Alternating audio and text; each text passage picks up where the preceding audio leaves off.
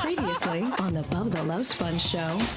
They're going to be the Bubba Army team. Awesome. And I'm going to start getting, some Janie Cake shuffleboard deals for the YouTubes. I was going to say, what about Facebook? Because, all those boomers over there. Oh, yeah. Well, yeah, of course. None of You're going to be the number one Facebook in that community. She'll be yeah. Bubba the Love Sponge. My Facebook is number one in the Groves. Yeah. We're aiming for number. You're listening to the Bubba the Love Sponge show. Broadcast rights for the Bubba the Love Sponge show have been granted to this station by the Bubba Radio Network and is intended solely for the enjoyment of our listening audience. Any rebroadcast, retransmission, or other use of this production without the express written consent of the Bubba Radio Network is prohibited.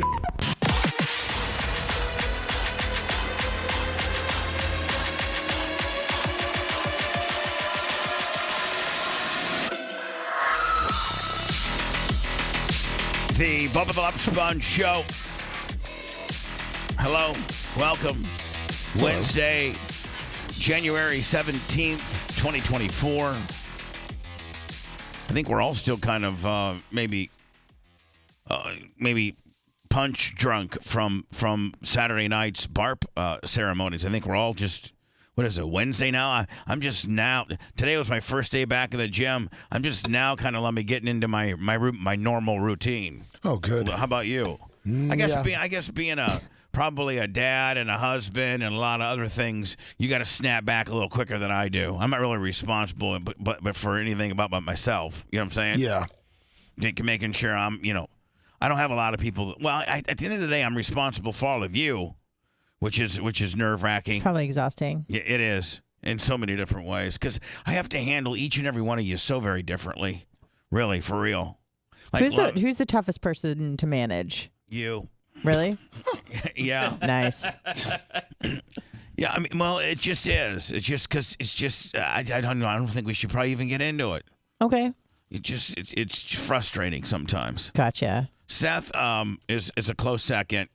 Seth is tough to manage in the fact that he's just a little F-boy. Like, he's just a little smart-ass, snarky, What? I thought you said I'm not an F-boy anymore. Oh, no, you're still an F-boy. I thought I've improved. Just because you pumped up your own tires yesterday, you think that 35 PSI, Lummy. Watch out. I'm the Rainbow Warrior. So let me ask you a question. Did that left front ever? Yes. So it corrected itself? Yeah, the one that said 20 that wouldn't change. Like, right, yeah, and we knew there was like 38 in it? Yeah, it finally said. So now it just says that I have oil problems and check engine just because we haven't turned those lights off yet. Right. And I don't know how to, but, I'm sure I'll do a YouTube video. Right. So anyway. Thanks for taking me to Bubba Jiffy Lube yesterday. For those scoring at home, Bubba's lean-to car shack. As you know, I have like a lift in the back here. I've changed Anna's oil before Many times. And Seth Seth knows nothing about cars. Well, come on, Bubba. I mean, I showed you the engine. I showed you where you put the oil. I knew how to take the little caps off the tires. I mean, come on, dude. Yeah. That had to impress you a little bit. He couldn't. The caps off the tires? Let me hold on. Let me. Yeah, they were tight. Let me. He couldn't get the hood open. Oh, So no. how can you, like, if you're the man of your family and you're traveling to Orlando, let's say you're taking little Sethy to where would Sethy want to go? Disney World, Universal? Yeah, the outlet malls. Oh, yeah. Yeah, Disney, why not? Sounds expensive. So you're taking little Sethy on a mini vacation, and about Lakeland, your car starts running hot. And the temperature gauge goes way up, and eventually, Lummy, I think the new ones will just shut off. They will. They'll shut your car off. Like once it gets too hot, if it happened to be low on coolant. Well, the first thing you got to do is to know how to open the hood so that you can assess the situation. So, Seth, up until yesterday, where I showed you how to open the hood, you didn't know how to open the hood. I've de-hooded that car many times, Bubba, but I felt a lot of pressure because you were videotaping me for YouTube, our series, and I just felt like everybody was watching me, and I just couldn't get my fingers in the right place. Right. So it's a new video. It'll go up today when Rhett. By the way, Rhett has to fix it. I went and edited it. this morning and made because there were some dead spots. So I edited it this morning. It'll be up later today. It's going to be named something like Bubba's manning up Seth, or something to do with me teaching Seth something somewhat manly. Yeah. Like, dude, like we sprayed the engine down yesterday. We blew the leaves off my engine, Lummy. I mean, we got that Ford Fusion humming right now. But it is so in dire straits of an oil change. So the next episode 2 of Manning Up Seth, Bubba Mans Up Seth. That's what we should probably call it. Bubba Mans Up Seth. Yeah. Episode 1 is going to be up today, and that involved Seth. His tire pressure was down to 20. Now your tire pressure's anywhere between 32 and 38.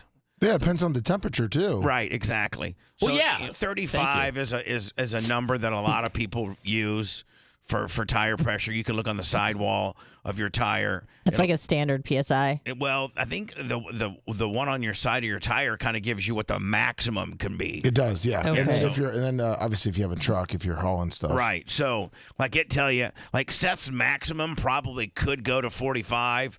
But it's you don't want to run them too overinflated, because then you'll start pop or something. Well, no, you'll start wearing out the middles, and because I'll have one of those cars that jumps up and down, right? Hydraulics, because you're a pimp. Yeah. No, you don't have anything, buddy. You have a dad car.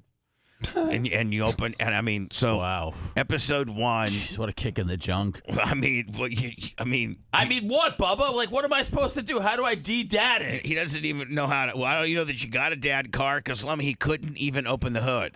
Yeah, I don't know what kind of car that is. But Lummy, you know how you have to kind of shimmy under the hood? Oh, You gotta shimmy. You gotta shimmy, man. You gotta kind of pull up to find out where the mechanism is being caught by, and then at that point go to that area based on feel and try to find some kind of lever in there. There'll be some kind of lever either down on like the shroud, the fan shroud, or up on the hood latch deal. There'll be some type of lever, and then most cars now don't have hydraulic, where the hood goes up and stays. You have to have like a little prop rod. And so, yep, yours had all of that, but I had to open it for you. Yeah, but once you did, I dug in there, man. Oh, Bubba, you found it for him? Oh yeah, I found. Well, I did. Okay. I ended up doing everything. But so anyway, here's the one thing that because he's such an F boy. We were handing the camera back and forth. As I would do something, I would have him taping me, and then as he would attempt to do something, I would tape him.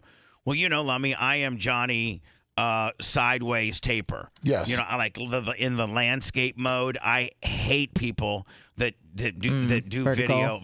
I hate it. Yeah. I hate it more than anything. So I always, every time, hand Seth back the camera horizontally. Well, in one of our exchanges, he was, Johnny F. Boy all over the road. I did the caps. I'm going to be on Tony Stewart's crew team. I'm a man. There's a lot of emotions you get when you put tire caps back on. It's a great impression, by the way. In doing all of that, half of the video, Lummy, got flipped sideways. So but Rhett said he can fix that in post.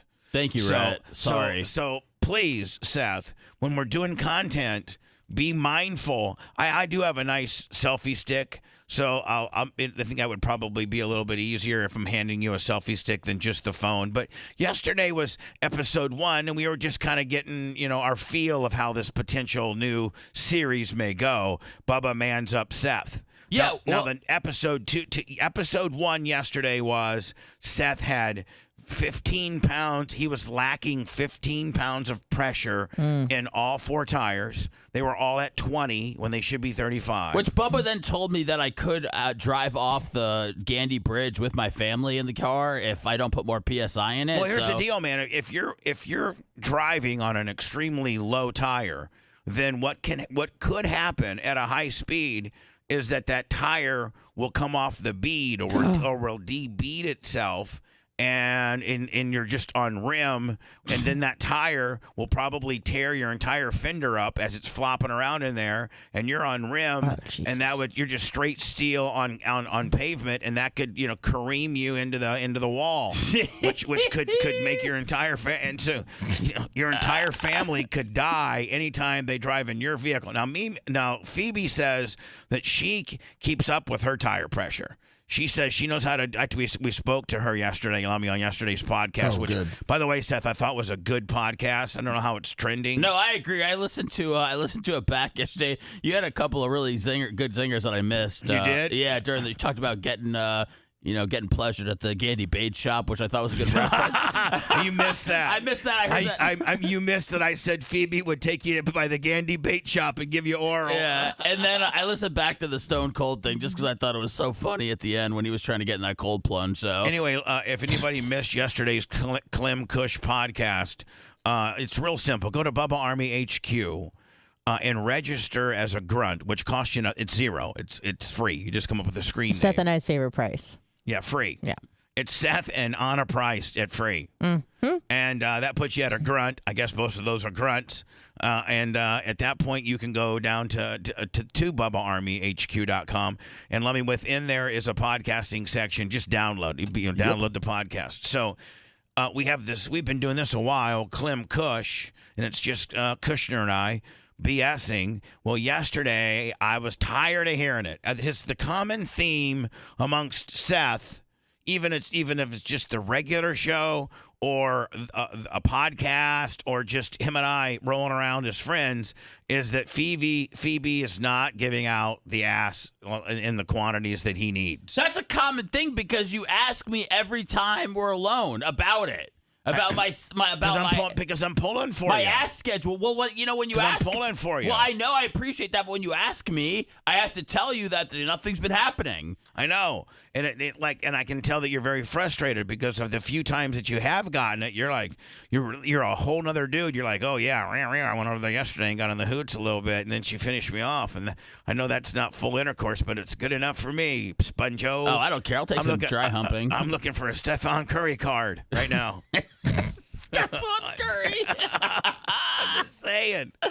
So yesterday on Clem Kush, I'm like, I'm over this. I'm over you being a little bitch boy, bitching about your wife not giving you any ass. Let's call her. So we called Seth's wife up, and I got her all dialed in, man. I got her ready to go. I mean, like, Seth, I got you guys. I'm ready. I'm making reservations for them. I'm not going to. Can we do Saturday? Is that what you'd prefer? Yeah. Yeah. Okay. Sure. Okay. Yeah.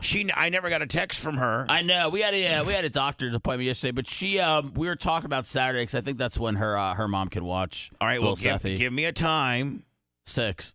Okay. 6 o'clock on Saturday. I'll book it. And I saw Union's right over here too, so that's it's just right over there, and it's fancy. I know you said they serve rabbit. Yummy. No, they don't serve rabbit. Rabbit? A Union? You mean like a duck or something? Duck? Foie gras? Rabbit? Hold on. Where did you come up with they serve rabbit? Yay raw. Like what are you on there, F boy? The usual. I just know when people say, that places are fancy, I immediately think that they serve rabbit. Well, I don't know that it's legal to serve rabbit. It's very Is it? I think so. I don't know of any, like really high, like Eddie V's. Go deep into Koreatown, I guess, to find some of that stuff. Yeah, but... I mean, if you could probably find some rabbit in the slums, but like not at a 5-star like Charlie's and Eddie V's and Ruth's Chris and Prime Ocean Prime. Nobody's gonna have rabbit. They got chicken fingers at Union? Yeah, probably. Hell yeah, baby! I'll get some dipping sauces. So now, I get Phoebe on the air, Anna, and she's like, she says, listen, I just want to break. I raised him. Okay. And the child. I don't think she said that, Anna, but let's just go with this. Okay. She's just like, I'm exhausted. The reason why I can't give out any ass is, I hit the topic head on. I'm like, listen, you're not giving Seth as much. He needs more. And ass. she admitted to this. Oh yeah. She's like, okay. oh no, I know I've been lacking in that. Okay. But I just want to give you my reasoning of the fact that I I got to do it all. I mean, I'm the one that has a real job here, and I got to take care of little Sethy, and I have to handle with this guy with his mentals, and all he seems to care about is basketball cards and porn nowadays. And man, although thank you for hiring Women him. love both of those things, by the way. Right. Good. Thank you for hiring him because it gets him out of the house for a few hours and he gets a few dollars in his pocket. So that's been good.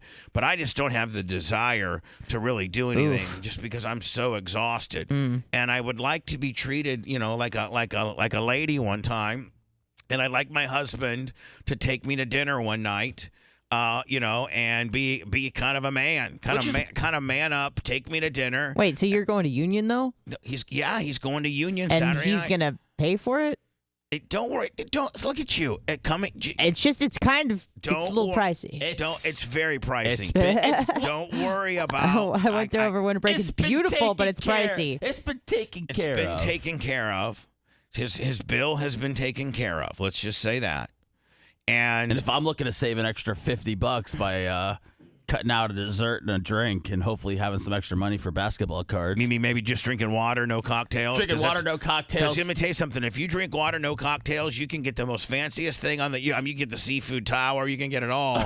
And you're not going to spend $150. Well, Bubba, I don't drink it all. So, it's not. I think that you definitely sent way too much money, and I'll give you back whatever we don't use. No, we're not worried about that. All right, sweet. I'm worried about you getting laid.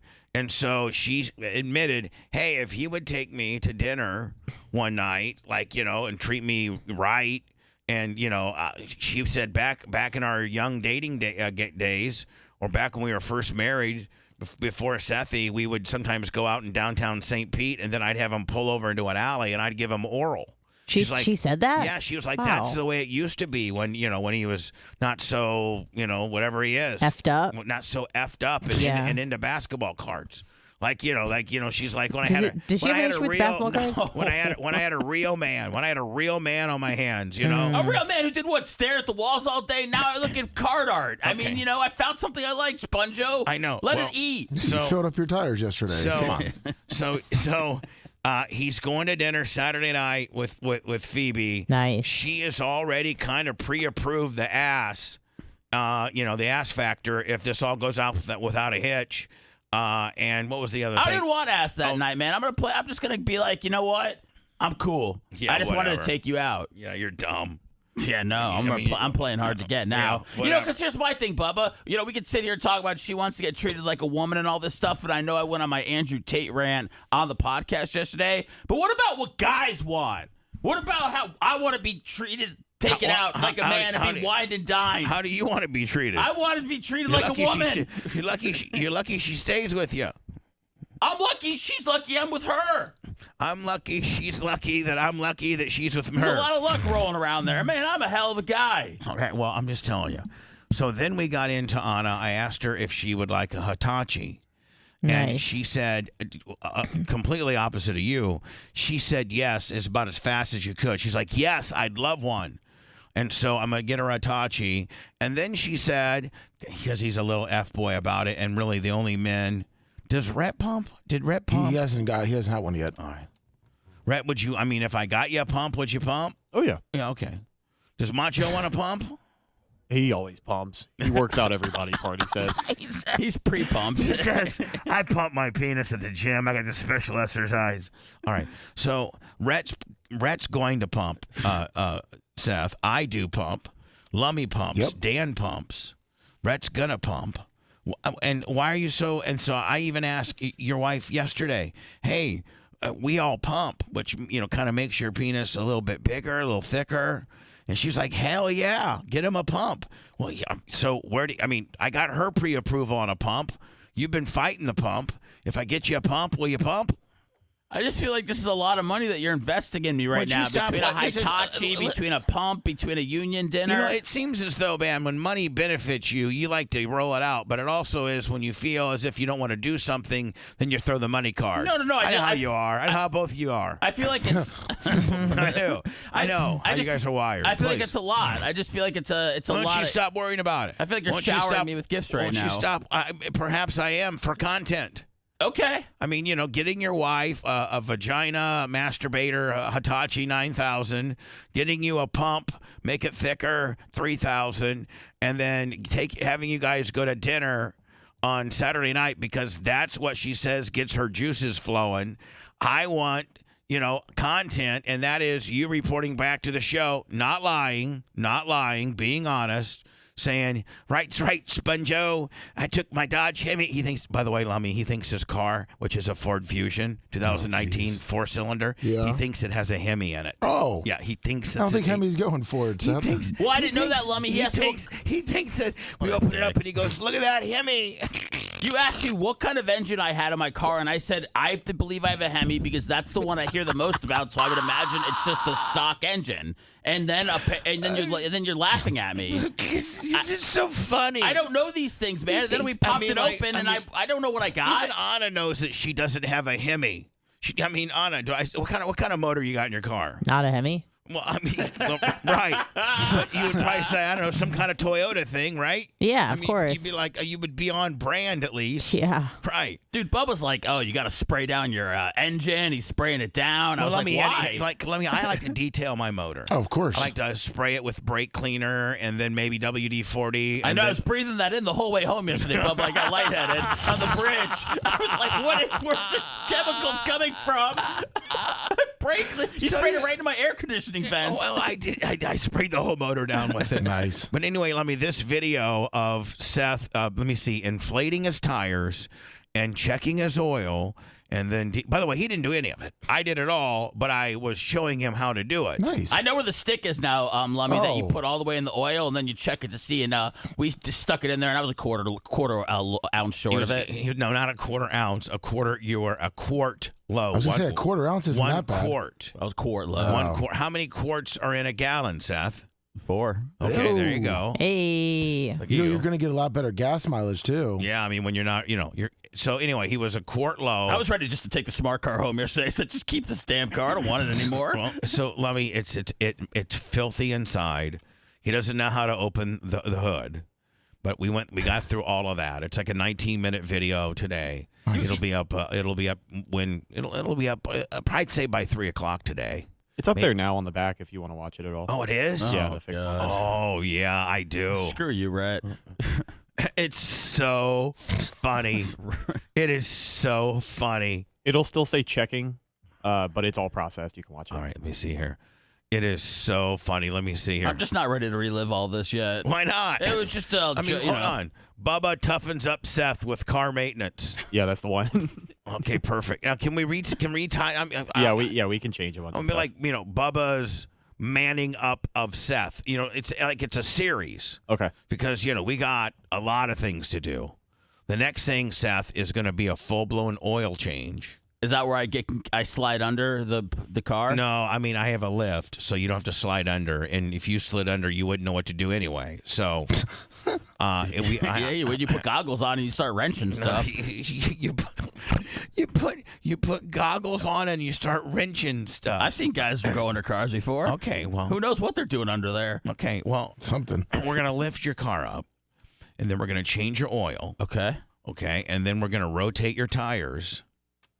And then check all other fluids, transmission fluid, brake fluid. You got new tires back here at all? No, I don't have new. No, I don't have new tires for a 2019 Ford Fusion. No, I do not. I'm sorry. I'm sorry. He's hoping maybe some race car tires now on his car. But we're gonna have to look at your tires. They looked yesterday, just visually on the. They look horrible. Okay. When's the last time you changed them?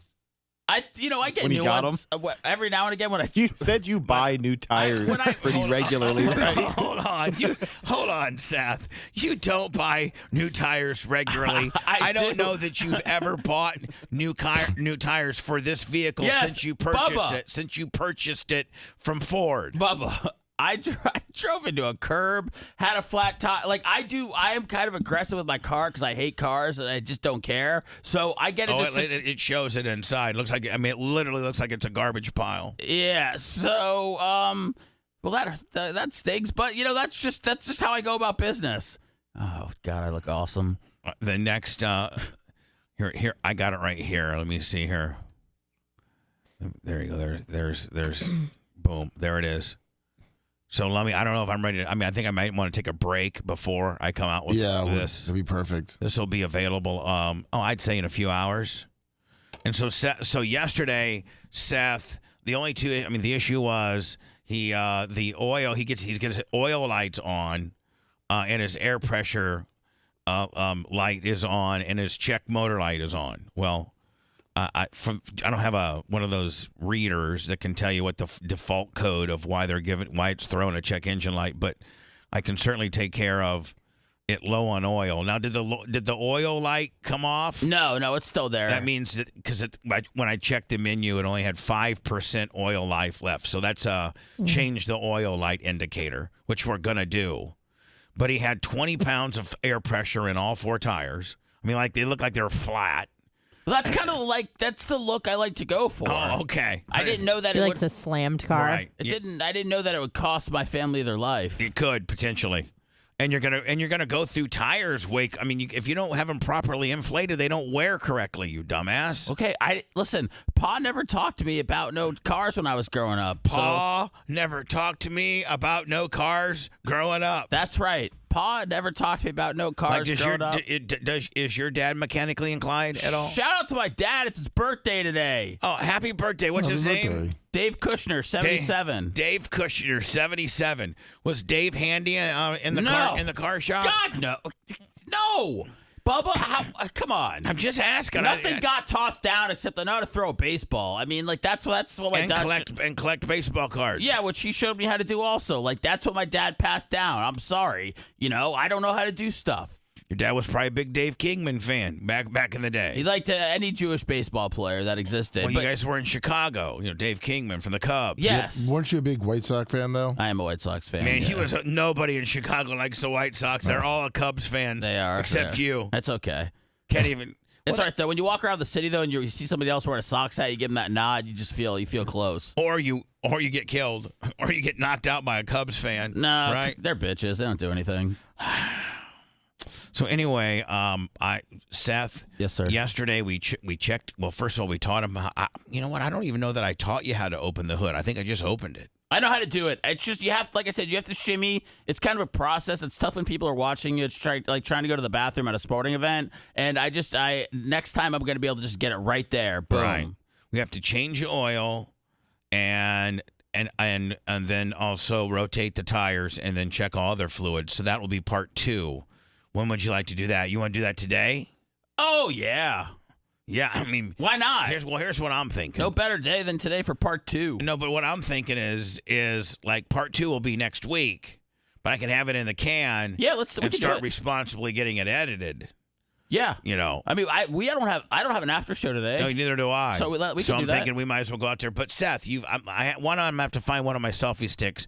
But 2, you gotta tape it correctly. Okay, Bubba. When you're when you're taping me, like you sometimes you kind of get distracted and the camera kind of goes awry and your fingers are all over it. There's goats back there. There's motor oil I could trip on. There's the shed that you used to sleep in. There's all sorts of weird little booby traps back there, Bubba, and I don't have a lot of space to operate. So does back there cause you? I mean, in my mechanic area, does that cause you anxiety? I need more of an open space if you would like a clear, photographized shot.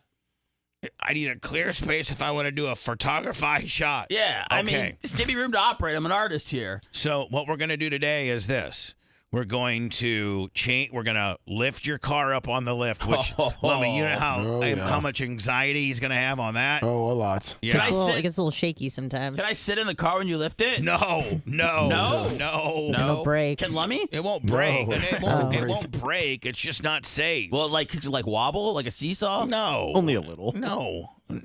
Can they do their sports show from in there today? No. We're doing our sports show from the top of Seth Ford Fusion that's currently 12 feet in the air because Bubba's underneath it changing the oil right now. That's a hell of a show. Lummy gets too animated, they all fall to their death. Yeah, exactly. So anyway, no, we're gonna. Here's what we have to do. Today's gonna be a tough day for you because we got to change the oil, then we have to rotate the tires. And listen, I'll show you. Do you have any other clothes? What?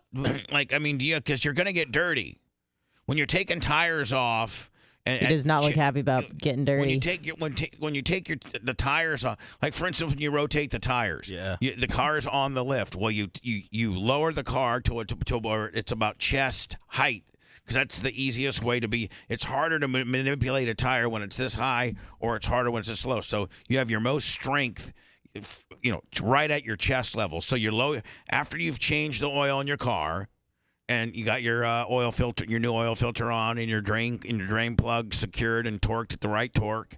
And then you get, my big air wrench, and we pop the hubcaps, and we loosen the lug nuts, and then we go crisscross applesauce. So like the left front would be the right rear, and the right front turns into the left rear. Can we do this like a pit crew? Really fast? No, you can't do it fast. I mean. We could if I had somebody that knew what they were doing, but you don't know what you're doing. You are useless. So yeah, you are. It's just it's just gonna be me. You're just gonna be But what I'm saying is, should I have the merch crick bring me a couple of my old work shirts? No, I'm fine. I'm not wearing my fancy clothes today. No, but you're gonna get dirty, and you're gonna get it could potentially ruin that sweatshirt. I'll take the sweatshirt off. It's pretty chilly out there. What's under the sweatshirt? A lightning shirt. Well, let's get it nasty. Well, what I have is I have. What about a Bubba Army shirt? Yeah, I could just. How about a Bubba Army shirt? Whatever you want me to wear, Sponjo. You want to dress me up? I could be a little oil change boy. Whatever turns you on. Change be boy. Me. Well, no. Here's the thing. I just want you to wear a shirt that's not going to, because you're going to ruin it. I'm not worried about getting dirty. I got work shirts I got like 10 shirts that I've changed, that have they're clean, but they're stained with oil and stained with engine grease and things like that. They're clean, but they're my work shirts. That's what you work in because you've already stained them. So if I gave you one of my they're like period panties. If I gave you one of my work shirts, then you wouldn't have to worry about messing up any of your stuff, because I don't want you to mess. Because if you do what you're supposed to do today properly, you're gonna get dirty. I'm okay with getting dirty. I just want to get in and get out. I know, but what I'm saying is, Jiffy Lube, 30 minutes. You sure you don't want to put one of my shirts on? We'll talk about it as we do I it. feel good about what I'm wearing today. I feel like I'm wearing, car changing type clothes. But if you want to dress me up as your little tire rotation man, I'll be that for you, Sponjo.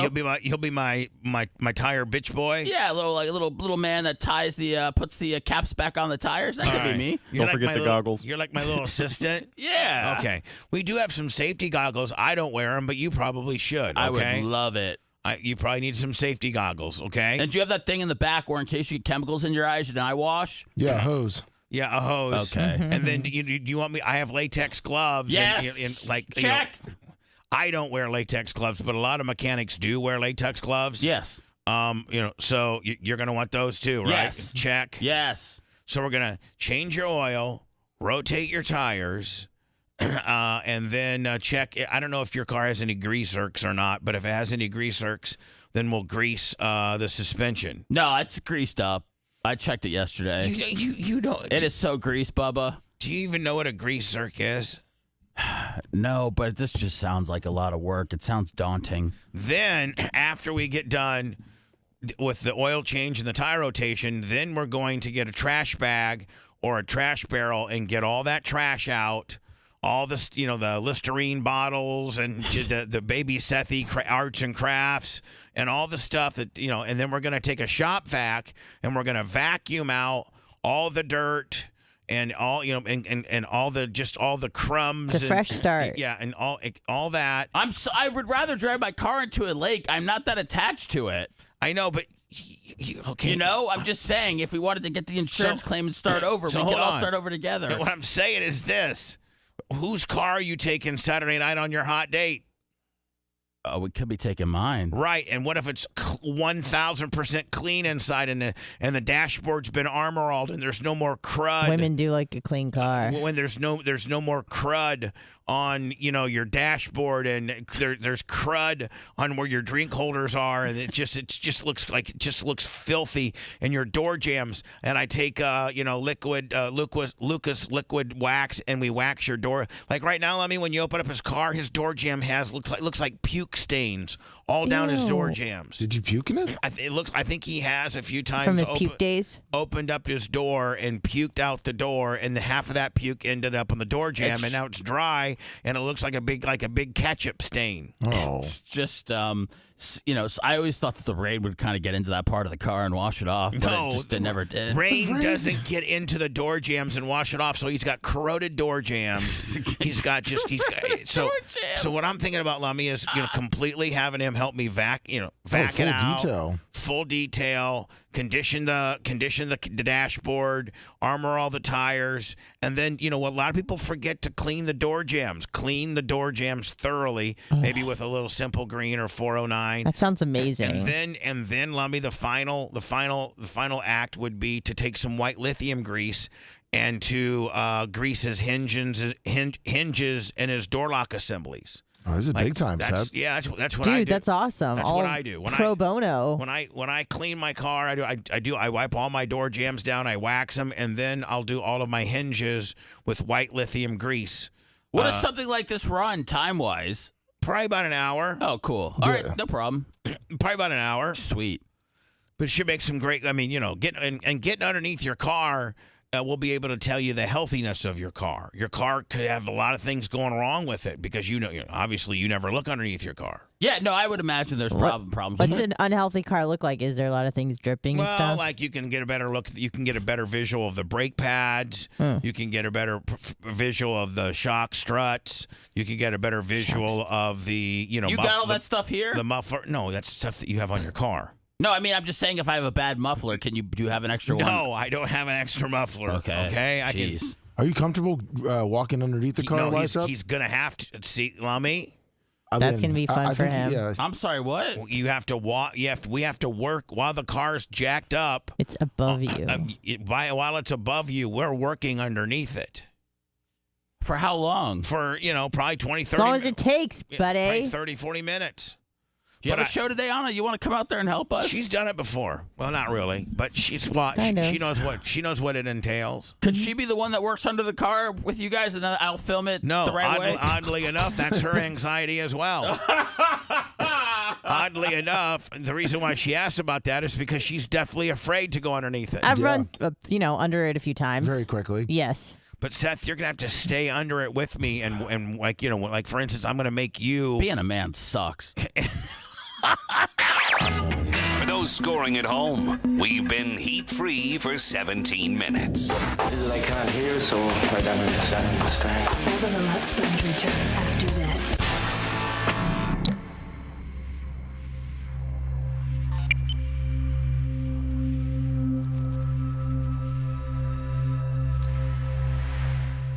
Trafficking women. It's all about equality. Thank you. Pop the hood.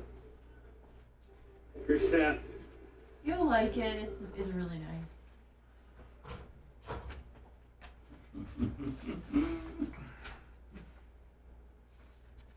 Oh, man.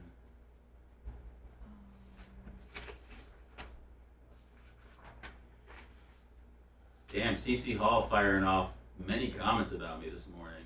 What up, body? I'm on YouTube right now. I'm on YouTube.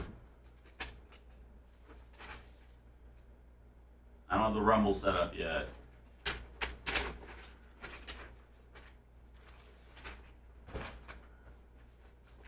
I'm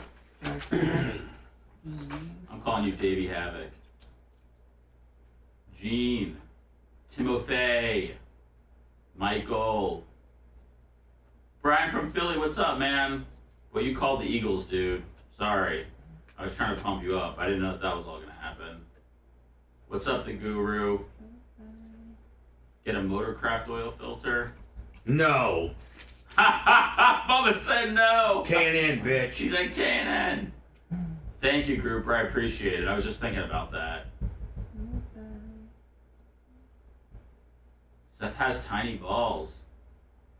Wow. That's hurtful.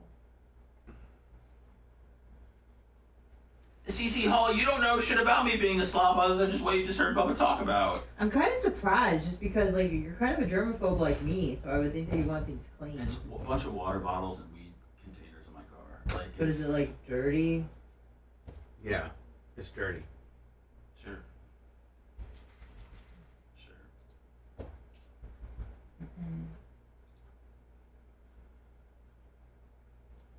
Shredda, I was there when you were starring at the fucking shower glory holes that night. It was a long line, so I had to leave.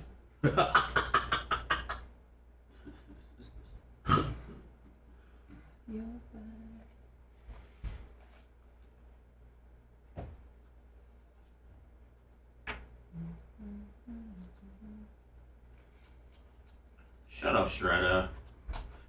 Trying to get everybody against me. Someone stole my belt last night at jiu-jitsu. What up, Nick? What? Yeah, someone took my belt. I don't have a belt anymore. I know, but like how does I folded it up, I put it on the bench, I went to go wash my hands in the bathroom, I came out and it was gone. I know, but like that's your belt with your stripes and shit. I know! I had everyone looking for it for a good, like, 6 minutes. It's gone. Well, can you buy a new one and get, have them? Yeah, I know. It just, like, that was like my belt. But yes, I can. I know, but that fucking sucks. I was at It's jiu-jitsu. probably, I was at jiu-jitsu for 4 hours last night. Pro wrestling. What, Ringo? Did I used to rub my acorn on? Was it Lummy or Bubba? Me. Oh, it's you. And both of us, actually. Okay. That's funny. You're an equal opportunity Aggressor. Thanks, Ringo. Oh, Bubba, you got some steel-toe boots for me? Timothy said. What? Timothy said I need steel-toe boots. Oh, yeah, that's a guy being a fucking smartass. You got a fusion too, Brian, for real? Go bye. That guy's a bitch, too. Brian? Being a bitch. Who? Brian Walsh? Yeah. People that have fusions are bitches? No, not at all. Okay. Now, did you tell her what you did yesterday? What did I do? With your car. With your car. That's a no. That size a hard no. I don't think so. I think I told her. You didn't walk in and self-proclaim yourself to... Sponge, I left here, went immediately to the doctor's office, then immediately went home and uploaded the podcast, and then immediately started working on my Bill Grammatica stuff. I guess they're only $9. We talked about dinner and stuff. Yeah? Just not, she doesn't give a shit about my car. She doesn't want to go in a messy, dirty car. Jay Gator, what's up? I'm just saying. Maybe that stripper fucking stole it. That's actually a really good point. I'm going to call the police. She probably did, because I was definitely giving her a stink eye last night. Mm-hmm. Saying, get the fuck away from me, you dirty fucking bitch. Oh shit, anything in this tip jar? Fuck.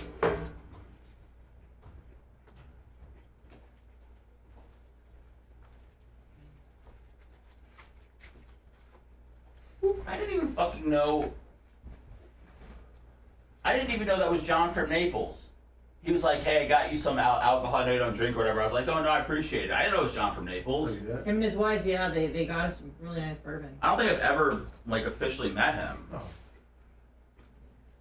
Maybe I have. I don't know. I guess there's news coming out. Jim Mercer. Did you see that? What? Was he on pills or something? Well, I guess he overdosed or whatever. Oh, he did go in the hospital. That was December. That's why it's coming out now. I guess for what? That he overdosed? Yeah, that he took too much. Oh, jeez.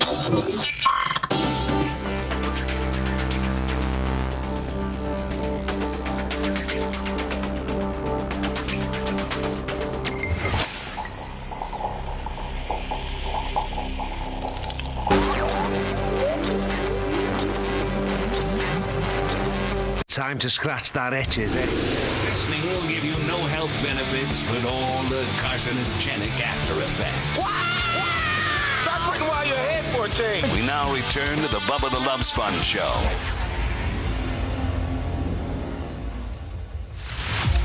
November is Giant Recreation World's Get Rid of. I'm sorry. Well, I got the wrong copy. Drop it like it's hot.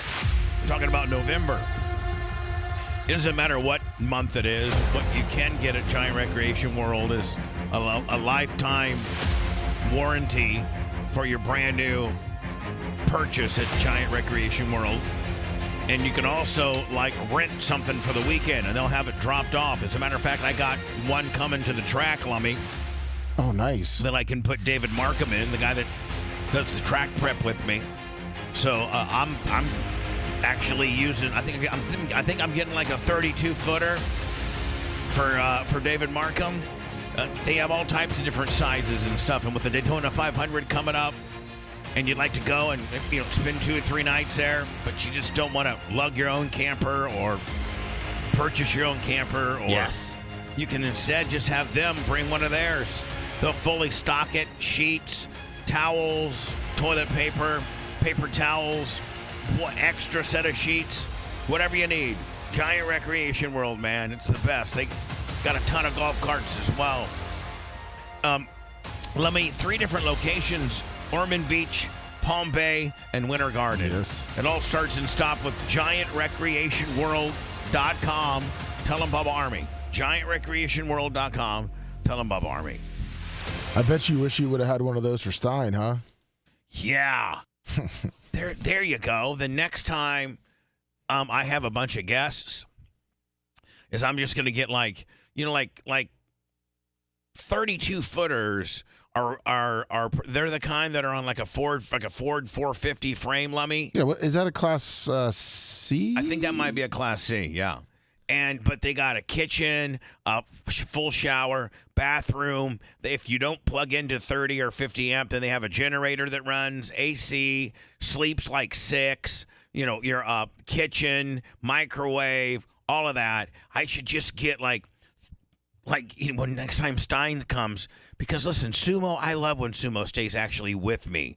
And Larry Plummer and his wife, I love when they actually stay with me. But when Alex Stein actually stays at my apartment, he's like a wrecking ball. Yeah, I think, Bob, unless you're planning on getting content with him 24/7, which probably seems exhausting for you, then you should probably just have him sleep outside in an RV outside of your gate. Yeah. That way, when he gets the Uber Eats and stuff, I'd have him here at the studio. Yeah, there you go.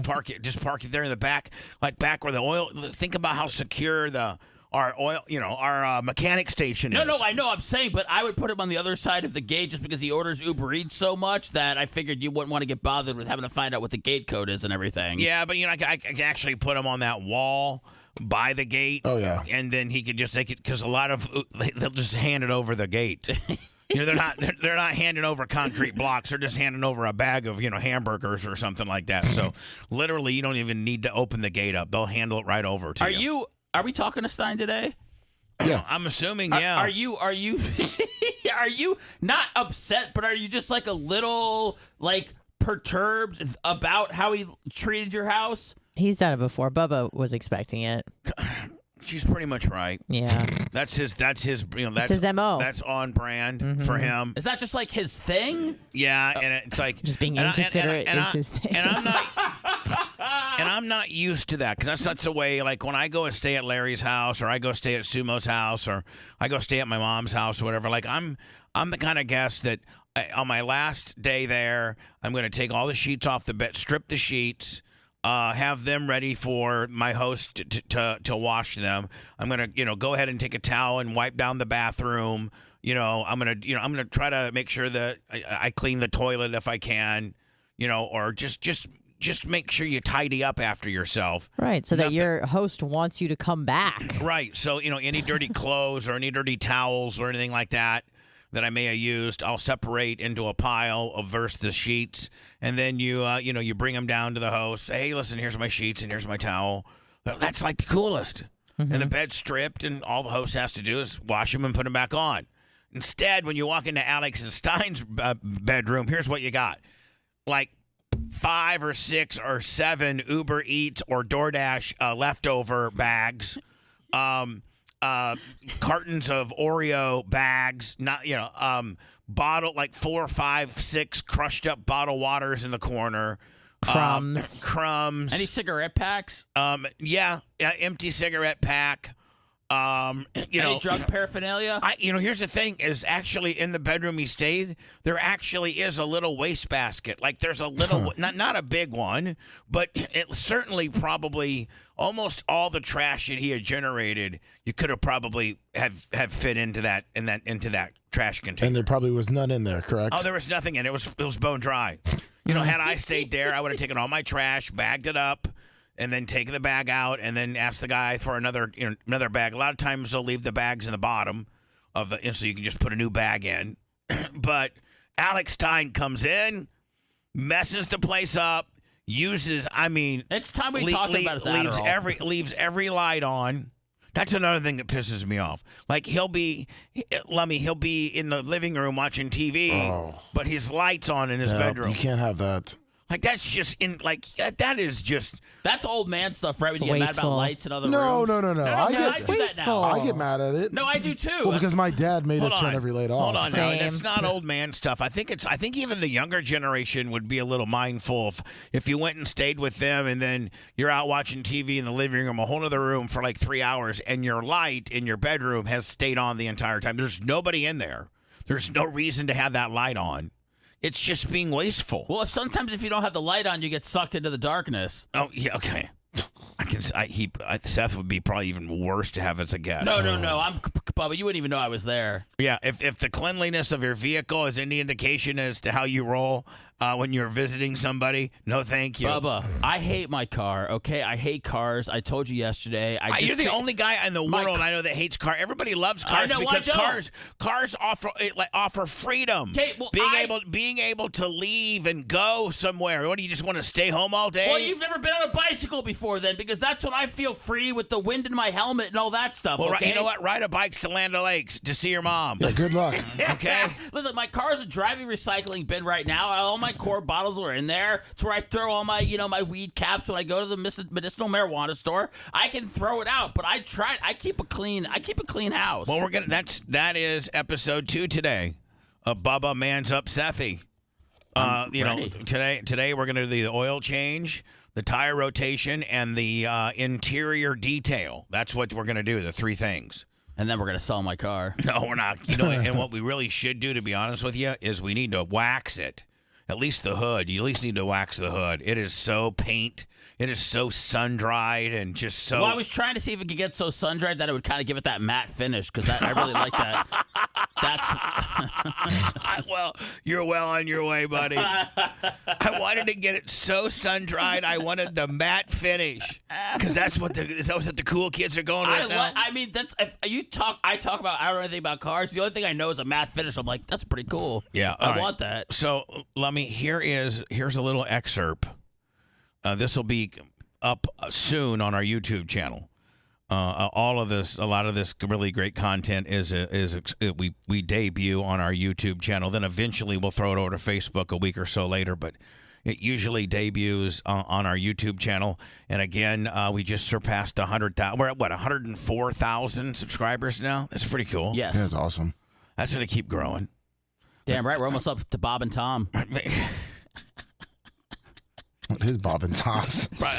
They're probably way more than us. They're syndicated in so many places. They got about 177. Yeah. So anyway, we're over 100,000. That's a huge plateau. We're going to continue to do more and more stuff on YouTube exclusively, and this is one exclusive. We're doing things exclusive to our podcast.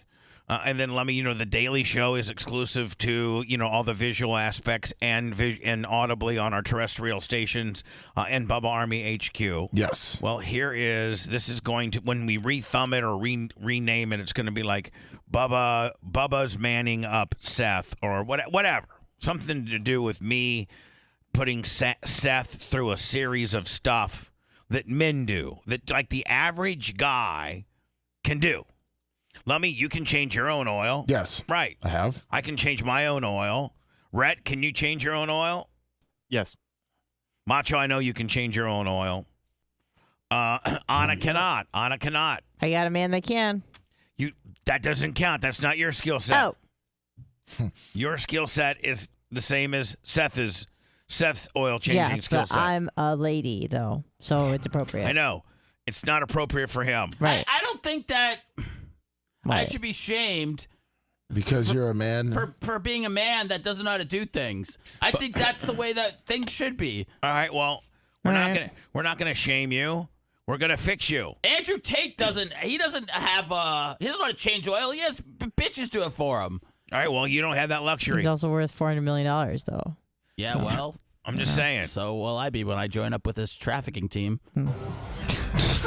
Here is just a little tease of what's coming up today. Here's Seth, boy machine. All right, pop the hood. Turn the car off. Turn the car off. Pop the hood. No, you. By the way, let me. He can't even really figure out how to. All right, at least I can pop my hood. Watch. Just watch. Didn't. By the way, he popped the trunk. Oh, nice. Yeah. Man, when's the last time you waxed this? Pop the hood. Oh. Okay, there you come here. Now let me watch this till he finally popped it. Now watch him. I don't open it. By the way, do you hear him yelling at me? I mean, who can work under that pressure? You're very stressed, huh? Yeah. I mean, any man could. Yeah. Now, do you? By the way, this is shut your door. Well, I got. He's just so awkward, isn't he, Lummy? Yeah. He's dodging the fence posts. He just. Lummy, I could really use your Okay, support. start today. it and roll.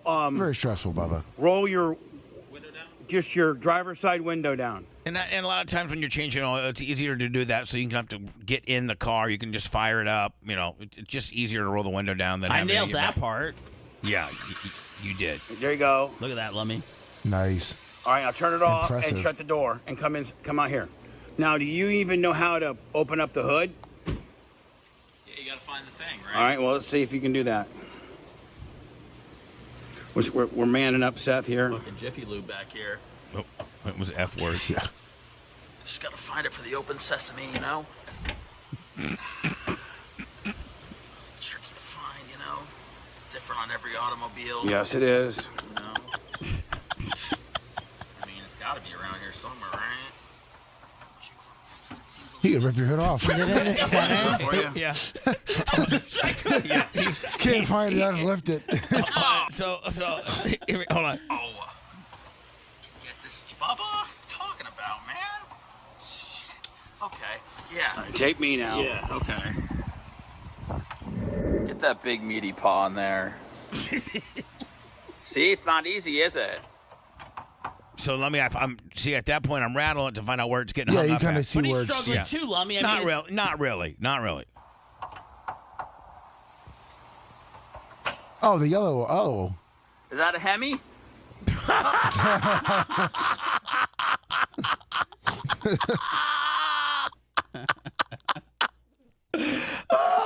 Oh, that is the furthest thing from a Hemi. That's a little 1.44 cylinder inline 4 is what that is, buddy. Oh. That's pure depression. That's 0 to 60 in about 8 seconds. Macho, did you say all the leaves? Is that what you said? Yeah. I love the leave accent. Oh yeah, Yeah. This is an The indicator. leave accent. That by the way, those leaves, that's an option you could have that year to have your Oh, I like that. oak leaves dispersed into your. I didn't know. It's very seasonal. How come they don't have cars? Is that it? No, that's not it. Look at that shit, dude. Look at all those pipes and shit. That's a Hemi. Oh, This jeez. is horrible. Look at all the pipes in S. That's a Hemi. This is absolutely horrible. Look at the leaves up there. There's so many things to do. What the fuck am I gonna do with Oh, the man. leaf? Yeah. Sorry. So anyway, I'm glad look right there. That's right there is the shot of the day. Look, that guy That's when you tell me leaves are a problem. Like, why don't they make hoods where leaves can't get into? Well, I mean, most people wash their cars or take care of their cars, and they blow out the leaves like I did. Did you see how I blew them out? At first, I thought my leaf blower might do them, but my actually air compressed air did better. Is it a fire hazard? You should see you want to see my motors are detailed and clean. I don't have a fucking Jiffy Lube in my backyard, man. I can't. Sorry, it was just tough having Bubba yell at me about my car. It really hurt me. I lashed out. And then let me see. We blew off. We blew off the stuff, and then I sprayed his motor down, and then I had him meet me over by the hose, and we hosed it off. Oh, there was Bella trying to bark at me. Watch this animal abuse. So Seth, make sure to note. Now let me look at that engine. That's after way we're done. better, yeah. Now Merch Crick brought Bella from the merch area upstairs to come, I guess, see me or whatever. And I didn't want Bella, and I think the front gate might have been open, so I didn't want her to run out. So I had to kind of give her a little. What are all dogs afraid of? Water. Yeah, right. a little squirt. Watch. Why not? What is that? A hose? Oh God. Yeah. Pretty manly, eh? Yeah. Get back. Now, see, see, I'm the alpha. You are. That's just the way it goes. Now here's Seth's disclaimer. That ain't animal abuse, okay? No. Hey, people watching in other countries that might report this video. You think Stein knows how to do this? No. Oh, yeah, he does. He does? Shut up. He used to be... What, it used to be a... So anyway, here's the air pressure. Oh, yeah, here's the best. This is before I let you guys go. You guys just go watch this. Go watch this later today, or it should be up here very soon. Well, real men are really going to enjoy this, aren't they? They are. Well, they are. I can't wait to see you unscrew these caps. But you've made some huge progress. Thank you. I mean, just look at how much more of a man you are today. I feel it, man. I mean, think about this. You know how to now properly inflate your tires. Oh God, I'm the best at that. You know how to check the oil. You know that can't be a quarter low. Can't be a quart low. Quart low. And you need to change your oil every 5,000 miles religiously, and you need to rotate your tires. And you know that now. Yes. We're going to take, part 2 will be teaching you the other half of this, and that is the actual changing of the oil and the rotating of the tires. And is part 3 taking a car apart and putting it back together? No, part 3 might be waxing and rain-Xing your windshield. That's hot. Washing and waxing your car, and then doing a rain-X treatment on your window. And then maybe episode 5 as I take you to the track and I show you how to run, like a skid steer and dig holes and pick up rocks and stuff like that. Oh, man, you are talking my language right now. First of all, let me have this camera back. Okay. So we need to. Let me see here. Hold on. So now, let me. You know how it's just connecting a compressor fitting to an attachment. You know how you got to have a little man dexterity Just a little. Yeah, you got to pull the sleeve back and then pop it. Watch Seth. This is the best ever. How much not of a man he's never been handed a compressor hose with a female-male connection. Aaron, you need to do you know how to put that into that?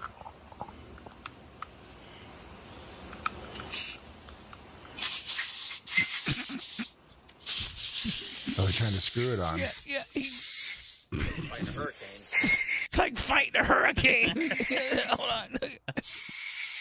Let me show you. I feel as if the way my dad used to show, how your dad, I feel like I'm his dad. Yeah. I'm like your dad. I'm manning you up. I learned all this stuff, Seth, from my dad. I know. And I learned it just like this when we were out at the shop, and he was like, "Here, try to do it." And then he'd show you how to do it. It's like a father-son kind of.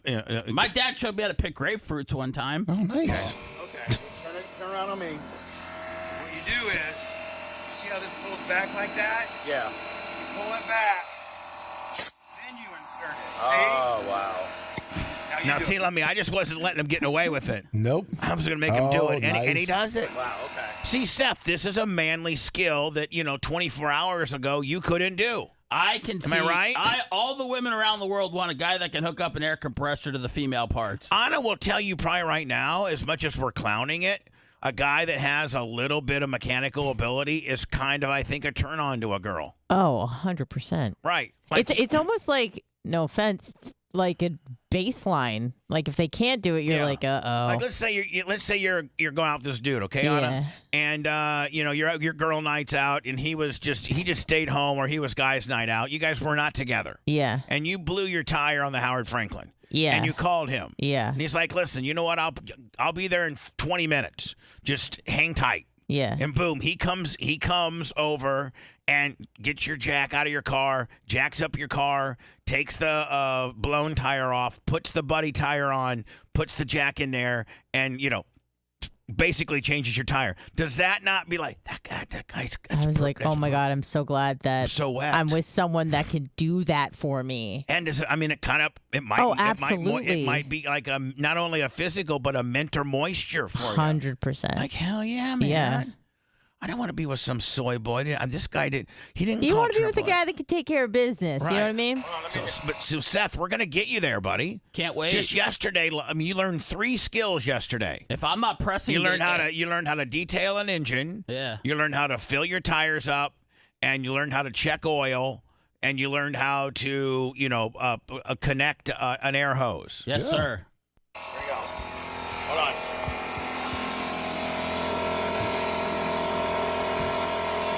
Let's just pull this back. Oh, okay, pull this back. Hey. Oh, bitch! I just scored a fucking touchdown. I had to dump that.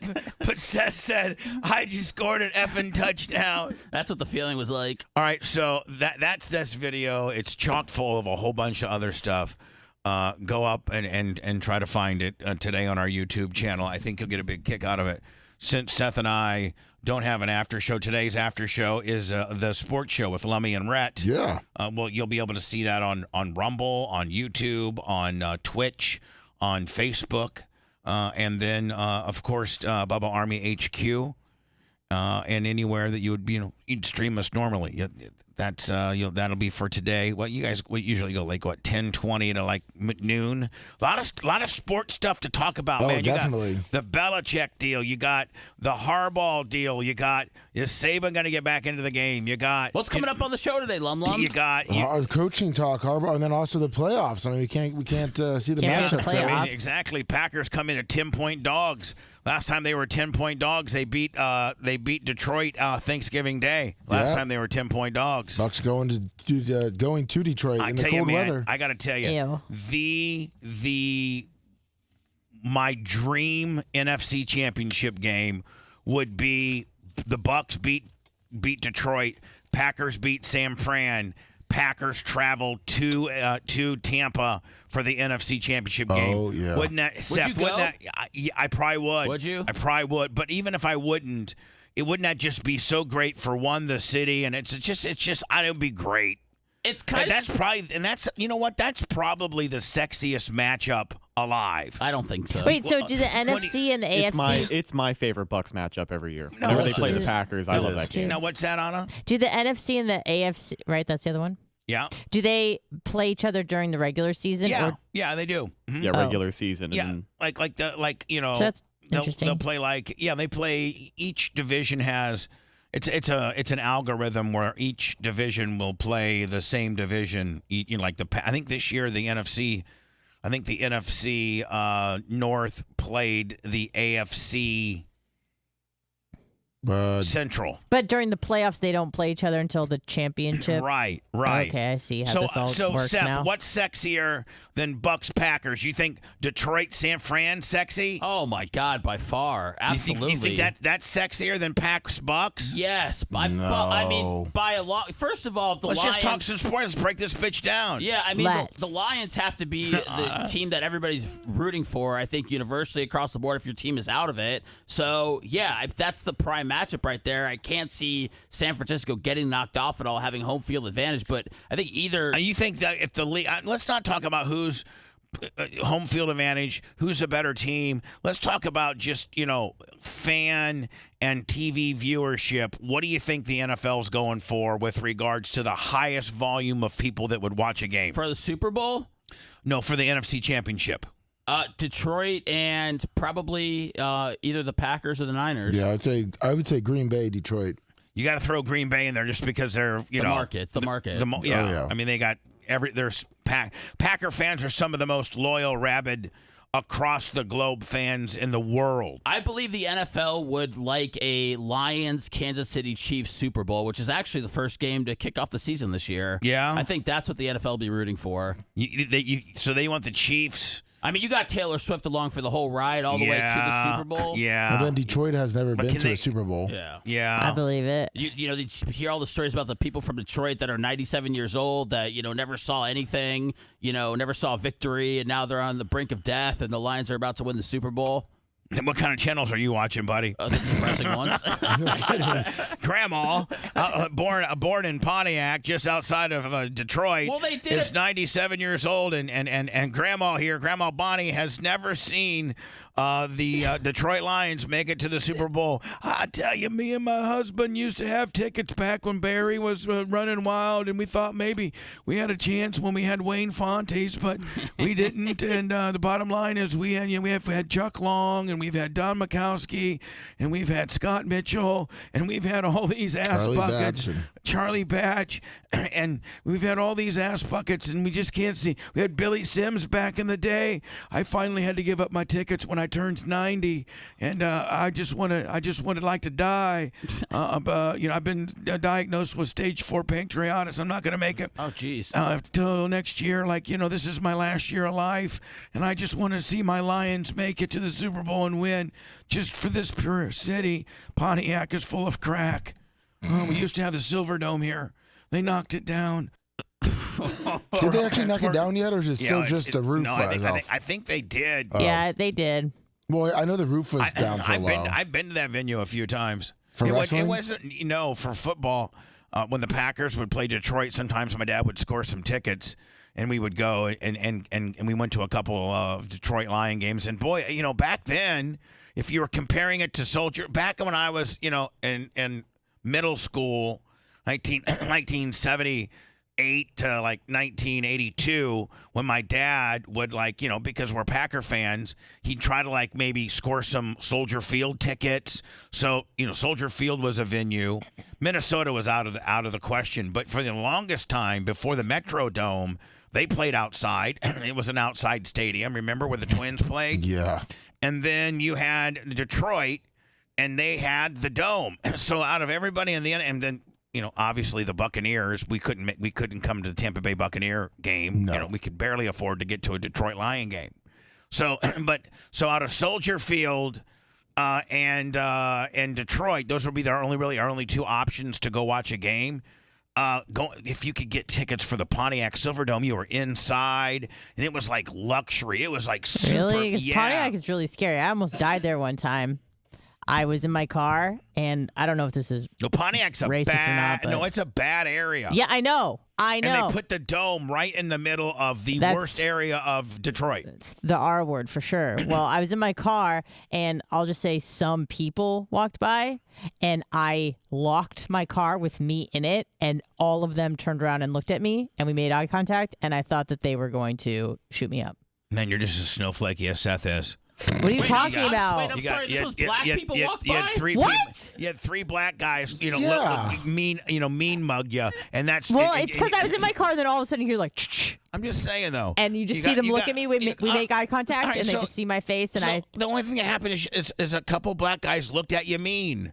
Nobody came and rattled your windows or shook I your know, car. but Like I felt the fury what in a their eyes. snowflake. What are you They talking probably about? looked at you because you locked your doors on them. They're probably Well, looking yeah, at I you, was scared. Probably looking at you like, man, what a racist bitch. That's what I thought. We didn't have any. Thought they were gonna kill me. Did we show any indication that we had any hostile feelings toward this woman at all? No, we were just crossing I was just trying to. We were just crossing the take walk. necessary trying precautions. trying to go across the street here. My finger slipped and I pressed the in an orderly type way, and this white Jew bitch. Oh, Yeah. I mean, no, but I'm sure a black guy, you can call her that because she just, basically, kind of was racially profiled you because you're black. It was an accident. Because you're black and you're in Pontiac, you're going to instantaneously put a 9 to her head. Well, it was like Twilight. It was getting dark. When realistically, you were just, what you were doing? You were guilty of being black and crossing the road. They were probably walking to church. In a very nice. Yeah. Yeah. That's actually probably not where they were going. They're probably walking to grandma's house. Yep, exactly. Yeah. Bubba, remember I had that idea to send Lummy to the game this weekend? Maybe we should send Anna instead. I would love to the game? send Anna back to Detroit. Yeah, exactly. No. We were getting. no. Yeah, we were. Would she come back alive? Yeah. I mean, It's just different. I thought they cleaned it up. Well, it's not in Pontiac anymore, right? It's in. Clark, what are you doing? Just relax, Ellen. This is so dangerous. We have no business being in an area like this. Well, look at it this way, honey. This is a part of America we never get to see. That's good. No, that's bad. This is Anna traveling in Pontiac, Michigan. I mean, we can't close our eyes to the plight of the cities. Kids, you noticing all this plight? This'll just make us appreciate what we have. Roll them up. Yep. This is before it came out that Chevy Chase was a racist bastard. Yeah. Anna, was that the first time you saw black people? Because I know that you were from No, we San have in Diego. California. Okay. Not that many. So anyway, Lions have always played inside. So anyway, well, no, Yes, they played. yeah. They played where the Tigers played for years. I don't think they. Park or I don't think they built the Pontiac Silverdome until like 1975. 1970. Let me ask you. Hey Alexa, when was the Pontiac Silverdome built? According to an Alexa Answers contributor, the Pontiac Silverdome first opened as the Pontiac Metropolitan Stadium on August 23, 1975. That's right. It was renamed the Pontiac Silverdome in 1976 and kept that name until it ultimately closed in January 2013. It's where Hogan did 93,000 for WrestleMania 3. Is that where he slammed Andre the Giant? Yeah. And they sold it out 93,000 people. Wow. In the That's Pontiac Silverdome. It's insane to think about back then, but I mean, I would imagine a ticket was still cheaper than it was for pay-per-view to watch it on TV, so probably made the right call. Be interesting what the tickets were back then. I mean, Bubba, it was like $50 on pay-per-view for everything across the board. Back in the day? Yeah, I can't imagine tickets were that much in the 70s. Did they build the palace where the Silverdome was? No, Where the Pistons play? no. They took that downtown. I thought everything, is downtown. Everything's now. downtown now. Where the Pistons play, I feel like it's where the Tigers play, and where the Red Wings play are all downtown. And by the way, Lummy, I'm assuming where the Pistons and the Red Wings play are the same as the same arena. They change it over to or do they have two separate arenas? They may have two separate arenas. No, it's a Little Caesars. Little Caesars now, I guess. Yeah. Well, then where is the palace? All right, hold on now. I think the Pistons, the Detroit Pistons, the NBA team. I think won the other night too. I think they have 4 or 5 wins this year. Let me. They play in the Palace. It's in Auburn Hills. Auburn Hills, and it's called the Palace. Yes. Okay. It opened in 1988. Lummy, where do the Tigers? I'm sorry, where the Tigers? They have their Comerica. Yeah, Comerica. Park. And then what about the Red Wings? That's Little Caesars now. It used to be called Joe Louis Arena. I was going to say it was the Joe Louis Arena. I've been there. I got stuck in the elevator there for an hour. But it's different than where the Pistons play. Usually, don't they, Seth? Usually, if the basketball, like I think the Bruins play where the Celtics play, yeah, right? Oh yeah, got a lot of teams do that. Flyers, Bulls play where the Blackhawks play. Yeah. Yes, yeah. I didn't know that was a thing. No, that's kind of how it goes. So Lummy, you're saying yes, indeed. Yeah, the Pistons do play where the Red Wings play. Yeah, then the Lions play Ford Field. Yeah, I mean it's way different application. They just tore down Pontiac, I guess in the 17, so nothing's there. Yeah, the Palace they tore down. I tell you one thing, I used to go on YouTube. I used to go to YouTube and watch old Pontiac Silverdome tours of like guys on BMX bikes, and they break in and they would, go through all like where the announcers sat in the locker rooms, and they, like for the longest time you could just break in, and they were doing.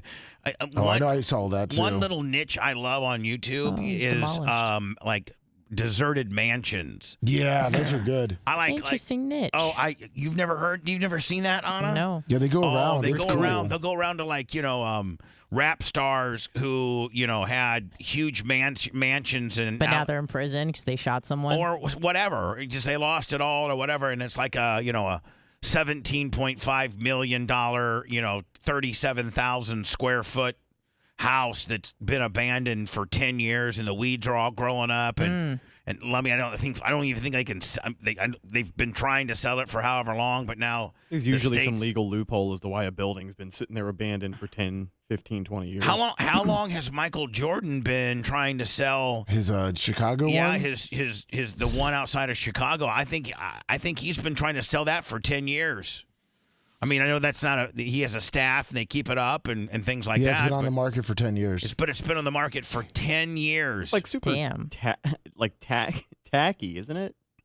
Yeah, it's real tacky. Like just hasn't aged very well. It's all about him, But hey, listen, if I was Michael Jordan, I think I'd have it all about me too. I sent you what the compound looks like. But it got broken into last year. Oh, it did? Yeah. But here's the deal, man. I think he's what's he asking for? Like 23 million, or I think maybe it's 23 million. Maybe it's maybe it's 45 million. Maybe it's dropped. Ooh, that's nice. Come on, yeah. That's Michael Jordan's Chicago compound, and he can't sell it. Like he can't sell it. He might. I don't know if he's trying that hard, but I can't imagine the upkeep on that is cheap. Oh my God. Well, I know Tony Stewart has Is that a river? Has a facility probably half as much as this, and it's about $600,000 a year upkeep. Ew. Where do you think Jordan lives? Charlotte? He does. Okay. He lives in Charlotte. So apparently, the price tag on the house is $14,855,000. But if you add each digit from the price tag, it equals 23. And he does not want to move the price, so that's why nobody's buying it, because no one wants to pay that much for it. What is it? You said 14? Yeah, $14,855,000. I mean, that looks like a lot of house for $14 million. No, it does. I think it was originally. Trying to live in. I think it was originally. Red, if you have any information, I think it was originally posted for like well into the 20s. It was originally posted for 29 million. I got 29 million. 29 million was when he first listed it, and that was probably right out of the league. Besides having to pay property taxes each year, Jordan employs an entire staff to keep the Chicago mansion clean every single day, essentially becoming a museum. But don't you think that, I mean, with all the rich people in the world, that someone would just want to buy it because it's Michael Jordan's old house? I don't know, man. But it's in the Midwest. If you put that same property in like Beverly Hills or the Hamptons, God, it's it'd be $300 triple million. the price. Yeah. It's the armpit of Chicago. Yeah, nobody's trying to move there. I don't even think it's a real, like, I don't even think, I mean, what houses could even compare to it that were by it? I mean, there might be $4 and $5 and $6 million homes that it's behind it and everything within the neighborhood, and those look like jobber homes compared to this one. They're saying location is a big factor into why nobody wants to invest. Like, people who are going to spend that much on a house want to be closer to Lake Michigan. It's not necessarily close enough to downtown Chicago. Like, it just kind of sucks. I gotta tell you, if I had the money, I'd buy it right now. Of course you would. I'd Airbnb that bitch out. Say Michael Jordan's old house. Come on in and let's start raking in some of that money. I'd Airbnb that bitch. Say it. I'd Airbnb that bitch. I'm telling you, Michael Jordan's old house. I would leave it exactly the way it is, and I'd make it a summer house. Maybe, I know people don't want to be there in the winter. Maybe Michael Jordan's messing up in the fact that he should Airbnb it. Like, right? I mean, like, you should turn it into a museum. What he should do is, like, you Airbnb it, and you know that Seth, that he could, within the Bulls organization, he could probably get anything he wanted. Sure, absolutely. So he calls the Bulls organization and say, listen, I'm going to do a special where if a Bulls fan Airbnbs my house, they get Bulls tickets, really good Bulls tickets with the Airbnb. So Seth, let's say you're a Johnny Bull guy, zillionaire, and you get limo service to and from the game, along with two or four tickets to the game, and stay as part of the Airbnb of Michael Jordan's former home. You get, transportation to and from the game along with 4 tickets as part of the Airbnb. Bitch, there's wild ass millionaire fans that would pay, I don't know, 30 or 40 grand for the weekend for that, right? Bubba, if this got opened up today as an Airbnb, are you telling me it wouldn't be booked solid for the next 2 years? Yeah. I sent you a video too on a tour of it. And you hit the bell? Yeah. All right. How about we get through the commercials and we come back with the video tour of Michael Jordan's house that's been on the market for 10 years. He's got a hot wife too. Oh, he does. Well, which one? She's new. She's new. He just shipped her. He just What do you shipped her mean in. new? They got married in 2013. I thought. That's new. That's new. Oh. I mean, he was It's a running decade. on Not the 3. one that popped out as kids. Just when you thought you knew the real deal, they pulled a fast one and duped your dumbass. Bubba the Love Sponge Show will return after these words.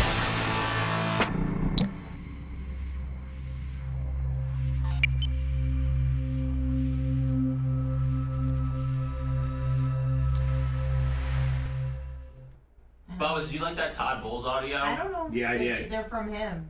Can you believe how They are fucking from him, stupid right? people are? I don't think so, because his ex-wife and him have 3 kids Yeah. together. I see. Yvette Prieto. She has 2 children. It doesn't name them. But she is a dime piece. Obviously. How tall is he? Like 6'6"? Yeah. Well, she's Cuban. Cuban American.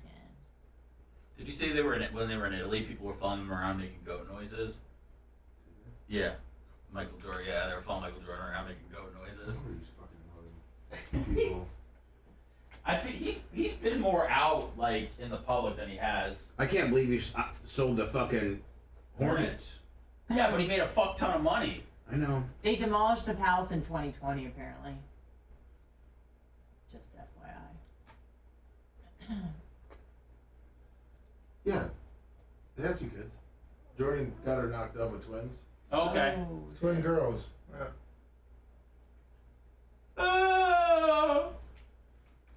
I thought maybe he'd try again since his other kids didn't make it too well basketball.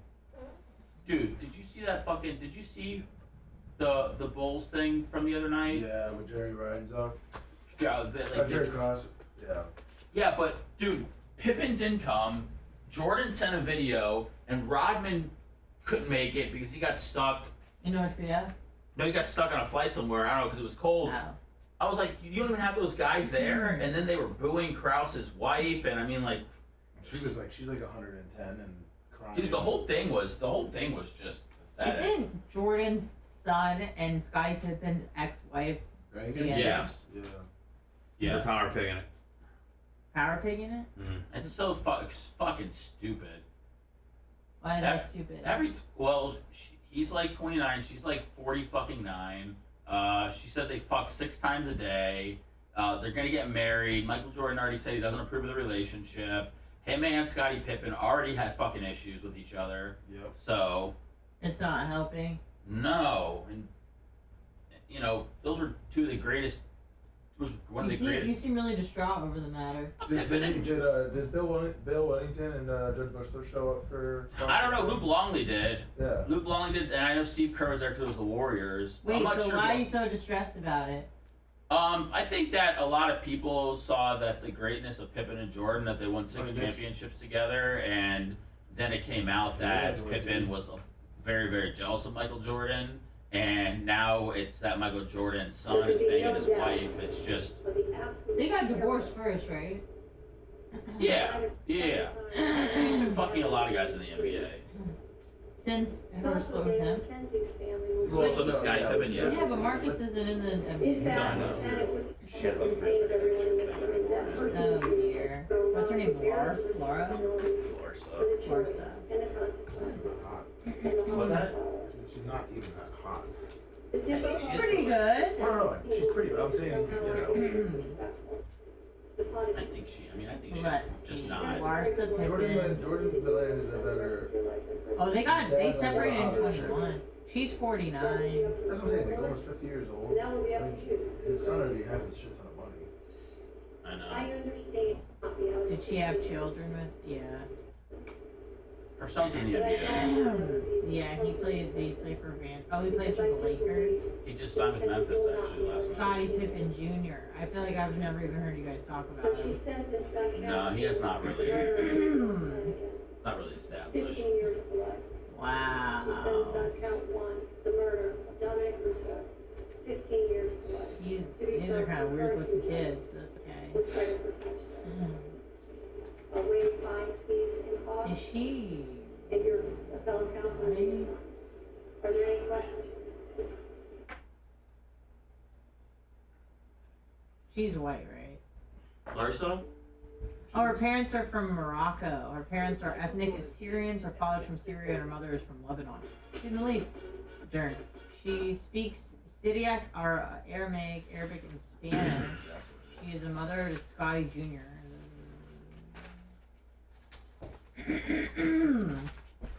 Marcus Jordan is 33. The Ty J was in the chat. He played for UCF. You're doing YouTube, or you on YouTube? Yeah. That was the first time I saw Ty J didn't offer me a blunt. I wonder if he hates me. Oh, that's hates. Yeah. Normally he's always like got some shit, you know? Why are you trying to blow up his spot? I don't give a fuck. Yeah, clearly not. Ty J doesn't care about weed. What up, Big Buck? Big Buck's the man.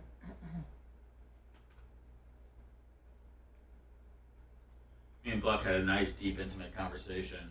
Oh, yeah. Just a couple of guys, just a couple of guys right here. We're leaning right over here talking. You guys talking heavy equipment?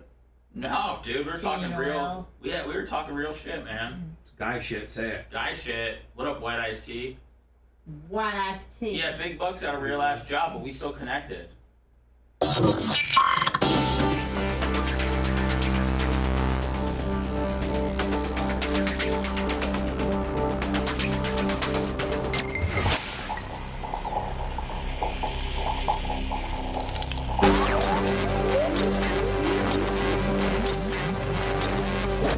His rhetoric slowly sinks into your skull. Corrupting the synapses in your brain, taking control of you. And there's no way to stop it. We now return to the Bubba the Love Sponge Show.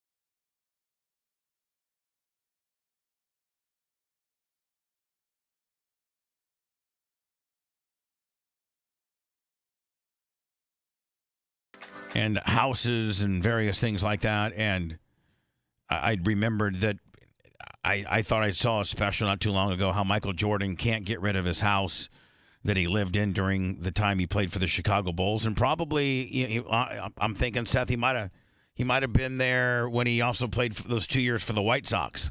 Oh, yeah, I'm sure. Now, is it? Have you heard the conspiracy theory where he had to leave Major League Baseball for 2 years in the midst of all these betting allegations, and the baseball thing was just a brilliantly marketed thing to get him, Yes. Yeah, I heard that. My dad told me that when I was a kid, and it didn't make sense, and now it even seems dumber as I've gotten older. So I know that was something. I don't know if it was Jay Mariotti. There was somebody in Chicago that kind of felt like they broke that story. It was Skip too. Was it Skip? And I think Jay Mariotti too. Yeah, I think Bubba. both of them is there any credence to it? Bubba, why would they punish Michael Jordan for gambling back then, when it really wasn't like, there wasn't social media. There was just reports like, hey, you'd see Michael Jordan in a casino, at 3 in the morning. But then there was his dad getting killed. And they're like, that was to pay off gambling debts. And listen, everybody, I think it's been well documented that he has a gambling problem. Oh, yes. I mean, yeah, but he's a billionaire, so how do you not pay off your debts? It seems pretty easy. I don't know. But, they try to tie in his father's death to gambling. They try to tie in the 2 years that he took off the Bulls for gambling. So, anyway, what I'm saying is probably when he took those 2 years off, before returning to the Bulls, he probably continued to stay here when he played for the White Sox, right? I mean, Well, he played in Birmingham. Oh, he did? Yeah. He was in the minor leagues. He never made it to the majors? No. He never made it to the majors? No, he well, did. doesn't that just show you how... They had him play some games. Not in the majors. No, I thought he got called up. I thought he played a few games. I think in spring training. I don't know. Let me see. Hey, Alexa, did Michael Jordan ever play in any Major League... Michael Jordan never played in the major leagues. There you go. Although he had a brief career in the minor leagues, he was not successful in advancing to the major league level. Oh, wow. There you go. I as much as I messed it up because I was, She still got it. She got it. Listen, which just goes to probably show you how good Bo Jackson and Deion Sanders were, right? Yeah. I mean, right? I mean, Bo Jackson and Deion Sanders, I would say at least Deion Sanders would be the equivalent to football as to what Michael Jordan is to basketball. Oh, yeah. I mean, he's the greatest cornerback of all time, arguably. I mean, right? Michael Jordan's not only probably the greatest basketball player, but definitely the best guard in the history of the league. You know what's kind of crazy is that at the same time, Brian Jordan was doing it, I think, with the same team as the Deion. Braves? Yeah, the Braves and the Falcons. And he played for the Cardinals, too, I think. Yeah, Brian Jordan did it also back in the day. Who's Brian Jordan? He was an outfielder for, like I said, Atlanta and St. Louis, and then he played football for either, one of those teams also. He played for the Falcons. Yeah, he played the same time he played with Deion. But did he, was he? No, it wasn't Deion. No, but I'm saying it was kind of crazy that Deion and Brian Jordan both were on the same Falcons team doing that. So here is a brief, and so supposedly this has been on the market for well over 10 years. Originally they asked like $29 million for it, and they're down to what, a cool 13, 14 now? I think Red said 14.9. They're down to 14.9. Here's a quick tour. Seth says he wants to buy it and make it an Airbnb to the ultimate and have an ultimate Chicago Yeah, you want to get a whole Bull fan experience. Yes. Where you get 4 tickets to the game, limo service to and from the game, and then you get to stay at Michael Jordan's house, and then maybe even, Seth, you get Michael to do like a little cameo video so that when you turn the TV on in the theater, it's like Michael Jordan saying, "Hey, it's Michael Jordan. I just want to wish Seth and Bubba and Lummy welcome to my house. My house is your house, and enjoy the game tonight, guys. Appreciate it. Don't try to pee on the toilet seat." You think you think Michael Jordan's going to start doing cameos all of a sudden? The guy's a billionaire. If the guy is making $50,000 a weekend on his crib, and which allows him to pay the expenses and overhead of that place and not cost him anything, putting a little camera in front of him for a minute to welcome 4 jobbers, yeah, no problem, right? That's right. Wow, look at this place. Oh wow, that's hot.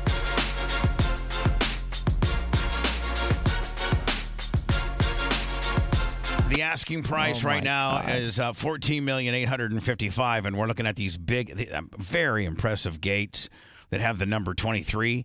That almost reminds you of the gate at our front door, does it not? Sure does. Yeah. Wow, look at this place. Is that like? Hold on. Were these like were they Timbles or gold records? Like the stair steps there. Oh, I don't know. It's kind of weird. I'd be afraid to be like, man, I'm afraid I'm gonna dirty something up.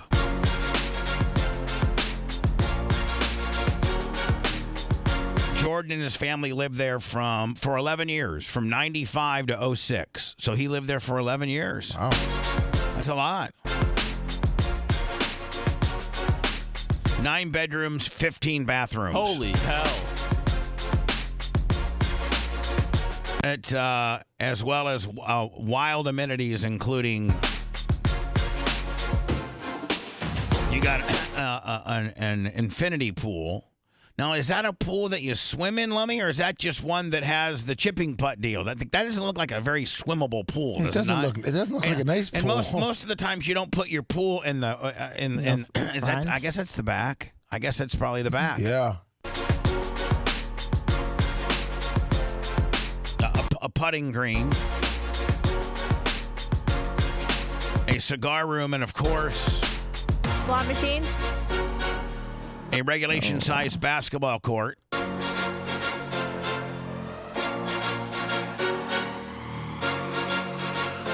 Big statue of him out front.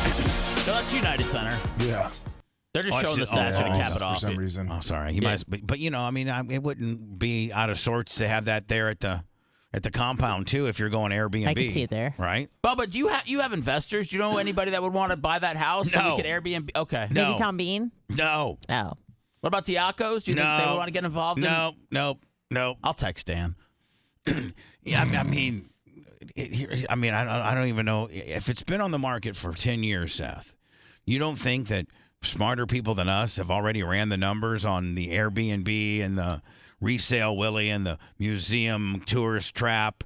Like, I mean, you know, like. No, I don't think they've run the numbers, Bubba. You don't think they have? No, I sure as hell don't. Oh, okay. The Bulls haven't been good in a while, so that ticket's not that hot. Yeah, true. Now, so here's another sports moment for you. So the Tampa Bay Buccaneers travel to Detroit this weekend on, is it Saturday? It's Sunday. It's Sunday at 3. Sunday at 3 to play the Detroit Lions. And now this past weekend there was some weather issues with regards to the NFL. The Miami Kansas City game supposedly was a wind chill like -8 or something there. Did you see Andy Reid's frozen mustache? Yes. Pretty good. Oh my God. And then the Bills Steelers game, Lummy, that had to be delayed because of so much snow in Buffalo. Weren't they asking people to help shovel They're out the paying snow? $20 an hour to do the snow. I was trying to get there immediately. Who won that game? Buffalo. Yeah, Buffalo. Buffalo. So Patrick Mahomes. So what do you have left in the AFC? You got Kansas City, Buffalo, Ravens, and Texans. And Texans. And who plays who? Ravens and Texans in Baltimore and Kansas City. And who's at home? Kansas City? No. The Kansas City's going to Buffalo. Oh, Kansas City goes to Buffalo. It is Patrick Mahomes' first playoff road game of his career.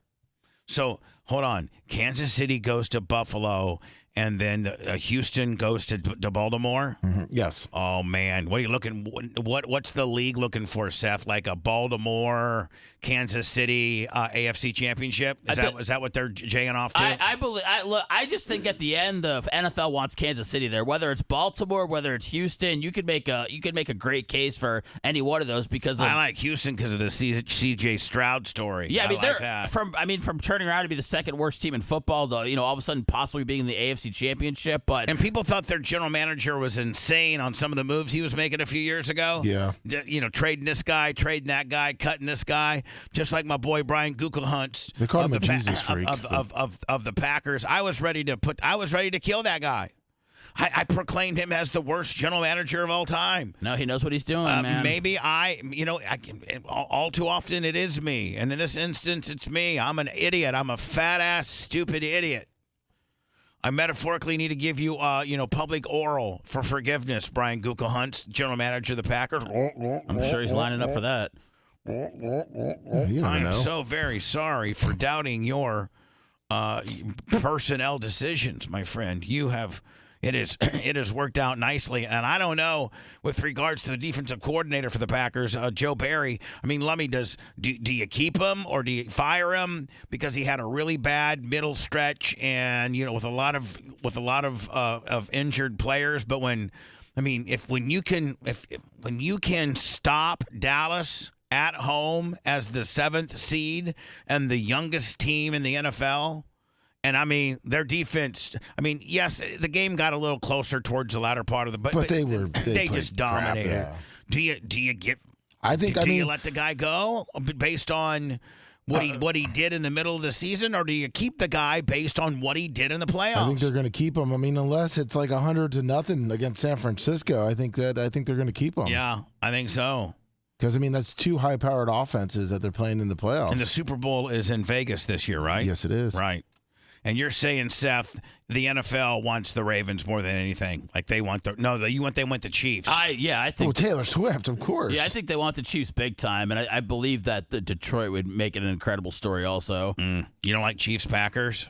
I mean, it's fine was that like the first Super Bowl? Or that was the first Super Bowl, yeah. Yeah, I mean, look, if the Packers made it, again, that would be shocking. If the Bucks made it, that would be shocking. At this point, I'm expecting the winner of the San Fran, I'm expecting either San Fran or Detroit to be in the championship or the Super Bowl, I'm sorry. So, anyway, I don't know what news organization, whether it's a local Channel 13, a Channel 8, a Channel 28, a Channel 9, the NFL Network, Sports Illustrated, I don't know. But yesterday, the head coach of the Buccaneers, Todd Bowles, was having a news conference, talking about this coming Sunday's game. And after every practice, they'll go and say, this guy's a little bit hurt, that guy's a little bit hurt. But usually, Lummy, the daily head coach press conference consists mostly of who's injured, the injury list, and what you're preparing for, what you're just what's the schedule ahead of time too. Just really it's really mundane. How are you gonna approach the Detroit's defense? Their defense is probably one of the better defenses that you've played. They have a great offense. You're obviously, What are you going to do to slow down, Montgomery? Yeah, and Laporta. And so now people don't realize is Detroit hasn't played. The weather in Detroit means nothing to this ball game. This ball game is inside of Ford Field, which is a huge ass, big ass indoor facility with a closed roof. And, a temperature of 73 or 74 degrees. That's delicious. Artificial turf. It could literally be a full-blown blizzard outside, and it's not going to affect the ball game at all. Nope. So the last time Detroit played outside was like 1974, 75. Ever since then, they went from the Pontiac Silverdome, which was an indoor dome, to now where they're playing now, the Ford Field. So they haven't played outside since 1974. And this reporter asks this question to our coach, Todd Bowles. Coach, looking forward towards Detroit. The weather has been a factor in some of the playoff games, even for the most prepared teams. Today, it's 13 in Detroit, which doesn't compare to some of the. And when she was now hold on, she went and got what the actual temperature in Detroit was, so she could throw some hard stats. That bitch mentally high-fived herself. She was like, I'm gonna throw out. I did my homework. I found out that it was 14. Like, what will you do with 14? Any special plans to acclimate the team to not only endure but perform in those kind of frigid temperatures should you face them in Detroit? You do know we play indoors, right? And they got a dome. I don't. No, nothing planned. We're indoors, and we only have to be outside for 20 seconds getting off the bus. Oh, man. We only got to be outside for 20 seconds to get on the plane. Listen. We only have to be outside for 20 seconds getting off the bus going under the thing. So. Bubba, now either I thought, bitch. Here's what I'm thinking. Either this lady is so stupid, and because football's, now that it's getting bigger, it's more of a national thing, so maybe they're sending more media in there, or it was somebody intentionally being stupid. I don't know. She had. I think she did. Her research on the weather. I think, Seth, that the NFL has got it choked down so much as to who gets to attend these press conferences that they're not going to issue. They're either going to have done a background check, or they're going to know not to have an Alex Stein in there trying to get you an oh gotcha type moment, because you never ever hear or see the press engage a football guy very much at all. It's all softball questions. It's weird that they haven't named the person either. Yeah, That's the question. Yeah, it's definitely not one of the regular Bucks reporters. I've never heard that voice before. Yeah, and then here's the deal: who gave her credentials? What are her credentials? She's probably just media. Media. What? Florida First Coast News? like the one I own? Bubba, I mean, honestly, if you have a podcast, like, they'll give you a credential. It's really not... The Bucks in particular are pretty stingy about credentials, I'll be honest. So she's got to work. She's got to work with a big enough company to go and get the NFL Bucks. credentials. Listen, I'm telling you, the Bucks are very stingy. They wouldn't credential us. You have to either know someone or have a big enough following to get credentials. And we've tried, and I've had other people help me try to get. Do with you the people. think that as our numbers are getting bigger, Lummy? No. The person that is still there has been there for a while, and they hate me. Yeah, they know who you are. Because even our boy Rock, we were connecting about it, and the person was like, "Nope," because purely of my reputation. Yes, unfortunately. Yeah. I'm sorry. Hey, Coach, if the moon was made of cheese, would you eat it? I'd ask cool questions, man. Of course. I'll have you in there, Lummy, being a little bitch, just laying down. Yeah, lay down. Lummy from the Bubba Radio Network, blah, blah, blah, blah, blah, blah, blah. You or Rhett would ask good questions. We would ask good questions. Well, that's really discriminatory, is it It not? is. But since I'm a fat white guy, I have no rights. He's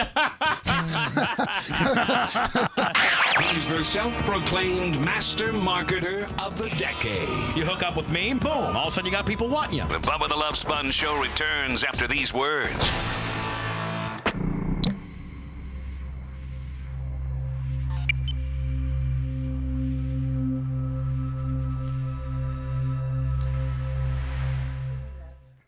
Because that's what she sounded like.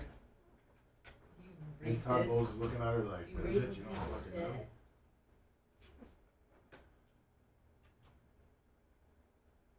Oh, Lummy, I missed Mix. I'm sorry, Latitude. Mix. Oh, yeah, it's Mitch, Mushroom Mitch. Is it? Yeah. Mushroom Mitch, 25. Latitude Laser or something like that? Yeah. Yeah.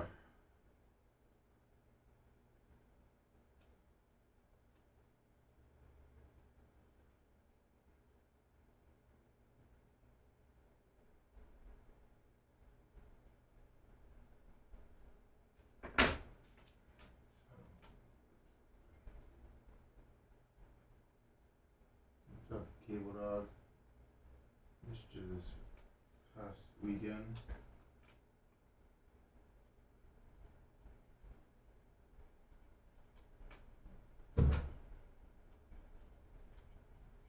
Hey, Biggie.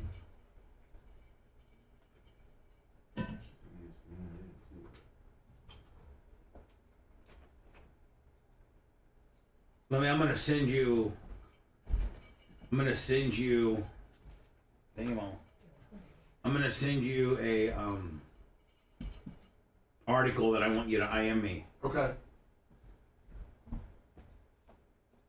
Thanks, E. See that, Biggie. 18 hours ago, it's still says he's still there.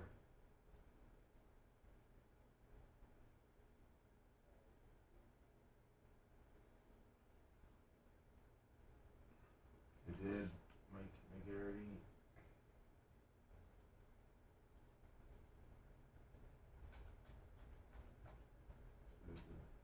Bucks are going to struggle in the cold weather. That's exactly what I said.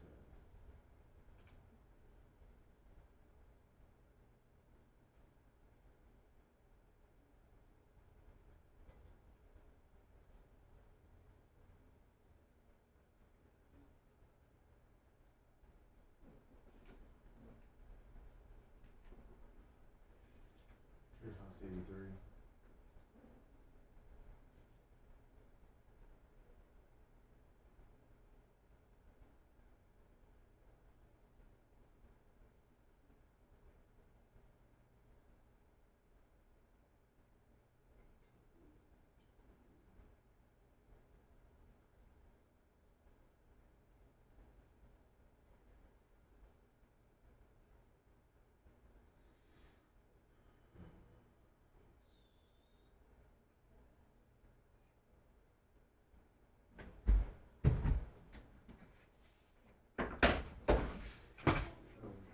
I got fish on the motherfucking J, Lummy. Fish on the fucking J. You're the man.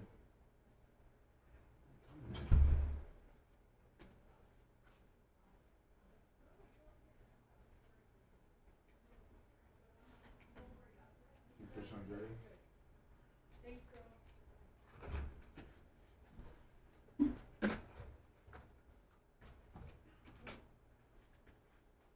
Send you the link, Bubba. Thank you.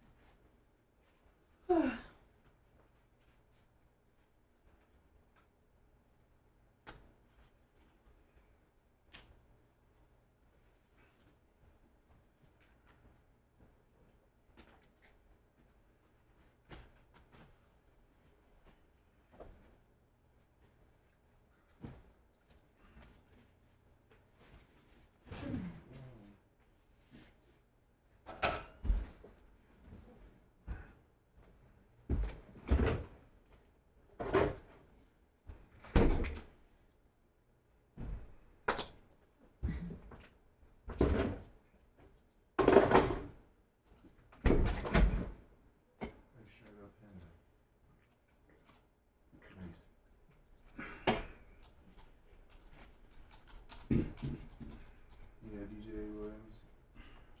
Got a chance. Put that in there.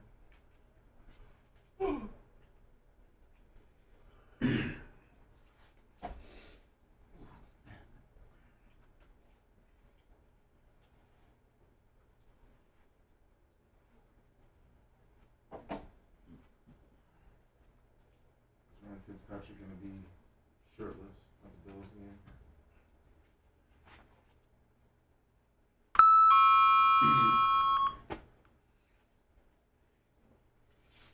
I hope they gotta carry one of those shirtless mother frozen fuckers out of there on a fucking frozen ass stretcher. What if it's Ryan Fitzpatrick, you know? Ryan, what? Oh, he took his shirt off? Yeah, like I think it was last year or 2 years ago. He was at the playoff game. No, it's crazy.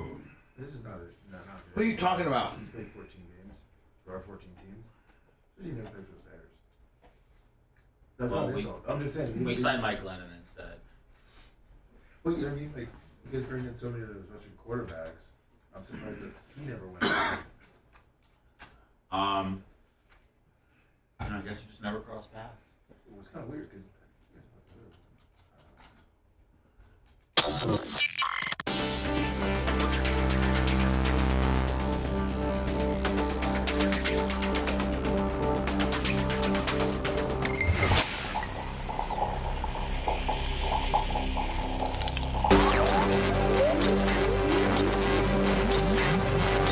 You are about to enter the Bubba Spin Zone. Are you sure you want to do this? Toss the salad. We now return to the Bubba the Love Sponge Show.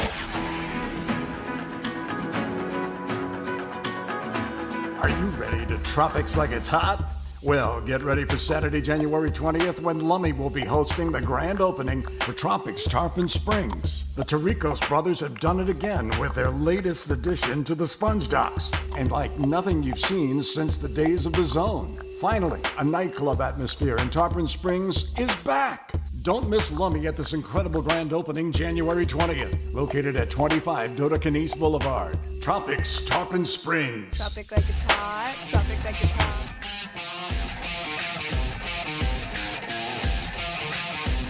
I didn't know that they're letting Grandpa do voiceovers nowadays. That's how he used to go to the Zone. Did you tell him to recut that spot, Lummy? No. No, we love it. I mean, you can't get any better production than that. Or, I mean, and they gave us two of them. Here's the other one. Who's got the hottest bar in Tarpon Springs with a full bar with tons? Who's got the hottest bar with a full bar? Not compared to who's got the hottest bar with an empty bar. Woo! Right? Yeah. Mm-hmm. I don't think you could have the hottest bar unless your bar was full. I would hope so. Who's got the hottest bar in Tarpon Springs with a full bar with tons of local IPAs? I don't know. Who? Foods of specialty drinks and the best-looking bartenders in the business to serve them. It's Tropics Tarpon Springs. Tuesday nights are ladies' nights with a live DJ and all the pretty ladies all around. Tropics Tarpon Springs at 20. It almost sounds like a South Park commercial, doesn't it? Wait, yeah, Tuesday night. I thought it was a Saturday night. The pretty ladies. That's ladies' night. They're promoting ladies. Okay, we've got a lot going on here. With all the pretty ladies and all the ladies around. I gotta hear this from the beginning. Hey, Who's Bubba? got the hottest bar in Tarpon Springs? What? Should I take Phoebe to this place on Saturday night instead of the Union? Of course. If I want to get laid? Yeah, free drinks. Should I drop it like it's hot? It's a 45-minute drive to no. No, I know, but I mean, she could see me rubbing elbows with Lum Lum and might get her all hot and bothered. I mean, Drop it like it's hot. You think she might drop it like it's hot? I would definitely save a lot of that $100 that you gave me for the dinner. I'd get some wings and get the hell out of there. 75 cents. Springs with a full bar with tons of local IPAs, loads of specialty drinks, and the best loads of specialty drinks and the best looking gals, looking bartenders in the business to serve them. It's Tropics Tarpon Springs. Tuesday nights are ladies' nights with a live DJ and all the pretty ladies all around. The live Pretty ladies all DJ around. and all the pretty ladies all around. You see, I feel like I'm talking like from a 20s commercial. Mm-hmm.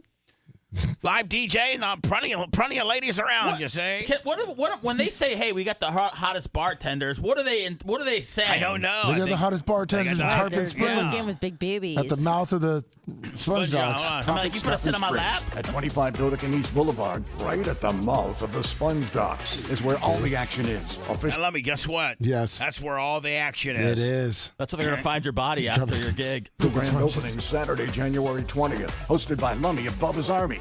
Maybe one of the best parties ever seen. Tropics like it's hot. I mean, think about all the parties that they've ever been thrown in the world. Like people that live in Dubai that have they're worth $1 billion and Ibiza or something. Just like a Saudi prince. Yeah, just think of all the parties that people like Saudi princes and Putin have thrown, and you know what? Those do not compare to what potentially could happen this Saturday night. Lummy at the mouth of the sponge docks, tropics while it's hot. That's right. And tonight's special. What's tonight? Oh my God, I gotta go up there. 75-cent wings all day and night. No takeout though, and $3 domestic drafts all day and night. Takeout. That sounds like something said. Are you ready? 75-cent wings. ... No takeout. Lummy, what if I sit there and I order them and then I throw them in my wife's purse when they bring them to the table? We get the hell out of there. You can call the cops on you. Tropics nightclub in Tarpon, man. If you live up there in your Bubba Army, roll up in there for them 75-cent wings, but don't think they're going to DoorDash them to you, bitch. Nope. Because they will not. Don't think that you don't have to be a live body sitting at the bar with all those hot gals and everything with a real live DJ. Tonight are 75-cent wings. ... Lummy, what? No takeout. No takeout. But you know what? We're going to drop. I tell you one thing, bitch. We're going to drop it like it's hot. Woo! That's Lummy's appearance for this Saturday night. Yes. I hope Lummy gets a lot more appearances because they are so fun to talk about. They really are. And they're going to be Lummy, great. I saw the merch crick upstairs had like a little care pack for you, like some air freshener, some Bubba Army air fresheners. Seth, you don't even have a Bubba Army air freshener in your car. It's probably toxic, but I would love to have one. Yeah, I don't think you have one in I do not. Would you? I mean, I would love one. No, but for real. Like, are you saying that because you want one, or you say that one because you want to just, make me think I'm cooler than I really am? No, I actually want one. You throw it out the window when you're going across the game. No, I don't let it. I at throw it in the 55. bin. No, I actually do want one. Please. All right, whoever wants an air freshener, let me know. What else you got for free, big boy? Don't buy me stickers. Hi, how about a free oil change, interior detail, dinner date night? I mean, Lummy, it would be like. Never mind. This guy zelled me $500,000 yesterday.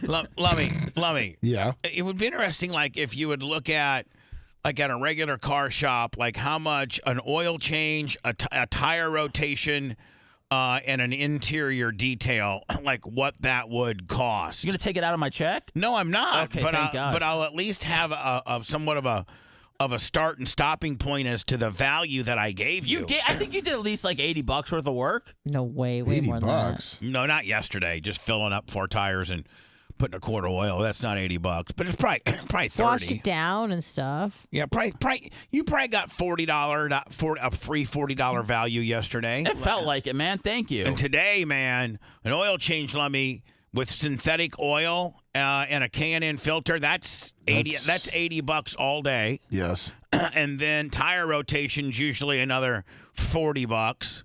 So that's 120. Didn't you say you were going to do some wax or something? Well, that's I think on the third one. That's a different one. Oh. And then let me detail. A half-ass interior detail is probably $20. No. I'm looking at it looks like about $50 to $60. All right, so call it 50. Yeah. Add 120 to that, 170. I mean, Seth, you're getting 170. You're getting 100. If you had to pay for what I'm going to do for you today, cost you $170. $50 yesterday, quick little loan, union deal. I mean, you're just over here just shaking my pockets, bitch, about to get yours. I know. I don't want to be a pocket shaker because that's my daughter's job, but jingle, jingle, let's go. So after last night's primary, Ramaswamy, how do you say it, Vivek?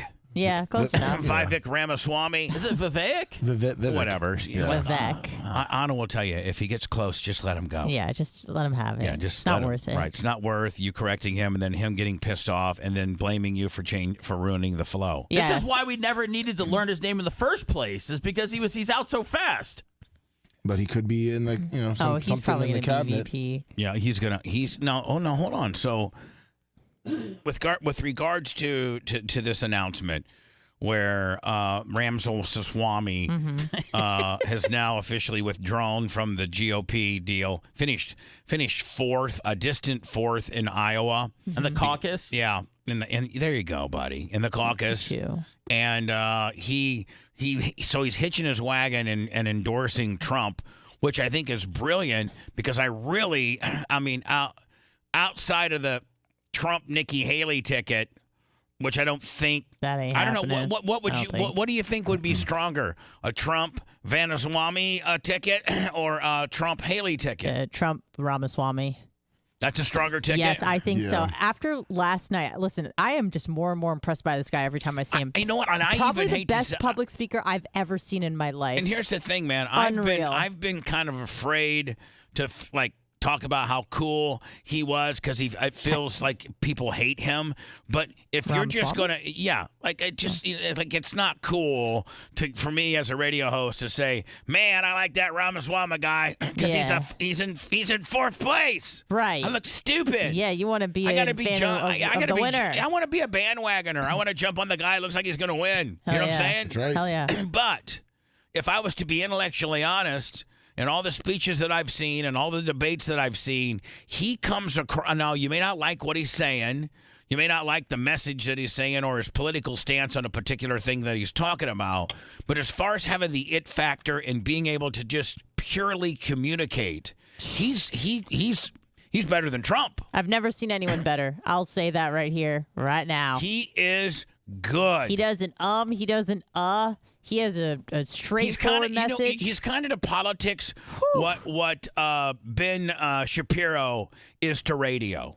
Ben Shapiro came into radio with this very dry pan, very intellectually, very calculated, very, very, very, very good monologue, just brilliant, just brilliant. Yeah.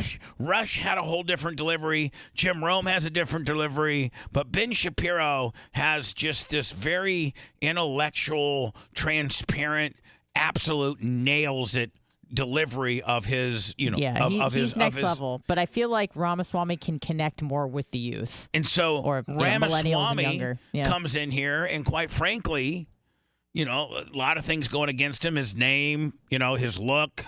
You know how Americans are. We're so goddamn judgmental. Really? I feel like it's the opposite. No, I think it's turning a little bit, but it's still, this guy didn't have a chance in hell. He doesn't. Or he'd be pacing better. But he is really the most he's the best speaker, and I think that I think he might be maybe the additional juju that Trump needs to go to take it over the edge. a lot of people still don't like Trump, says he's a bull in a china shop, and maybe this guy is what smooths Trump's out a little bit, right? Possibly, because Trump's last VP did nothing for him. No. Nothing. No. Like He was a bump on a log. Pence was a non-factor. And his wife was gross. Pence was a if anything, Pence was a kind of a -2 for you. Well, loser? Technically, they said he kind of helped the religious. Yeah, whatever. I think we're all over that. Yeah. And so this Ramaswamy guy, man, he's got the it factor, and he might be able to, kind of maybe get the younger generation absolutely into Trump. Yeah. Because the younger generation kind of like really relates to this guy. He echoes a lot of the things that like me and my friends and people of my age are interested in and are worried about, and he speaks right to us. He gets it. First. But when it comes to caring for his teeth, he's let his own maintenance take a back seat. What's this? Well, maybe it's time to shift gears on that, because Aspen Dental has the latest technology Aspen and Dental, equipment, baby. and a staff that goes out of their way to provide Aspen exceptional Dental, care, plus $19 exams and x-rays for I'm new trying to patients play without this. insurance. I'm sorry. 20% off It's all right. plans. Sometimes it's just stuff we It's got to 101. do. It's 101 at least. With quality care. I don't think you can. One more way. I don't think. Yeah, Aspen just Dental ride is it in your out. corner. All right, here we go. Okay. We're going to go straight to New Hampshire, where there's big news from Vivek Ramaswamy and President Trump. Let it happen. We cannot let it continue. We're going down, and we cannot let it continue. Last night, I was honored to receive the endorsement of a man who has become a true leader and earned the admiration of so many patriots. I've been a friend of his, even though we were competing against each other. But I was a friend of his, and we got along. And he was saying he's a great president. I kept saying, why is he running? He keeps calling me a great president. But he's a fantastic guy, a very smart guy. He's got some tremendous ideas. And, he's young, and he's got some young ideas. He's gonna tell you, this guy thinks I'm a great president. So here he is. And he's gonna tell you some young ideas that could potentially help. He is too, and that's a good thing. So he has a big, beautiful, bright future. Lummy, I got Fish on the J25 and Mushroom Mick. Thank you. 25, both on the PayPal, Venmo, Cash App. Thank you so much. We love you. That's what keeps us on the air. Appreciate you. Ahead, Vivek Ramaswamy. Come on up, Vivek. How many times did he practice that in the mirror? A lot. But Trump? Yeah. 0. I mean, that might be the ticket.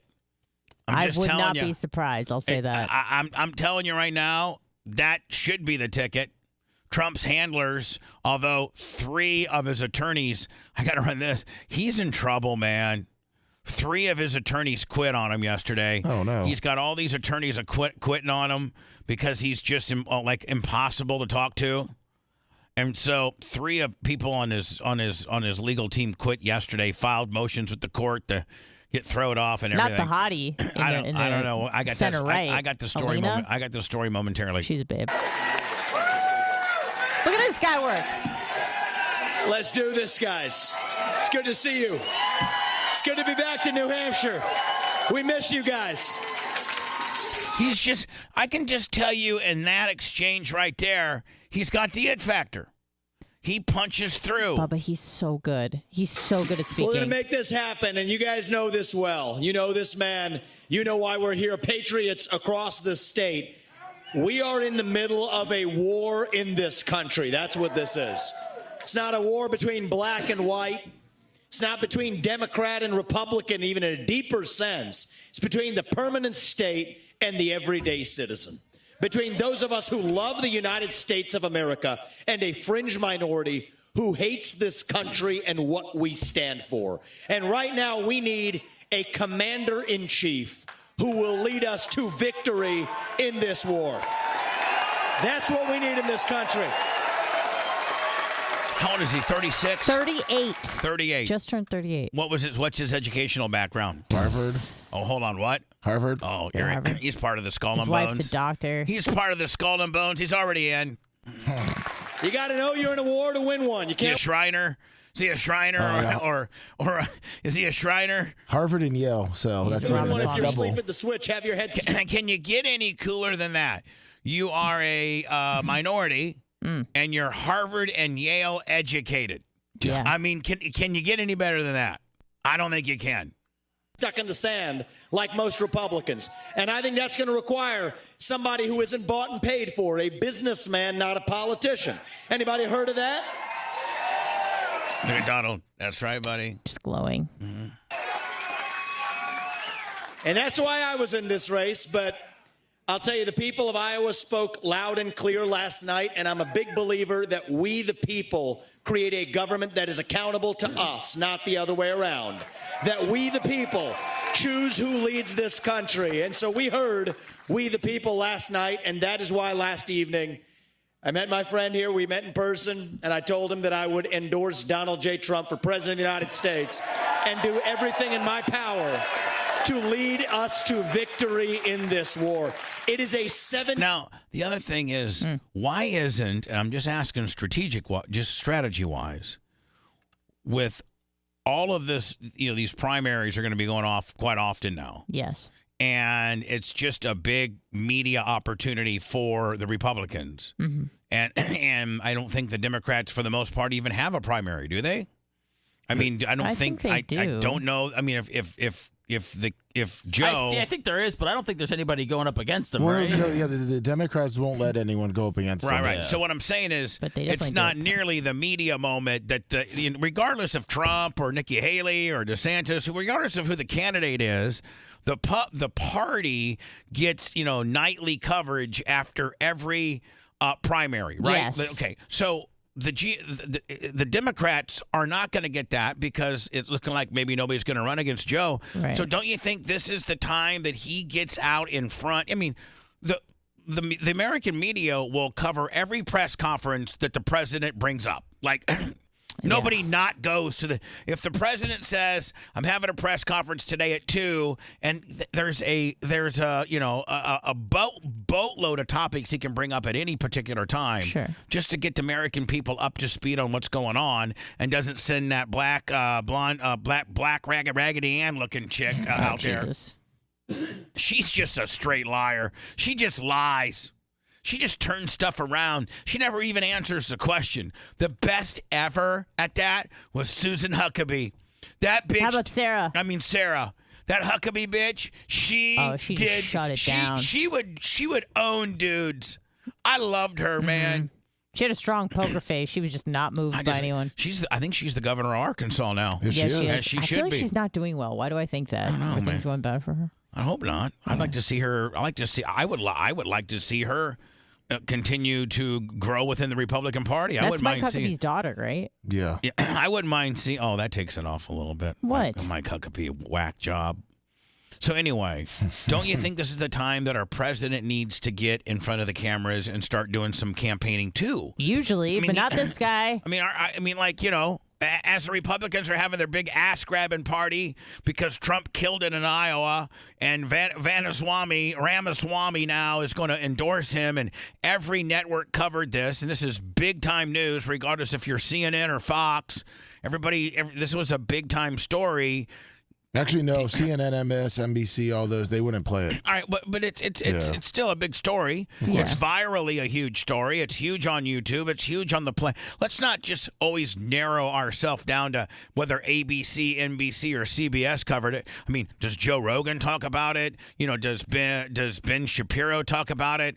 How many different millions of views do the various videos? Twitter, whatever. Yeah, Bongino's all over it. It's way more than just if Nora O'Donnell talked about it or not. It's got far bigger legs than that. Yeah. Don't forget, now Tucker Carlson is a force to be reckoned with, and with regards to the amount of views he's getting on Twitter. Isn't he getting sometimes like 63 and 80 million views on every one of his episodes? Something like that? Something crazy like that, yeah. And meanwhile, when he was the number one guy at Fox, the number one cable news guy, I think a good night for him and he was always number one, but I think a good night, if I remember right, was like 5 million. Like 5 million was a big number. The people that watched, the Tucker Carlson show at night on Fox. Yeah. Right. Now he's doing episodes on Twitter and TuckerCarlson.com that he's garnering. I don't know. I think the Kid Rock one might be into 300 million. He did. Let's see. Tucker had 26.7 million views on episode 1, and then that went down to 13.9 million on episode 2. Yeah, but I think he's up to like episode 63 now. Yeah, he's had a ton. He had Kid Rock and John Daly, which was a big one. So I'm just saying, as these people are getting the messages out, it seems like the current administration is putting their head in the sand and not you have to get out in front of this. I don't know. Not with Joe, though. I know. That's the thing. Hold on. 1976 moment right now. That's where we live right now. And you want to know what does it mean to be a Republican today? It means we believe in the ideals of 1776. Ideals like freedom and merit and the pursuit of excellence. That you get ahead in this country, not on the color of your skin, but on the content of your character and your contributions. End affirmative action.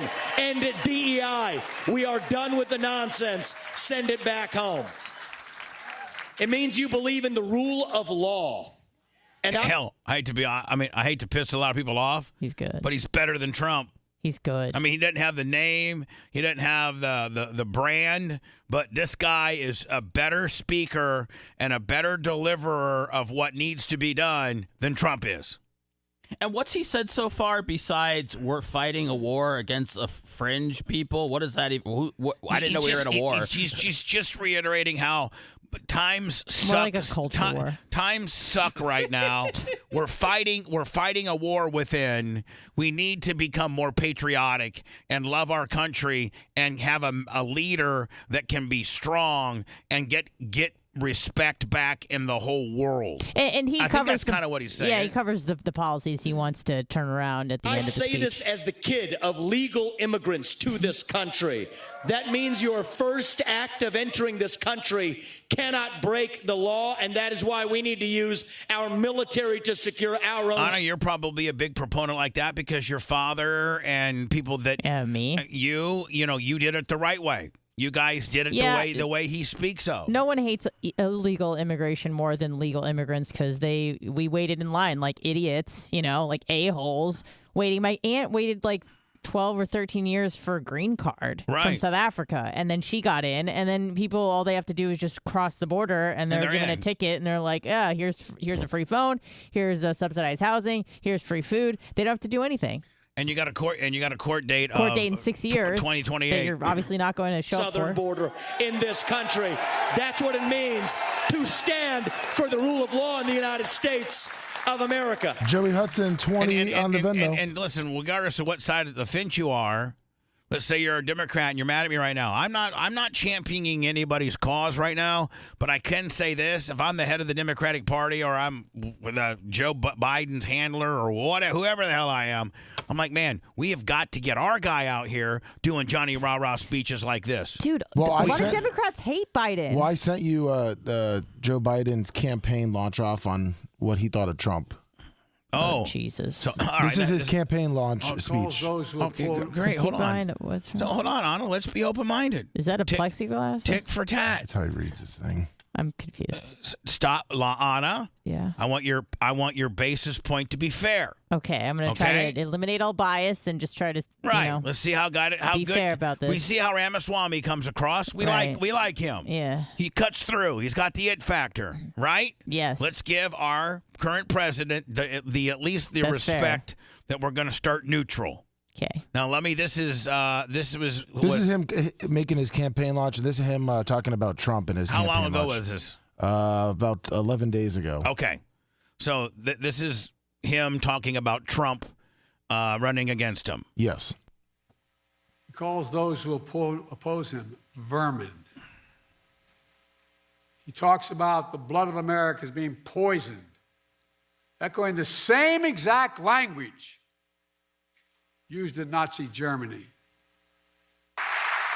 You can't be pro-insurrectionist and pro-American. And yet Trump and his MAGA supporters not only embrace political violence, but they laugh about it. At his rally, he jokes about an intruder, whipped up by the big Trump lie, taking a hammer to Paul Pelosi's skull and echoing the very same words used on January 6th. Where's Nancy? And he thinks that's funny. He kind of is. Say, where is Nancy? Where's Nancy? Laughed about it. What a sick. My God. Say bastard. Yeah. Just say bastard. Yeah, you're right. Call actually drop an F-bomb. What a sick motherfucker, right? Yeah. I mean, that would have been, people were like, yeah, Joe. Grandpa Joe said Get it, Joe. mother effer. That's my guy. He needed something spicy. He needed something. My Lord, that's horrible. I mean, that's what you come back with? You got all this Johnny Rah-Rah stuff going on here with Ramaswamy. How long is it going to take before DeSantis teams up with all those guys? I think DeSantis is done. He is done, and more done. He doesn't seem like he's going to quit easily, though. I know. It means the people we elect to run the government needs to be the one. And when DeSantis quits, does he A, quit and just come back to Florida and be the governor, or B, does he flip-flop applesauce and start being a big Trump guy, knowing that that's probably the only way that does he become a VP? No. Does he become a Trump guy? Does he talk crap about Trump? I think he's a Trump guy, but I think he got his second term's going to be up soon, right? Right. For governor, so 2 he'll years. be done. Yeah. Ones who actually run the government, not the shadow government in the deep state that runs the show today. This man is going to get in there this time around and actually shut down that deep state. Not messing around this time anymore. That's how we win this war in this country. And the way we're actually going to do this in the long run and win this time around is with elections we need to secure in this country for the long run. You want to know what needs to happen in this country? Single day voting on election day as a national holiday with paper ballots, government issued ID to match the voter file, and English as the sole language that appears on a ballot. And I'm confident this man will be the one to get us there. And this is how we get our country back. Not black or white. It's deeper than that. These are the ideas. Deeper than that. Admiration of so Right, many it's deeper than that, man. patriots. Hold I've on. been a friend of his. It's Even deeper though than that. We don't want any Mexicans to be able to vote because it's deeper than that. English only. I think that's a little much. But you know what? Why? I like him ready to give everybody a day off, though. You should make it a national holiday. I love that. National holiday, day off, like as important as 4th of July. And realistically, it is.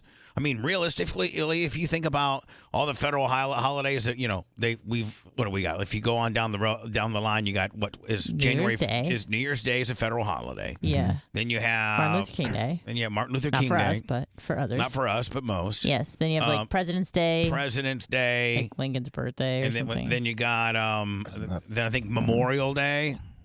Yep. Labor Day. I'm saying July 4th. I think the most important holidays would be Memorial Day, probably Christmas, Labor Day, and voting for the president. Yeah, because you're really making it more fair because people that don't work, they can vote, no problem. Yeah, people that have to work, Right. So, I mean, I'm thinking like realistically it needs to be a very important, and think about it.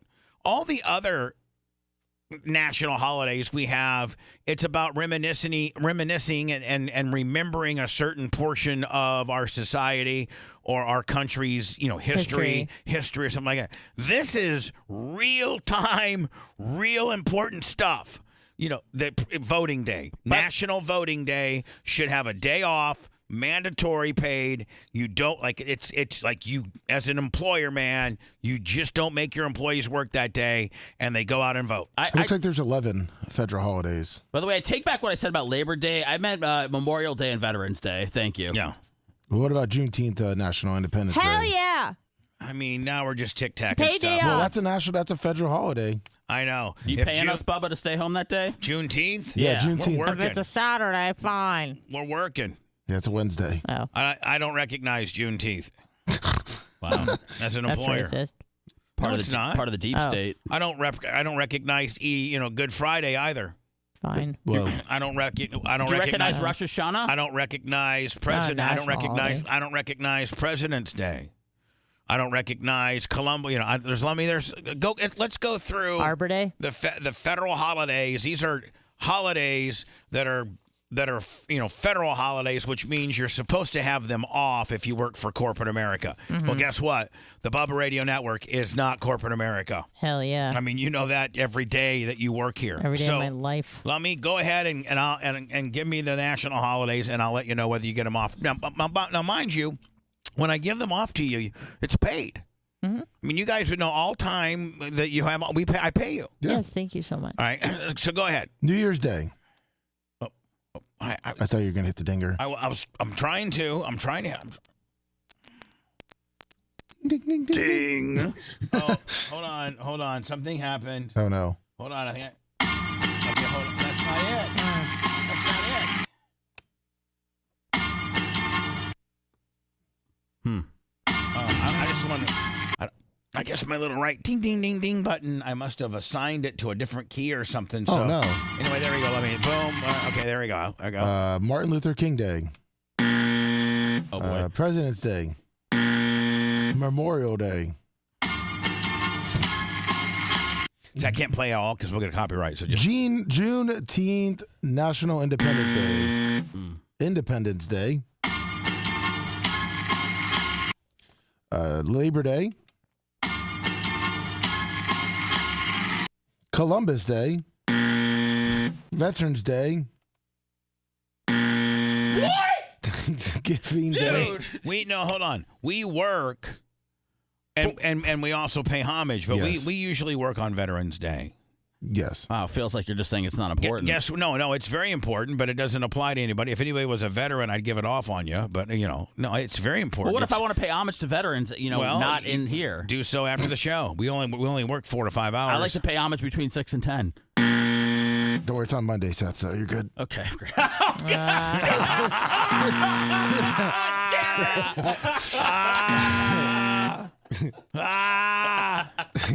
Thanksgiving Day. And Christmas Day. Now, did you circle out of 11 how many I get? How many I guarantee it's more than half. It is, I believe it was 5. You believe? Yeah. Just go through them real quick. New Year's Day you give off. Okay, New Year's Day. Memorial Day. Independence Day. Andy. Labor Day. Thanksgiving. And Christmas Day. So That's 6. Yep. That's a week and a day worth of. What about voting day, Bubba? You going to give us that? No, if it was a national holiday. Well, it's going to take a while to get that pushed through. Well, if it was a national holiday, then absolutely. That's how adamant I am about people going to vote in person. Like, I would love to throw it back old school like that. Now, I vote via mail. I love that. That's how I vote. I've voted that way probably for maybe the last 16 or so years. Ever since you could do it. Wow. They send you a ballot, you fill it out, you sign your name on the envelope. But you're part of the scam, right? I mean, this is part of the deep state scam. By you have to show up and vote, right?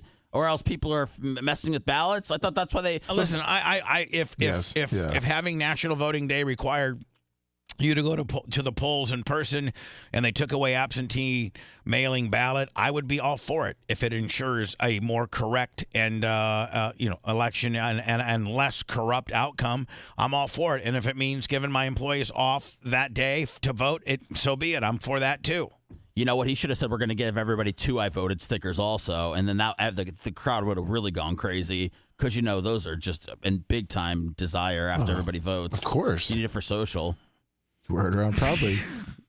All you want is an I voted sticker for your social? No, that's what a lot of people want, Bubba. That's what I mean. That's what the 65-year-olds. That's why people vote. Is just to no. post There's it a lot of people who like the selfie. Yeah, with the hashtag I voted. Yeah. Is that a thing? Yes, yes, it is. I mean, is that a thing? Yes. Oh, yes. Yeah. What if we? Oh. I like that one. What? Oh, I think Macho Man is. Is that a signal? No, that's like a correct sound. Like if you when you said Juneteenth and I went, but when you said Thanksgiving, I could have gone. Seth Kushner's birthday.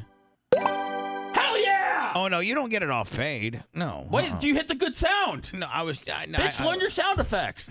Oh my God, I feel so nauseous. Once again, we overstep the boundaries of good taste. The man who will define this cancer eating at the heart of America. More Bubba the Love Sponge after this.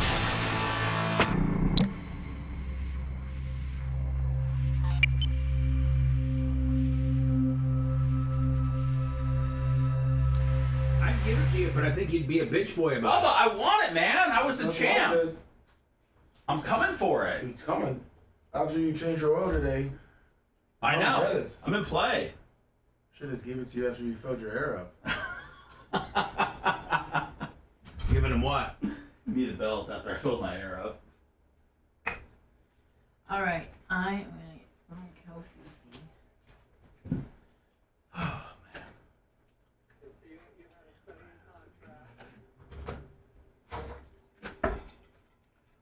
Ooh. What did you make of the opening statement from the lawyers? Because that kind of lays out what both sides are saying. Yeah, it really did. So you had a study in contrast where Carol's lawyer was saying she suffered terribly. She sleeps with a gun in her bed. Her life has been turned upside down. And Alina Haba, Trump's lawyer, was saying... No, Rob, need social media, man. Need it. Gotta promote everything. Got to.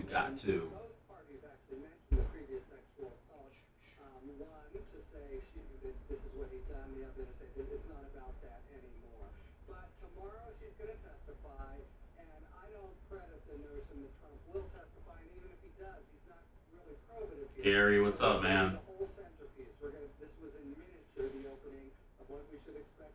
Gary, I gotta steal a bunch of pictures from your page for Twitter. Hopefully that's okay.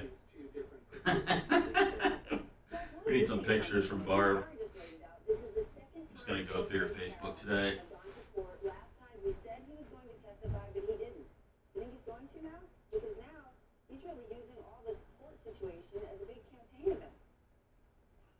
Oh, thanks, 69. I liked it. I thought yesterday was really good, too. Thanks, Gary. And let me know, Gary, if you're on Twitter, too, so I can tag you.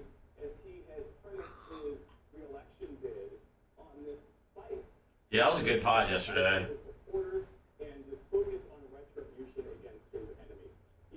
I mean, the Stone Cold part was still the funniest thing to me, but Bubba and I had some good back and forth.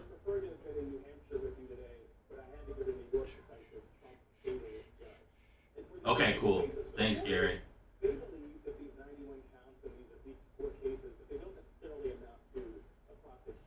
Oh, Justin, did it work out, dude? I shot you a message. I felt like I did an okay job, but I'm always insecure about the cameos. Good thing we did it, too, because the Red Sox are about to make a good move, I think. They're supposed to sign somebody decent, I saw, so... I'm just on YouTube chat right now, by the way. Sorry, I'll get back to Rumbles. Oh, Lordy.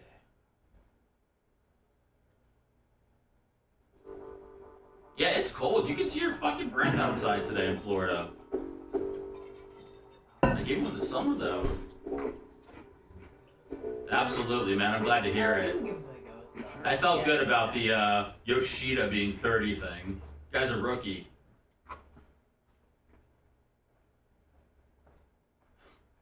Thanks, Hizerp. I appreciate it, man. Whatever it takes.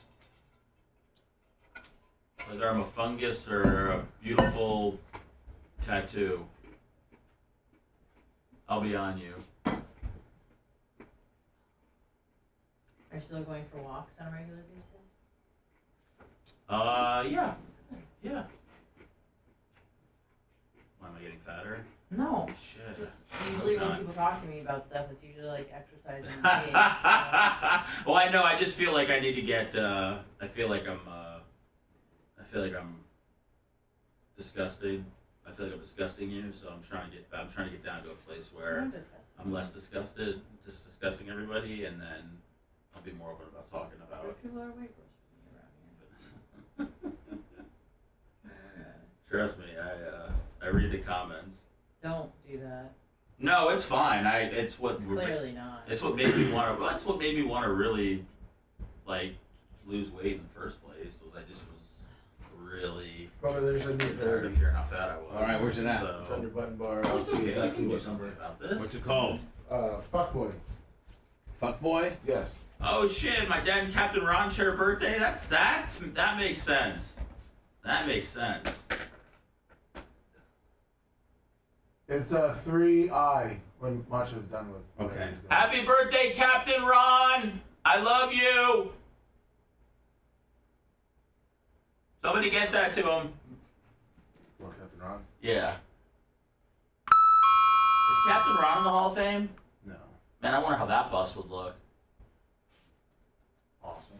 Fucking probably the best fucking one, man. All shaved up and shit, like right here with the big flow. We just turn him around so you can see his Kentucky waterfall. That's true. He gets the back of the head. He's the only guy to get the back of the head. In fact, that should be all he gets. Is just the back of the head. That's right. That's his front. I'd save a few bucks on that one. This was weird, man. Did you see this, Lummy? No. When these announcers started talking. I heard about it though. The announcers talking about it. Did they say something racist? No, they just started.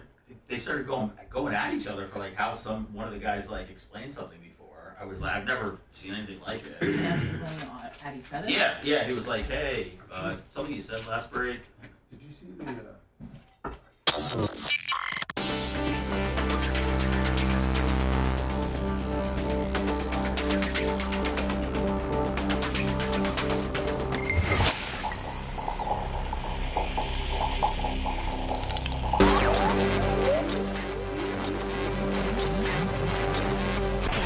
Well, at least he has his priorities in order. Great. What do we do with him now? We now return to the Bubba the Love Sponge show.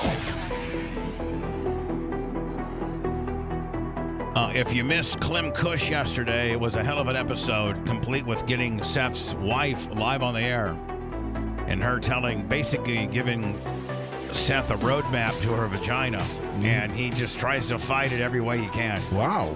Because he's obsessed with basketball cards. I mean, that's for real. Like, if we're gonna really peel that onion back, that's what it stems from. It doesn't, Lummy, but we can peel the onion back. Oh, okay. I'll go with it. Is it baseball cards then? I don't. The cards and her privates don't intersect. You could. No. You could open up packs while you're going at it. She feels as if she feels that you care more about basketball cards than you do being a good husband. And being a good husband and a little bit just more of an alpha would get those panties dropped a lot more than you being, soy boy, snowflake Willie with a card kicker. Hey, I'm know just what, saying, buddy. Bubba? It's just friend telling a friend. I don't think I put myself over at all, but I'm a damn good husband. I'm a damn good husband. So I might not be able to break that panty seal, but also, you know what? I still feel good about what kind of husband I've been. So okay, that's But I mean, if how good of a husband you Well, what makes you a good husband? Maybe is represented by how much ass you're getting.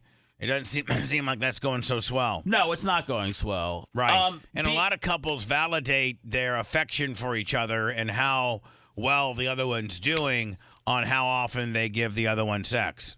If you would, if we were going to be intellectually honest. Yeah, I know that's fine. I don't. It's. You're not getting a lot right now. It's up to her, yeah, and she's not into it. So, but after Saturday night, that's all about to change. I'm gonna put a rush order on that Hitachi.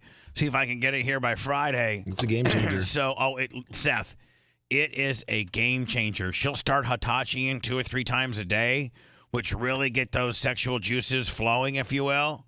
They're a little dried up right now. Yeah. And they're not, she's just not stimulated.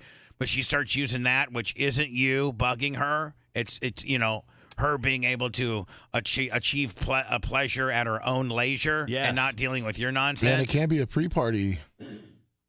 And so, get her ready. She has 2 or 3 pre-parties before you get home. By the time you get home, she's lathered up. She's feasting for the main course. Ready for a good time. You know what I'm saying? Oh, I do. That sounds sexual. And then that in conjunction with, when she's at work and you have some alone time, instead of spending it I can use the Hitachi too. Masturbating to some weird stuff that you are on Pornhub, only to pass out with a towel over your lap and have your beautiful daughter find you in that condition. Rather than to have that, potentially you could pump with the penis pump that comes highly recommended and is used by 3 of the 5 men on this program. And we all swear by it. Lummy, don't you swear? I swear by it. I swear by it. Yep, so does Dr. Dan. He's a doctor. And, you could pre-party your penis, get it all pumped up, but not orgasm, but just pump and pump and pump, edge, like almost edge yourself while you're pumped. Okay. While she's at work. And then when she comes home, you're pumped. she's already got 2 or 3 earlier with the Hitachi. It's just almost like a perfect storm of, pre-partiness. I mean, if you will. almost didn't need before like a whole roadmap and a whole about how to go ahead and get your wife to give it up to you. Yeah, when you were now normal, you have to go, but now you got mentals and a kid, job issue. I mean, you got a lot going on that makes a woman not want to be with you. You say job issues? Well, yeah, I mean, we don't know how this is going to work out. Let's be honest. You know how you flamed out last time. You might flame out again. Yeah, I might flame out. I mean, 2 weeks in, you're doing great. But we're 2 weeks in. But we're 2 weeks in, buddy. Thank you. Right? Yeah.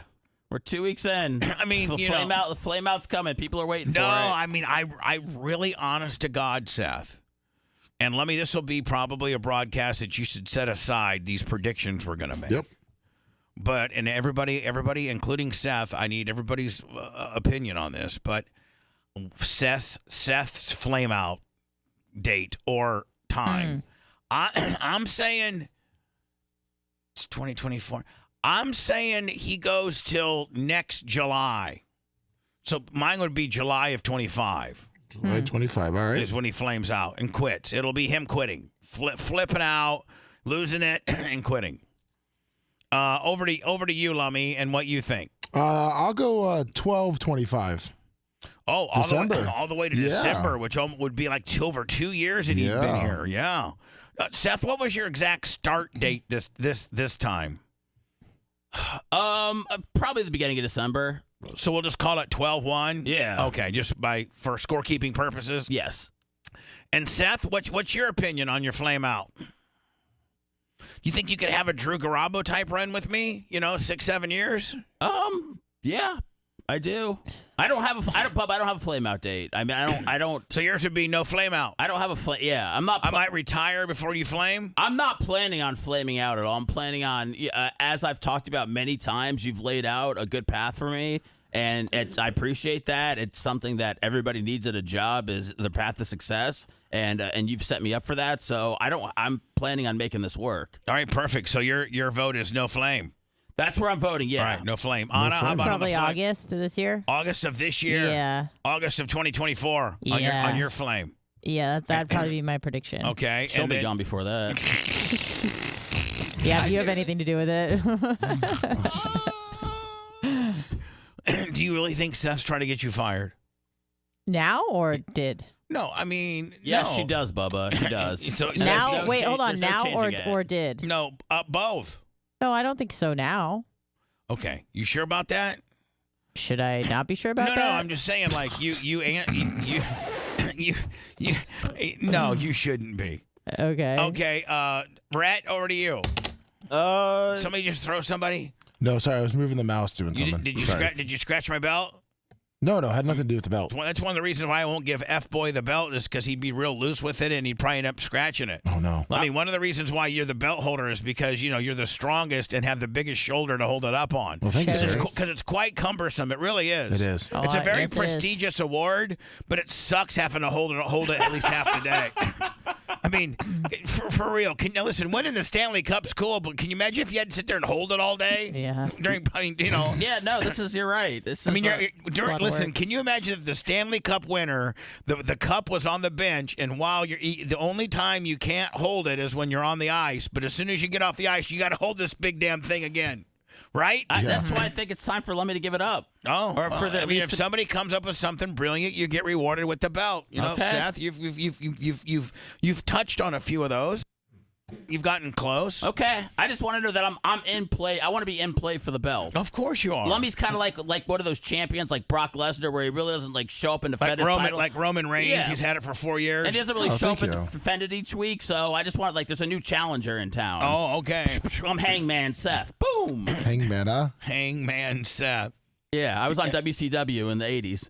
Rat, over to you, my friend, on Seth Kushner's flame out date. I'll say next November. I think Seth's mental health directly correlates to how the Bears are playing, and right around November is when they fall apart. It could be before that, right? If they get rid of Justin Fields, it might be in April. Okay, mid-October. I'll make my vote mid-October. Of 2024? 25. It might be after the draft. It could be, If they trade Justin Fields, you guys might never see me again. Right. So, and then, Mach, do you have a flame out date for Seth? No, I have no comment. I have no comment. It's probably the safest answer. All right. Looks like everything from no flame out from Seth to mine to whatever. Anyway, you have those written down, right? Yes, I do. So Seth, I think, saw this. Not to be trying to be too sports oriented, but Boston played the New Jersey Nets. The Boston Celtics played the New Jersey Nets last night in New Jersey, and the night before the Celtics had a game in Philadelphia. So it's rare, but it happens. Every team in the NBA has a couple of back-to-back games. They try to limit them and put at least a day or two in between them. Like you'll play Tuesday, Thursday, maybe Saturday. Well, the NBA just rests all their stars when they have back-to-back, so it's pretty easy for them. But but back-to-backs for the announcers and for the ancillary crew, except for the players, it's tough. Hotel in Philly on one night, then a rental car over to New Jersey for the next night. It's a little bit tough, and so these two announcers are announcing the ball game. Boston Celtics versus the New Jersey Nets. Now, I'm assuming these are Boston Celtic-based guys. I think. I don't know. I don't know what team. Well, this is on the Yes Network, so I'd say New Jersey. All right, so they're New Jersey-based. Brooklyn. It's Brooklyn Nets. I'm sorry. Yeah. The Brooklyn Nets, and they may be affiliated. These announcers might be, affiliated with Brooklyn. Yes. And I've never heard two guys that are doing live play-by-play go back and forth like this. This is radio stuff, not play-by-play stuff. Threes coming from all over the place, and then everything that could go wrong, foul, ball goes in, N1, stops the clock, turnover, missed free throws when you got fouled. It was crazy. Could I make one point? Sure can. I just want to say that earlier, you had a very patronizing tone towards me. I fully understand what a slip screen is. I've been doing the NBA for 18 years. But the way you presented it initially was gobbledygook. What? So, like the audience, I wanted you to come back and explain yourself. And you then just took a firing line on me, and it was uncalled for. I don't think so. That's exactly what happened. You are overly sensitive today. I am not. Did you have a bad day today? It's second game of a back-to-back. The ride back from Philly, tough. did it disturb you last night? That was 2 hours with you, which is probably the reason why I've had enough tonight. Timeout. Wow. I mean, that was a commercial right on time. I mean, but what is that, man? When he says, I've had enough of you tonight, did he continue to broadcast, or did he... or did he flame out? If he would have left, he wouldn't have. If he would have heard his headphones hit the, and that's why I'm putting my headphone down and I'm going back to the hotel getting room service. They had 2 more minutes left in the game, so... But, Bubba, I mean, that's just crazy. I've never heard of two play-by-plays going out at it like that. I haven't either. I mean, that's something you could very much say, during a commercial break. I don't know. No producer would ever give them the go-ahead to do that during a game. So this guy went really, really rogue. This was almost playful banter. This was almost like hot mic stuff that you would say when you're off air. You would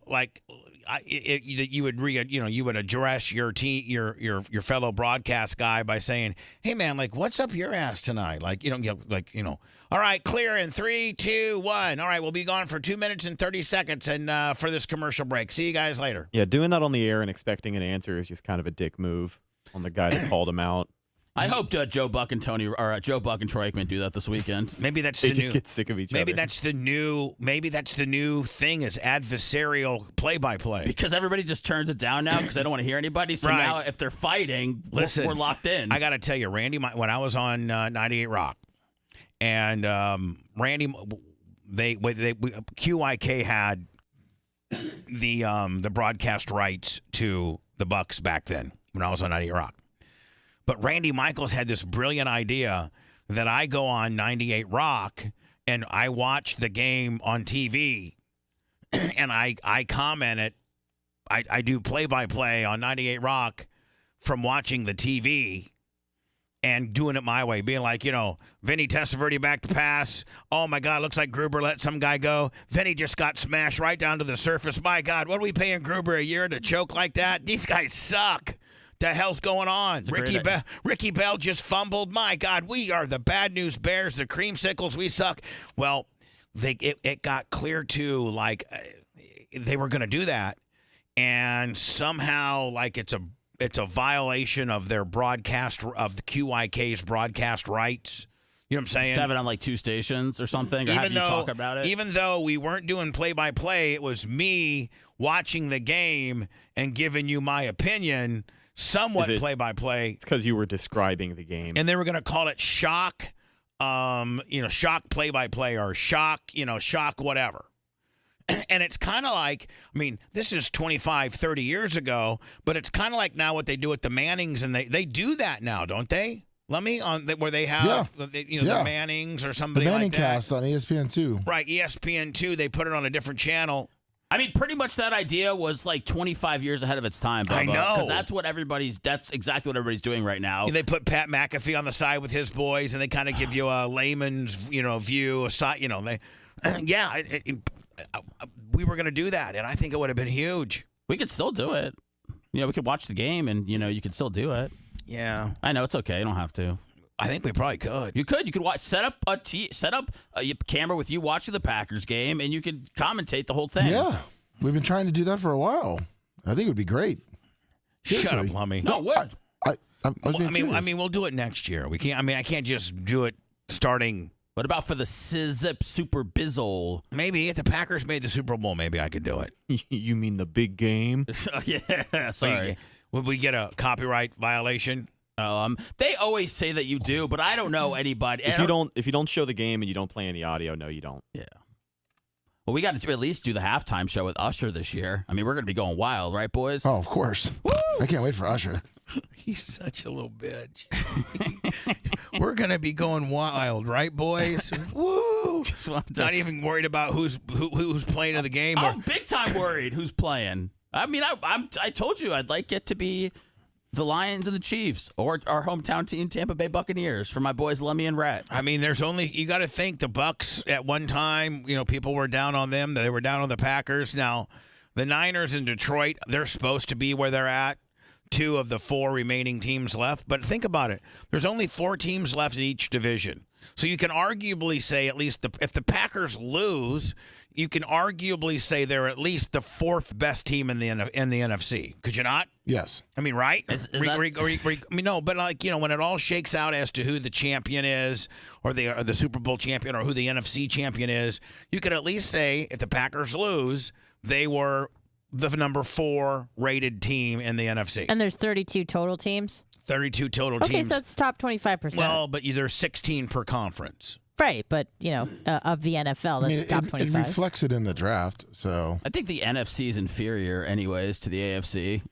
You do? You think? I think the AFC is, I think the AFC's 6th team is probably better than the NFC's 3rd team or 4th team.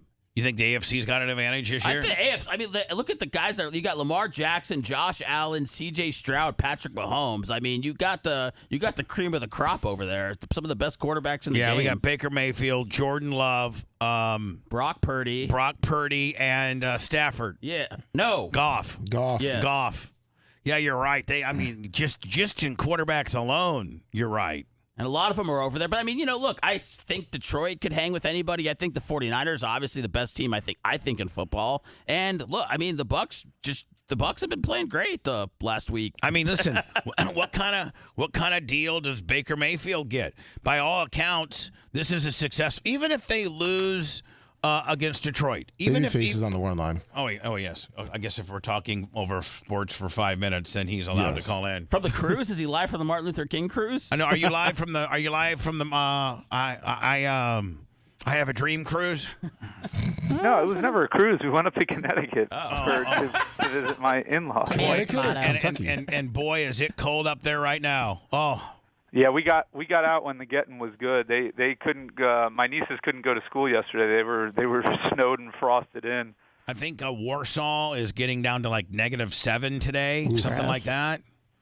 So anyway, I know Beautiful. you're calling in because we're talking about sports, and you're allowed to call in when we are talking about sports for over 5 minutes. Yeah, I mean, my take is this: Jordan Love was from week 9 on of the NFL season. He was the MVP of the league. Period. And so, what do you think?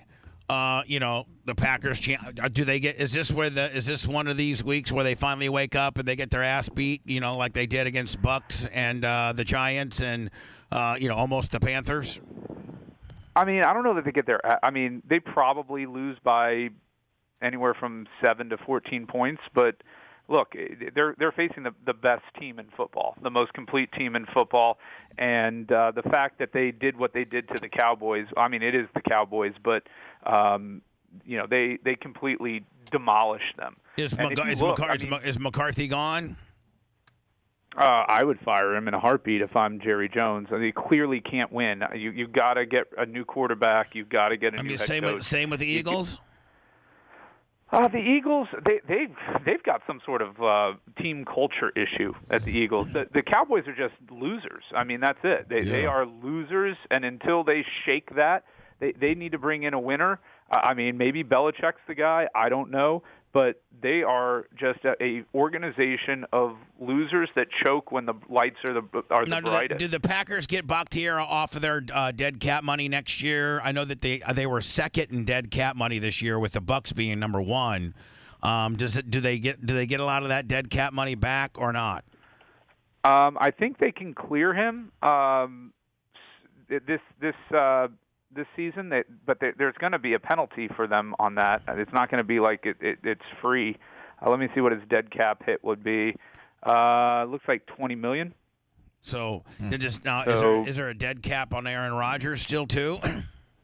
No, they took got that. They took that this year. Sent over to the Jets. Yeah, they're good now.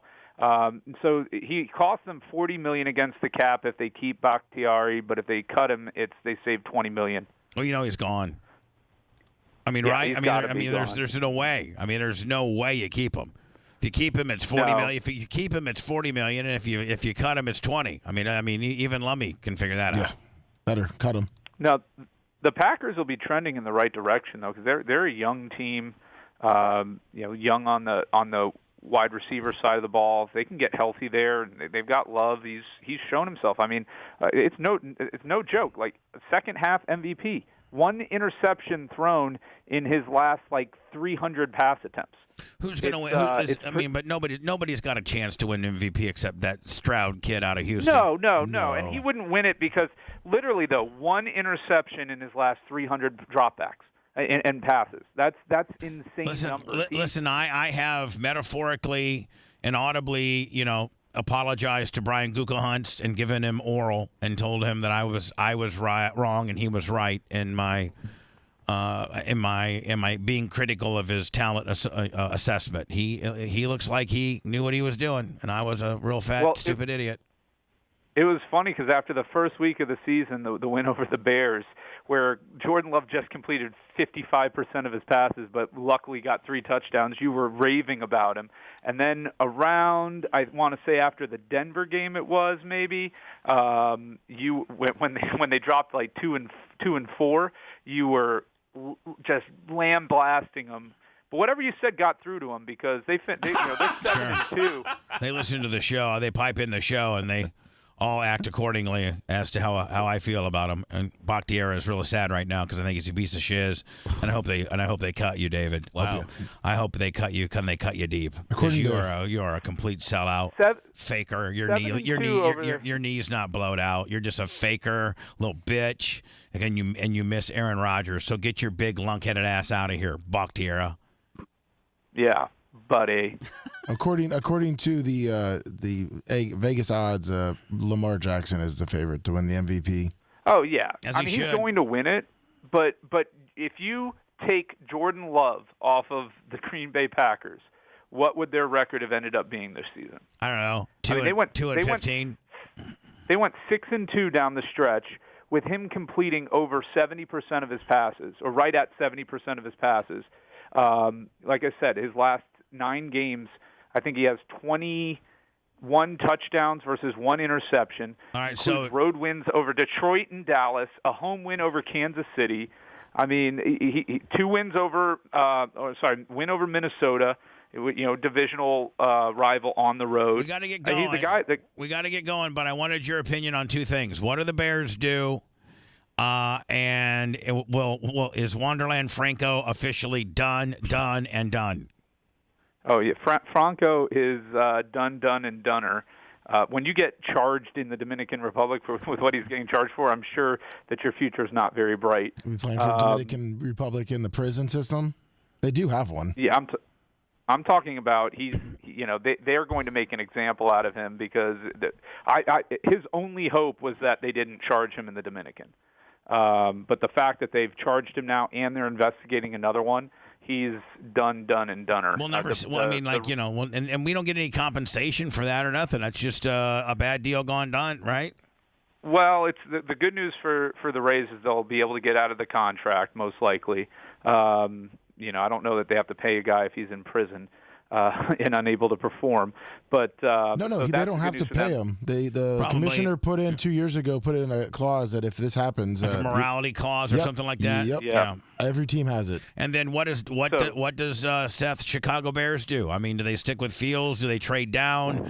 I think they need an offensive lineman. I think they need what do they? I don't think that the kid from USC is the answer. He's already said he didn't want to play. Caleb Williams is. He said Caleb Williams is a head case.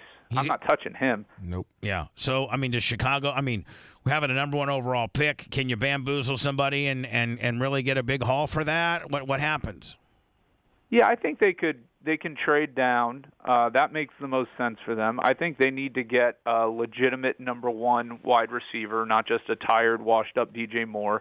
I say they stick with Fields for 1 more year, see how they progress, how he progresses, give him a little more of a chance, improve that offensive line. They were banged up at running back position all season long. I don't know that any of the quarterback, they went 7-10. It's not like they completely, fizzed the bed. He had them competitive in those games. For the most part, he stayed healthy, which is, impressive in and of itself. As much as he was running around for his life, Yeah. So you're saying do they get 1 more season? Do they? And I only say that because I don't want to upset Seth because I know he is Justin Fields forever. Justin Fields forever. All right, we'll see you tomorrow. Yeah, I'll be in. I miss y'all. Sorry, I missed Barp. Maybe sounds back. like Maybe everybody had 50% less of the combative dickness tomorrow. Maybe so that you'll get Babyface light. Yes, please, because Babyface last week. I don't know. I don't know if I can go. I don't know if I can handle that right now. It is funny though because I think the level that I infuriate you, which I'm cognizant of, but when I went to Tate's on Thursday night, man, everybody was just like, "Oh my God, the show today was hilarious. I love the energy." That's your data, but the data we collected was nobody on Saturday said a word about you. Oh, geez. So I'm saying, to each its own. Your data collection says they were going crazy over here on Thursday, and my data collection from several good sources says that nobody mentioned your name not one time Saturday night. Just saying. You were in with every conversation. Listen, I think we all uniformly have agreed that none of us heard your name. Anna was in. Don't have me. Look, if I'm that unimportant, then don't bring me back in tomorrow. That's fine. Stop. I get it. You guys have a good thing going. We do have a great thing going, but we like to. So don't let me mess it up. All right. No, I mean, if you're being that, if you're like being a dick like that, we're just trying to get some heat. But I'm not being a dick. You're the one who wanted me to know that not a single person mentioned my name at Barp. So I'm just saying. But you're also the one that will let me to know how over you were on Thursday. So tit for tat. I didn't say I was over. I just tat, said bitch. Bubba. that people came up to me and said they liked the energy from the show. That's all. Bubba, can I tell you something? What? I heard a lot of good things about the show that we did last week. Also, you talking about him? No, I'm talking about the show that we were all on that you walked out on, or whatever. That's the last Thursday show. I heard a lot of good things about it too. All right, thanks.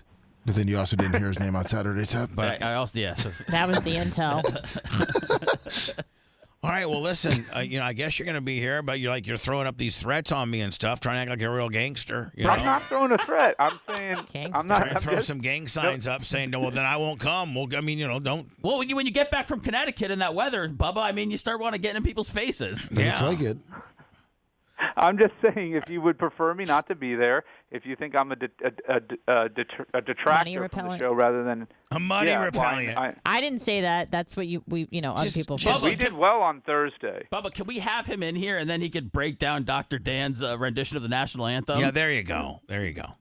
So we'll see. Yeah. We'll see you tomorrow. We'd like to, if I could just put one very kind, very nice request in, and that is, could I have maybe Brian Light tomorrow, and we don't want you not to continue to be on the show, but sometimes you give me extra anxiety, a combative feel, if you will, and I don't do well with it. Okay. I got you, Muffy. Don't worry. All right. Tweet. See you later, Love buddy. you. Bye-bye. We're doing Alex next? Yep. All right. The voice of reason has spoken. More Bubba the Love Sponge after this.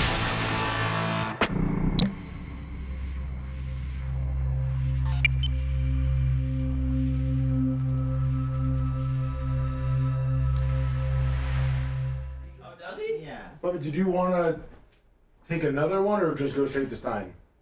Oh, man. Another one. Another one? Okay. I'll take Another Stein. one, quick like one. DJ Khaled, motherfucker. Are you going to tell Stein how he messed up your whole house? You guys can. Wow. What? Getting soft. Not the sponge that I know. Oh, I mean, I will if you want me to. I don't give a fuck. Dude, he ate all your food. He He DoorDashed. always does that. He bothered Sumo. Sumo couldn't get a good night's rest. I mean, shit. All right, buddy. I mean, I got you. No problem. Thank you, lover. Thank you. Jesus.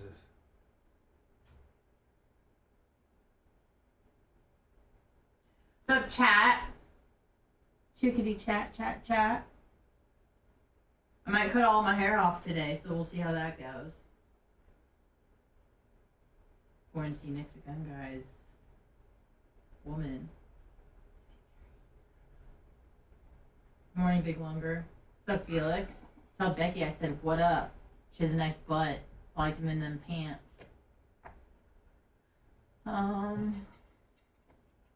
Feels good. I mean, that's that. Bright from John's Island, good day. Maria Guatemala, hottest bitch of Barf 2024. What the fuck is up? Saw them nips hanging out. Liked it a lot. Sure did. Yeah, I'm gonna be careful, HS Bubba fan on that one, I still want my haircut to say I like boys, but we'll see. Feel a little impulsive, feel a little crazy. Oh my god, I fucking snapped my back. Greg, good morning. Greg843, what the fuck is up? You're a dick and a ball head? Well, I don't know if you're gonna try to insult me, but you used the wrong "your."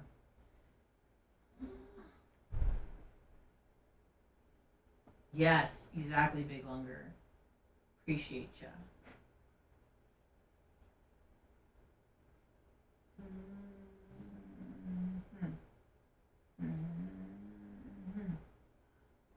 What's up, Bubba Army Mom? You sexy little thing. Little PYT.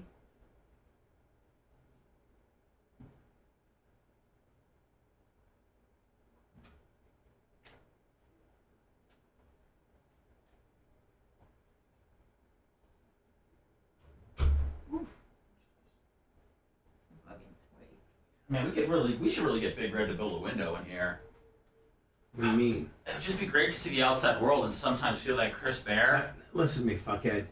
That's not the way I do things. I have always had a dungeon-like facility in order for me to be able to get the vibe that I need to put on the show that I do. So quit trying to come in here and fucking be a fuckboy and fuck with my shit. I'm not trying to fuck with your shit, but I've worked with the dungeon kind of crew before, and I think when the lights are the brightest, That's when the best comes out of you. Yeah, well, that's great. You've been here 2 weeks and you're already trying to cut. Bitch, I've been here fucking a long time, man. I've been to 3 bar parties, dude. So you tell me 2 weeks equals 3 bar parties? Yeah. Well, I mean, bar parties is kind of redundant, but, you know, whatever. What's up, Lunger?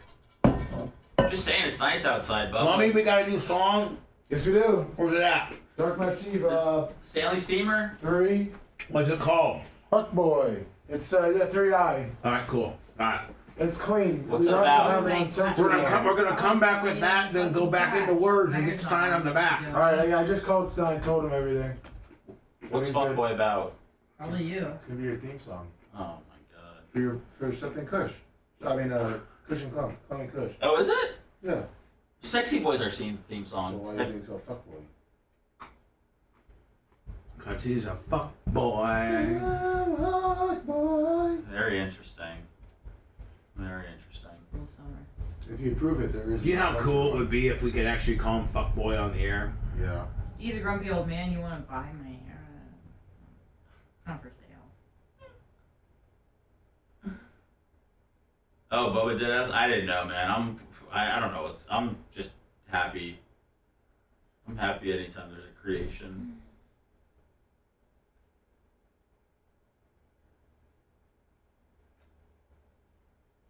Jeez. Oh, man.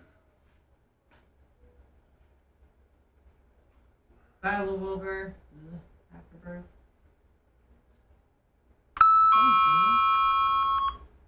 There's a ruckus in the hallway. That is. The Broncos gonna bring back Russ? Yeah, after they benched him, huh? I don't know. I think they have to. Yeah, we got a lot of money to cut him. I don't know how Sean Payton got those guys playing so well, man. They were not a lot of standout players. No. And how they were able to bounce back after the Dolphins game. Oh yeah, that's right. They were a weird team. I feel like Harbaugh's going to work with Justin Herbert. Yeah, he'd be smart to better than going to Atlanta. Well, I think Bill Belichick would work in Atlanta.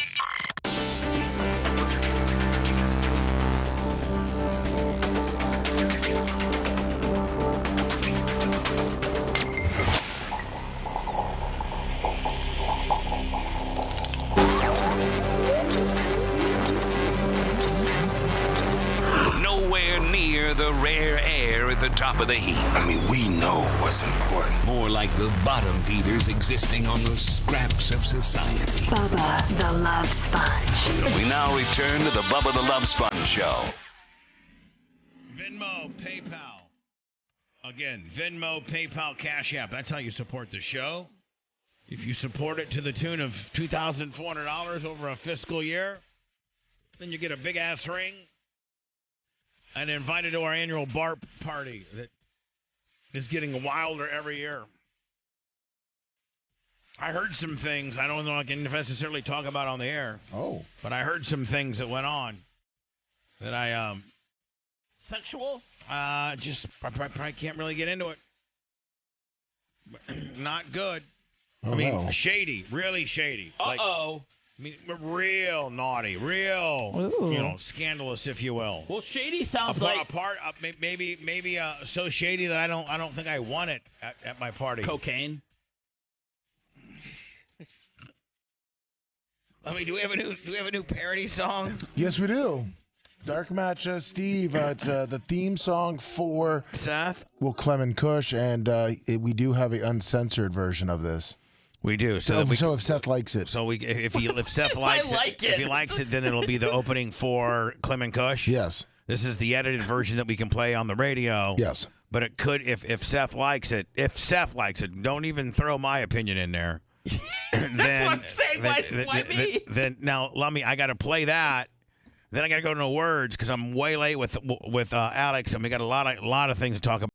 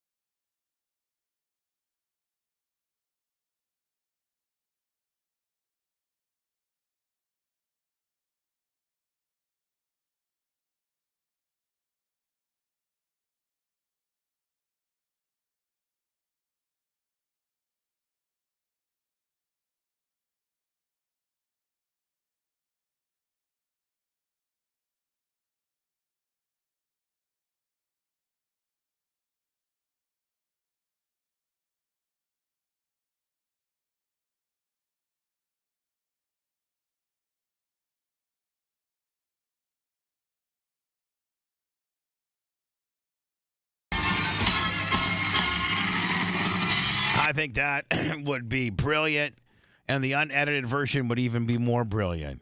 Great job, Dark Match Steve. Good job. Great job. I think that's going to be our new theme song for Clem Kush. I'm glad that you didn't get rid of him after last week. Yeah, he profusely apologized to me, then offered me oral out back. Oh, nice. Yes, it is. No, it's not. We rudely interrupt the rhetoric to let you know the following. Bubba the Love Sponge Show returns after these words.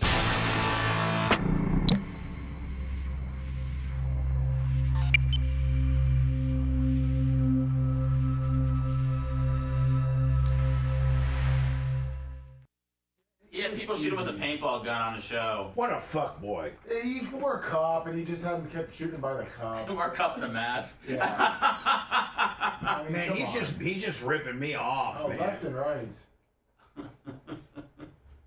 He's just ripping me the fuck off, man. Next thing you know, he's gonna be shocking the puss.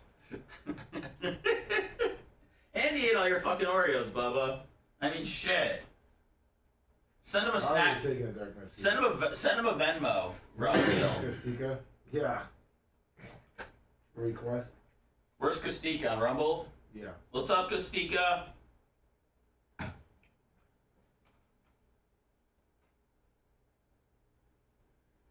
Stupid New York Islanders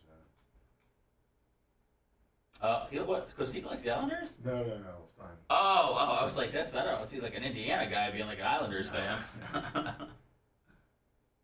Bubba, you gonna make fun of him for the Packers whipping that ass? Yeah.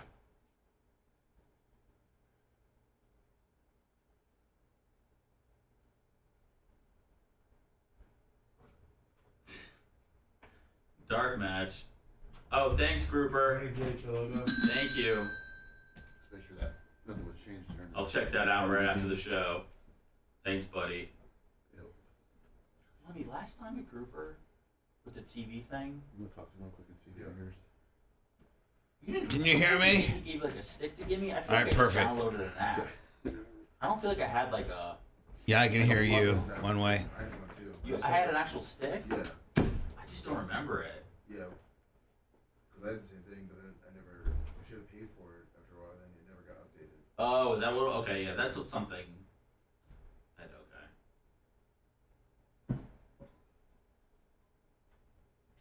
Yeah, good job, Dark Match. I told him about it, and then he just never shared it back with me. So I haven't had it for 3 years. I just pay a lot of money for cable. Good morning, not so smart, Gary. My Farm John's Arlen, good morning. I hit that like button. I give it a thumbs up.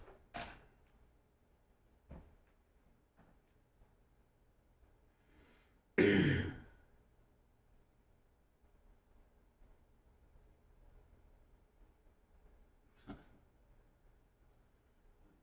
I don't want to be Sean anymore. I just want to be Seth. Someone tweeted last night, they go, pimp on a blimp and Sean on a lawn.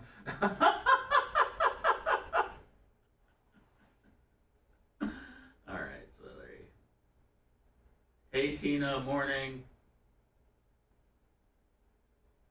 Probably have to steal one of your pictures too to post. I'm just gonna be going through people's fucking shit, stealing pictures. You got a lot of them, send me here. Stein took a selfie with everybody. Maybe he should send some shit. He took his selfie. Not he did. We took 2 selfies. He forgot we took one the first time. He probably deleted it. He's probably like, what the fuck?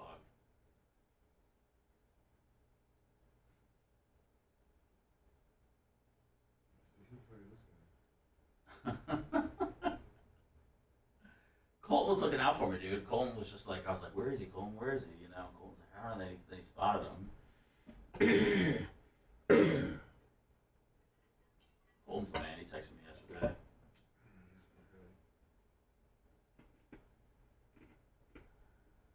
I love him. He's just a fucking cool ass dude. He is.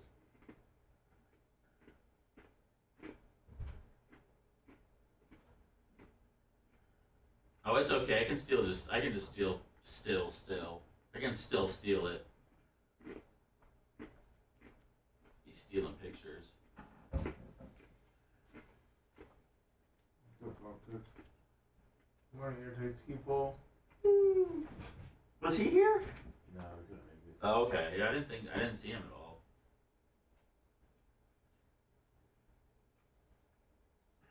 I thought he'd be trying to get out of San Francisco, if he could. Oh, of course. 2 knocked out, $100 in the cash app. Oh, Great song. beep beep. 2 knocked out.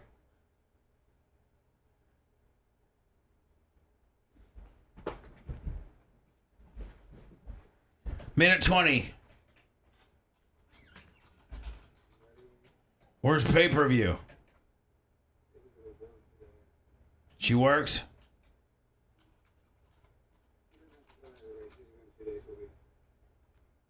Does she dress all sexy and shit? Corporate?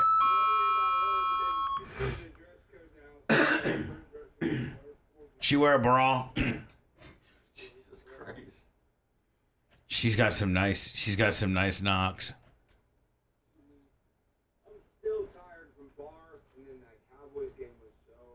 I know, man. I know the Packers came in and got that ass. I know, and I've seen them. I've been to those games where it was Aaron Rodgers and the Packers jumped on him, but I've never seen him jump on the Cowboys 27-0 in my life versus anybody. There was one game when I was a young kid against the Niners in the regular season. It was like Steve Young and Jerry Rice. Is McCarthy gone? He should be, but my.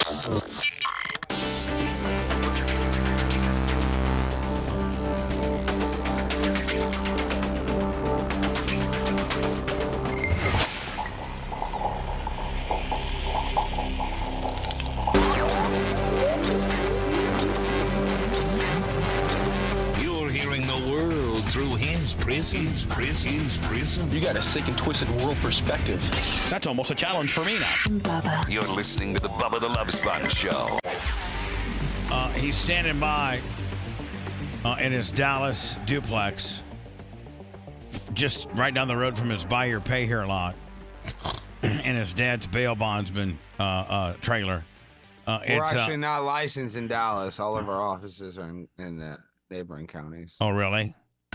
You can't bond somebody out that gets arrested in Dallas, or you're just not licensed in Dallas? We're just purposely not licensed in Dallas. We have bondsmen that we use, but in Dallas, like if you write a bond forfeiture, they collect 100%. So it's just not good to write bonds in Dallas anymore. And are you guys still doing the buy here, pay here lot, or did you shut that down?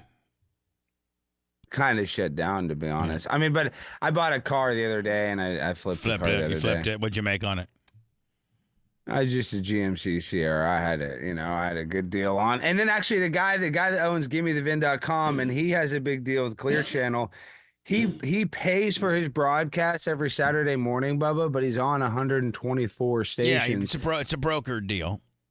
But he's one of the biggest car wholesalers because of it. It's called GimmeTheVin.com, where people will call in and they say, hey, I got a 1994. They just you just literally give the guy the VIN number, they look it up, and they give you an instant price for it.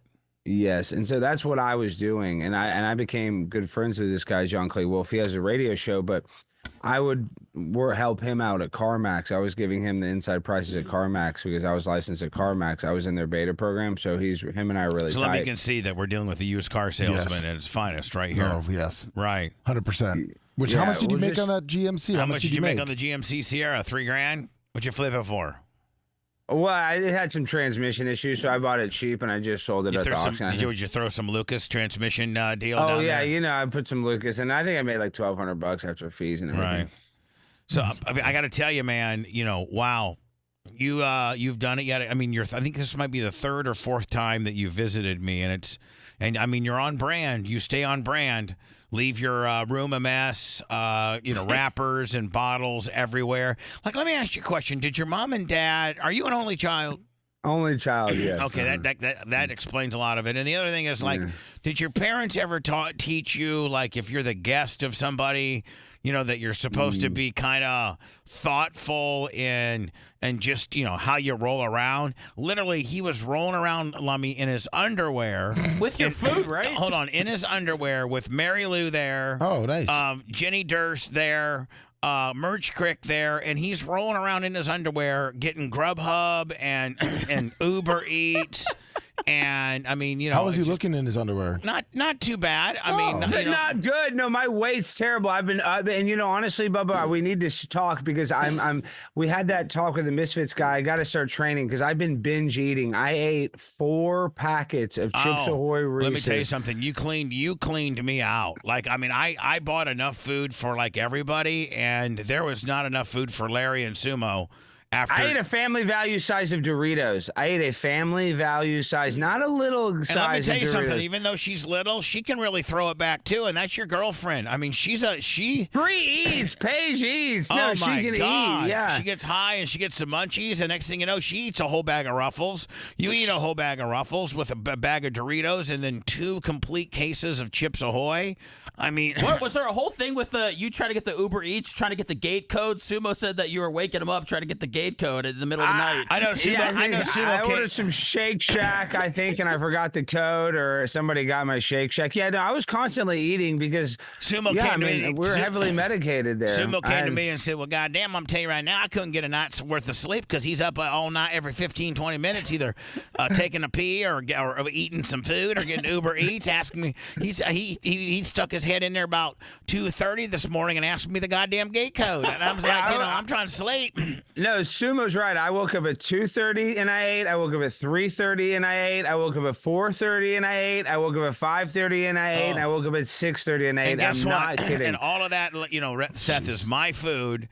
And just being a complete leaves the I'm light. worried about my health, Bubba. Leaves the Bubba. light. You leave the lights on in Oh, your no. bedroom. You can't do and, that. you leave your TV on. Like you don't care. Like you literally don't care. No, the AC was ice cold. Hey, Yeah. no. On a serious note, though, Bubba, I'm waking up and I'm night eating like that, and I'm urinating a lot.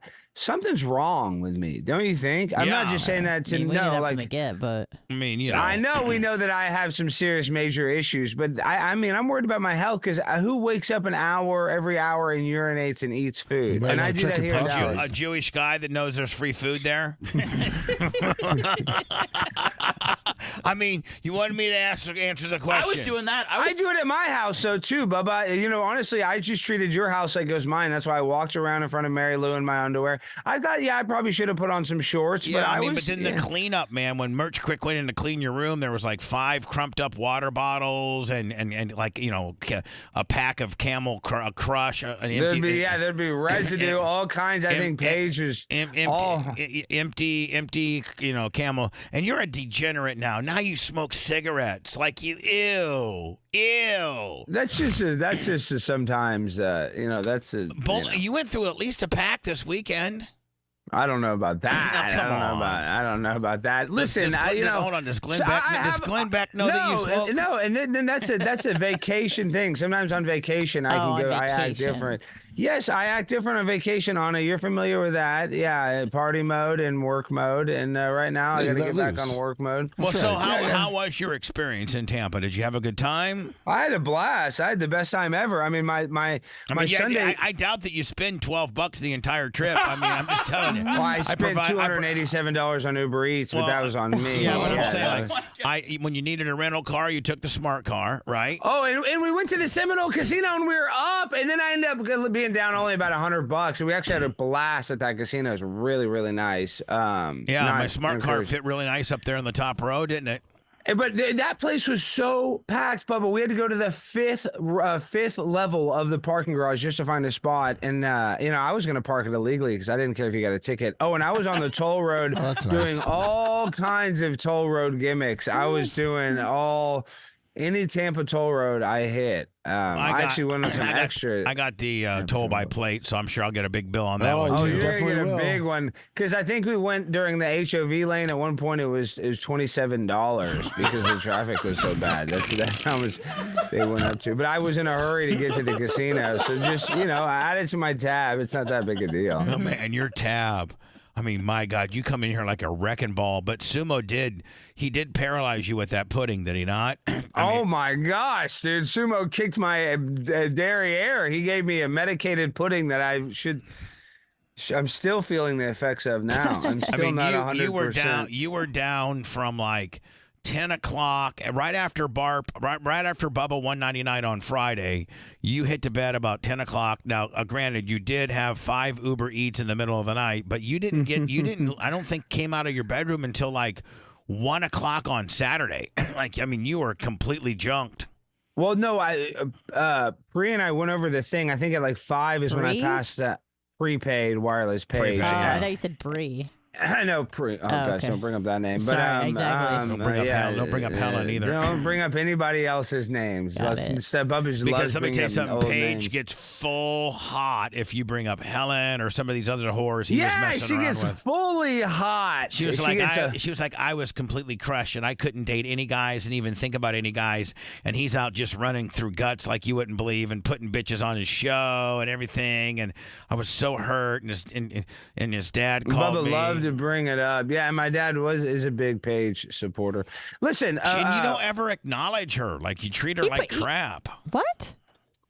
Like, how many times you brought Paige on your Blaze show? She was on my show last night, and they shot me with paintball guns. Bubba, Oh yeah, hold on. Yeah, paintball yet another Bubba ripoff. No, yeah, that's don't great. show us the testicle. Yeah. Jesus Christ. I saw that back in 80. I was doing that, Lummy, back in 96. Yeah, 96 easy. Who was the firearms instructor? The little Latina woman. She really let you have it. No, she's a comedian. Oh, All right, yeah, we've seen okay, Nice we've seen enough. Okay, we're gonna get borderline. You know, we're gonna get some kind of strike. Yeah, please. Jesus. Yeah, that's what really. the? Oh my. Dude, bro. Seth, Bro. I mean, well, I'm showing the things. all right, stop. Just stop. Oh my Stop. God. Madonna gyrating the camera, please. And where did you get the idea to paintball a human being live on the air? Bubba the Love Sponge back in circa 2004. Why were you guys doing it? Like, are you just ripping me off? Like, what are you doing here? What shock of the vagina coming up next week? What? Pop rocking the pop rock. I said that if we hit 200K subscribers, I would let my whole crew shoot me with the paintball gun. Oh, so Well, congratulations. 200K on YouTube, on the Blaze YouTube, Willie. Mm-hmm. Now, are you the largest? On the Blaze? Not even close. Not even close. Ali Bestucky, Jason Whitlock, Glenn, Sarah Gonzalez. I'm about 7 or 8. Wow. Oh, I got in trouble. I got in trouble last 1.2 night. Okay, million. let me tell you, because let's talk about the trouble I got in last night. And I don't want to give too much info because I don't want to get in trouble with it. But so one of our contributors is a comic book artist that has made millions of dollars selling independent comic books. And he's fighting with this other guy, EVS, on the internet. Well, I'm kind of friendly with the guy he's fighting with. And the guy that he's fighting with asked to come on my show. So I said, that's fine. Come on my show. Let's hear about it. Then I had my producer reach out to Eric and say, hey, Eric, your arch nemesis is coming on the show just in case you want to, rebut anything. We're going to have your back. And Eric, said, oh, I'll come on, and then got mad about it because then he felt like we ambushed us. So then I got in trouble with the Blaze because, like, why would you ambush, why would you not give a more warning to a Blaze contributor that they're going to go into a debate? So I had to cancel the whole thing. So it was just. So what do you mean by that? I mean, like, there was a huge debate last night, Bubba, that thousands, probably through 2,000 to 5,000 people were going to watch, and I had to cancel it. Eric July and Ethan Van Schmeiver. And they were going to do what? Have a debate? Are they on both? It's hard to explain. This is like this is not the Dabbleverse, but this is similar to the Dabbleverse. I heard you over there trying to sell the Dabbleverse to Hatley, and I was like, I've been told by some people that I very, very much trust their judgment in what I should get involved in and not get involved in, and this person said, do not get involved with the Dabbleverse. Yeah, well, how many YouTube subscribers how many Twitter followers does that person have? Quite a bit. Quite a bit. But I'm just saying, like, the Dabbleverse. Quite a bit more than me. Do they have a bigger social media following and presence than I do? I don't know, but they just said that. Then that's a no. Then that's a no. They're like, the Dabbleverse is just full of a bunch of wannabes, and you're bigger than that. Like, you don't need that. Is what they said. And I'm not talking bad. I don't even know about what this Dabbleverse is. But my friend, who I respect, says stay away from it. It is absolutely a cancer. It will kill you. Kill you? What's going on with you and the Mud Shark, Alex? Yeah, what's up with you and the Mud Shark? He's mad because he thinks I hooked up with some girl that he likes. You mean, did? I know it's a comedian. I You might have. did. You did. You did. It's I not remember that comedian. chick. Yep. Mm-hmm. No, listen. The chick that you had in on the studio and you kissed her ass for a couple nights. No, No, but there's no, a this lot, is a lot of another guys are different- mad at me. different chick. But see, now I'm not even addressing those rumors, and now they're all talking about me. So in a way, I do kind of like it because it just keeps me relevant. And none of those guys could get laid with $1,000 bills hanging out of their zipper. They're all incels. Oh. Literally every guy in the Dabbleverse. I've tried to get a couple See, of there them you laid. go, Bubba. See, there you go. you know. I'm back to my guy's original thing. Stay off the Dabbleverse. It all comes full Well, circle. doesn't sometimes it? you had to dabble in it. Like you need to go after Stuttering John. I don't care what these people say. I don't care what expert tells you. I know this stuff pretty well. And I'm not saying I'm clairvoyant, like I can tell the future that I'm 100% right, but I just know that I'm more right about this and I am wrong, that you should have some sort of involvement in the Dabbleverse. I mean, you don't have to make your whole thing. Shuli does 4 shows a day about it. I mean, Shuli has become a total loser about it. But it's a All right, huge... so how much money is Shuli making a month on Dabbleverse? $25,000 a month. He's making more than you probably now. Shuli is? On He's what? probably- Super chats? On what? That's on such a memberships. lie. On memberships. They got I think they have about 5,000 Does he have memberships a proof month. of that?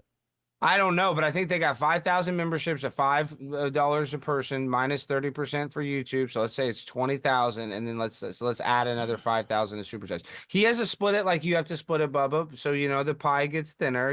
He's not The by memberships, himself. Bubba, that's, kind of like we have a Bubba Army HQ, and then, Right. we I put think our he's stuff. got about 5,000. So I would just Whatever. guess. Great for Shuli. I love Shuli. Always got a lot. He with him. wasn't He's making the- any money. He wasn't making any money. And Shuli and Brent are friends, but Shuli used to see. That's another thing that I'm trying to tell you about. I'm Brent going to start using Brent Hatley. I got some plans. You for need a Brent monthly Hatley. Brent show. Everybody wants a recap. Seth said of the what- same thing. We're going to do it soon. Me and Hatley. And that's Me, the Hatley, thing and is me and- Hatley doesn't need to overexpose himself. He needs to just be like once a month, maybe once every 2 weeks. Yeah, just a podcast, not even a video deal, just a straight video, a verbal podcast with Well, Hatley. I think this should be on camera. Okay, then great. You need. I want that as a fan. Some of this stuff is from a fan because I'm a fan of this stuff. And so you're that's a why. ripper. You're a ripper offer, is what you are, bitch. Yeah. Using the paintball gimmick last night. Next thing you know, let Jet me- Ski Olympics. Yeah. Hello, First I'm of 19. all- Hello, I'm 1997. Can I get my bit back? Emulating people that you look up to is the sincerest form of flattery. Did you so. ever at any one time say, you know what, I got this idea from the great Bubba the Love Sponge, who I just spent the weekend with and ate him out of house and home and smoked 2 cartons of Camel Crushes and ate $350 worth of food and DoorDash 247 and left my lights on and my crumbs in my bed and just, I spilled a lot in the shower. I accidentally left the shower on, and there's probably minor water damage. Yeah, you might want to get that looked Did you at. have That was sex gonna with happen. Paige in the shower? Did you blast Paige in your? We did some stuff at that house, yeah. Okay. And I was worried that it's all going to be on camera, and so now I'm really freaked out. But we didn't have the sheets on either. I said don't- no sheets. I said don't no have any. sheets. I don't have any cat. Listen, I have We that did ship it standing up. That ship and has so in sailed, case- and so I'm not. No, none of my bedrooms are cambered up. And by the way, back at my old house, the only bedroom that was cambered up was mine, and it was for my safety because I had a lot of people don't. I don't know if I should probably talk about this. Well, you Probably had not. before. Well, I had not. I had a girl allege that Okay, that something forceful happened. And at that moment, my agent said, listen, we're putting up surveillance in your bedroom. I'll take the misdemeanor charge over some girl saying you raped her. And that's what I did. Yeah, it's smart. You got to protect. And also yourself. got Hogan, blasting my wife, too, Collateral damage. You got Alex blasting Pre. You got a lot of stuff. Oh, God, there we she's go. hot, man. She's so hot. Dave Portnoy has a couple sex tapes. I mean, really, if Kim Kardashian, it worked for her. I mean, I don't know why. Why Hogan? But why is- would Portnoy not be my friend if he's in the? I mean, if he's done. I mean, I'm the king of sex tapes. I agree that you do need to connect with him, but we got to get the Brent Hatley show. I love Brent. He's just easygoing, easy to talk to. Brent had his fingernails painted black at the party. What's that mean? I don't know. That's weird. But As a Brent's guy? always. I know, but Brent wants to be weird and different. That's his. That's your Hey shtick. Alexa, I like it. Yeah. what does it mean when a guy paints his fingernails black? But that's like rocker. That's When a guy Brent's, paints his Brent wants fingernails, to be like it can that. indicate a challenge to gender stereotypes, self-expression, and a willingness to explore unconventional beauty standards. There you It go. can also be a way to express personal style, add visual interest, and demonstrate confidence in one's choices. There you go. Brent's just showing confidence in his individual choices. There you go. That's what Brent's doing. I get it. Yeah, I think he kind of looks cool with the fingernails, and he's got the, Kaylin he's looked just- good. Boy, those jugs were kicking, were they not? And she said she had lost some weight. She said she's down 30 pounds. She looks good. Oh, so, she yeah. looks great. She looks really good. She looks really good. And then when I have Hatley in, should I bring her in too, or should I just? Yes, you need both. You need both, and because she just posted this picture on her. Uh-oh. Let me show you this. Listen. On her don't- OnlyFans? Don't necessarily show it. It could get us in trouble. You don't forget. I don't think this has any nudity, but like this is her with this dude. We want to hear. She just posted this. We'd like to hear the backstory. Yeah. Hey, what happened Hey. between you and the guy who looks like 25? I was going to say a thick 25 cent. Yeah. That's 25 cent. That's what I'm just saying. Like we just Thick 25. And just get Brent's opinion on it. Like, oh yeah, well the guy was nice to Brent. Brent got him a soda or whatever. I mean, got him a soda. Well, they had what to have a happens. show. I mean, yeah, that's probably. I mean, I'm sure. Like Bubba gave me, cookies. I'm sure Brent's gonna. I mean, they might Cookies. have a beer. I mean, they're like, who knows? A slice of pizza. You had frozen pizzas. You had 5, 6, 7 containers of Chips Ahoy, Oreos, Cheez-It. And I haven't stopped. Hold on, watch this. I haven't stopped. Don't tell me that he actually traveled with my food back to. trust me, he didn't make it 4 days. Dude, I haven't stopped. I'm just non-stop eating, Bubba. Just non-stop. Is this a trauma response? It is. I think I'm stressed. I got to go into diet mode. How much are you? Okay, what did you weigh when you boxed, and what do you weigh this very minute? I was down to 219, and now I'm 244. Wow. Why, buddy? Are you not doing He anything? lost his friend, and he's stressed out. Is it because of Hank? It's all the rumors on him, with Mud Shark, the guy. Ever since Hank died, I just let myself go. Lummy, can you give me, before I let Alex go, can you give me the rumors that Mud Shark's saying? Oh, I mean, he just said he hooked up with this girl that's in the Dabbleverse that every person in the Dabbleverse wants to hook up with, and Alex had unprotected sex at a place. So what's wrong with that? None of that's a problem. Like months ago, because the guy's jealous, so he's just trying to get traction now. And Whatever, use Mud Alex Shark. Stein's Whatever, name. Mud Shark. You're Alex Stein's bitch. He hooked up with a bitch from Dabbleverse unprotected. That's pimp on a blimp. I mean, I don't care how you slice it. I say it like it is. When Alex does good, he does good. When he does bad, he does bad. When he eats me out of house or home, when he's the worst guest ever, slob, if you will, that's fine. But when he has unprotected sex with a Dabbleverse groupie, that's on brand. And the worst baby. thing is that that's the insult. Hey, Alex had sex with a chick. Yeah, exactly. No wonder Mud Shark is just a Mud Shark, and Alex Stein is famous. Please. Yeah, and I had Mud Shark on my show in Dallas, and I had him set up with this girl, Bridget, slam dunk. She was an ex-dancer. I was like, Bridget, please do this guy. Throw him a bone. I don't care if y'all sleep together, but just kiss him. Give him, show him a good time in a whatever happens, happens. Just give the guy a chance. Give the guy an honest chance. And then you're going to give her a couple hundred on the back, probably. I don't know about all that. Oh, yeah. That's rumor and innuendo. He couldn't even get with her. I mean, he couldn't get with her. So why are you dealing with this Mud Shark character? So you had unprotected. You should actually just open tonight's show up and saying, listen, for those scoring at home, yes, I had unprotected. I blast. I blast. I mean, like, if you're a fan and you like the show, slip up in my DMs and if you're hot enough, I'll blast. And I've been known to go unprotected. And, no rubbers. and supposedly when this guy said anything, you were single. So who cares? Yeah, exactly. And so listen, it's neither here nor there, but there's people on the internet that they just want to try to hate on a pimp because they couldn't get laid, like I said, if their life depended on it. See, Bubba, that's one thing I can say about Bubba. Bubba gets laid. That's why I've always looked up to Bubba. He's a real man. A lot of these guys. For my size, I've probably gotten some of the hottest bitches in the world for a 300-pound man. Oh, without a doubt. For sure, Heather, for sure. But I'm saying, and other hotter. I'm just saying, a lot of these guys, they talk like, oh, I'm a man. Like Ray DeVito, all these guys in the double. Listen, I had real groupies back in the day, like 4 or 5. I had my choice every night of Power Pig groupies that would show up, and I had my choice every night of 3 or 4 of them, and I would go to my boss's office. He gave me a key, and I would get oral from a different chick every night. Period. Well, and I believe that. And I but don't know I'm that I don't even know that a radio personality can even roll that way in today's. No way. I don't think you can do that over at Cox or Beasley or iHeart. I don't think you can. No, well, what's the guy that used to have a show with Shuley, as a matter of fact, on Howard's network? That was the old ex-actor, kind of handsome, kind of like Italian guy. You know the guy I'm Artie? talking about. No, Not no, Artie. no. He had He's his handsome. own show on like a Saturday. Yeah, he was show. on Cheers, Bubba. We He had was him on the Cheers. All right, so whatever. Show. He died Well, recently. that guy talked about how when he got in radio, he used to blast at work. He used to I blast blast his, all. I mean, I was, I got Jesus. Okay, but my last point, all the Dabbleverse guys are a bunch of losers that couldn't get laid with girls that want to sleep with them. So that's why they're like, oh my God, Alex had sex. That's Oh. why I don't need to be involved because they're gonna. I got a sex tape. I got a hot chick. I blast. Well, because every you're not day. a virgin, they'll look up to you. They'll be like, oh my gosh, she has a girlfriend. These are comics that are struggling to make ends meet, Right. and then that's not disrespectful. So they couldn't get a girlfriend unless she was strung out on fentanyl, and even then they couldn't handle. I don't think you woman get strung out on fentanyl. I think fentanyl's either an on or off thing. Either you You're alive or dead. Yeah, Yeah. either you survived it in that little bit of pill that you had, or you didn't. I don't think it's a party deal. Well, I don't know. I've seen some people. If you mix it with the methamphetamine, it can keep them up for days at a time. I know people that have been able to speedball. Me too. Yeah. So. I'm looking at him. So anyway, Alex, good talking to you, my friend.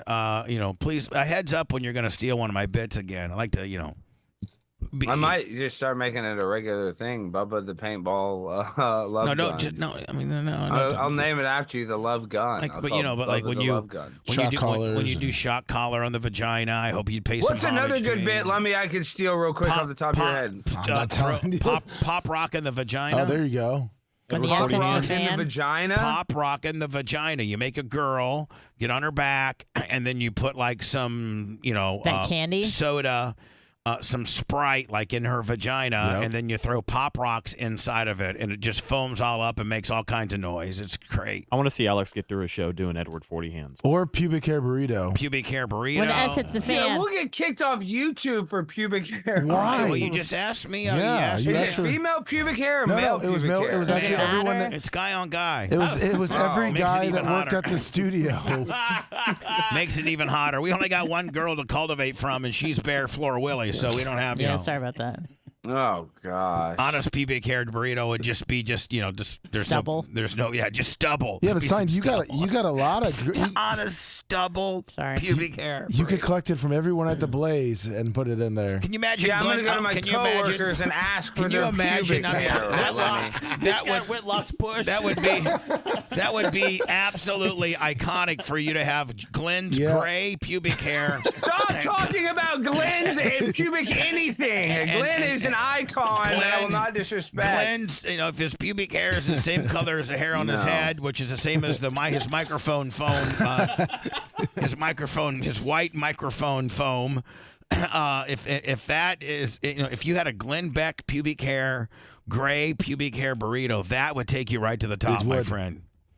You put three. You guys want me to get fired, Sign- and I understand that because Listen, then I you're can the move one to that- Tampa, and then I can eat all your food for eternity, and then I can eat all your food. You could move to Tampa and bring your show on my network, and then help me program my network. Like There you go. For help me with my Yeah, content. you'd love that. You'd love to get a free primetime 99 producer in there that's going to actually freaking crack the whip on some of these guys. See, Bubba, that's the difference between you and me is I'm a whip cracking. No, you're not. What do you mean? You're taking off of paintball challenges? We're talking about You're a pubic hair whip cracker. burrito. The only whip cracker you're doing is looking at my old stuff and telling your boys to get it ready for you. You one He stole the son of Bubba a Raw bitch. tapes and are going through it right now for Yeah. the rest of the bits.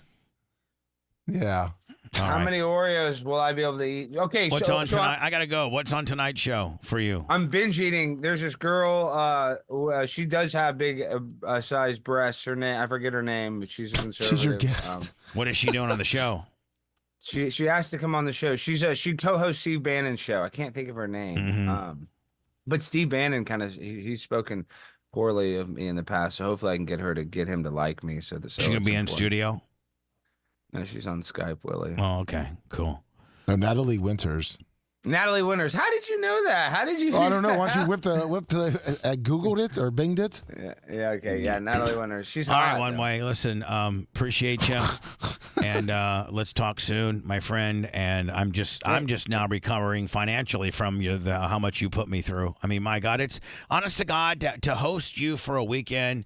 A guy better have $500 or $600 saved up. You better have 500, 600 bucks. You need to have 2,500 minimum in your bank account if I'm going to be around you. And I just want to also say, if you ever need your Twitter account back, you know who to call. You already did that. Guy, you're such a martyr, a little bitch. All right, man. But also thanks for that. But yeah, also thank you for that. Appreciate you. Bye. Science has studied his brain and still has no theories about the things that come out of it. I'm talking, you fat ass. Bubba. The Bubba the Love Sponge Show returns after these words.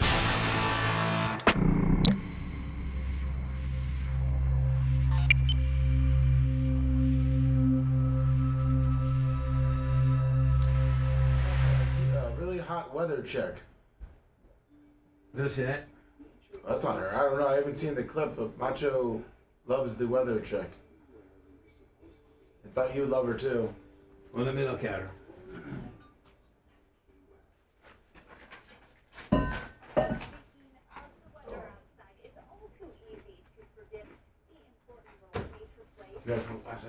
Yeah.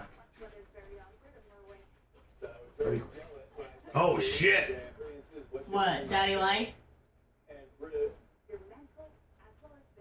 Oh, fuck yeah. And Britta joins us now to talk a little bit more about her special and her experiences, what you learned out there. What I learned was Blonde's pretty hot too. She's got nice jugs. all your Instagram posts and stories. Brunette's a little hotter, but yeah. Well, maybe not actually. I don't know. Blonde's pretty cute. Something I wasn't doing in my office. So, yeah. This guy's a fucking nerd. Lummy Super Beats. Okay, Baba. She looks like Ana de Armas. What's her name? Ana de Armas? You know who I'm talking about? Guess not. Head.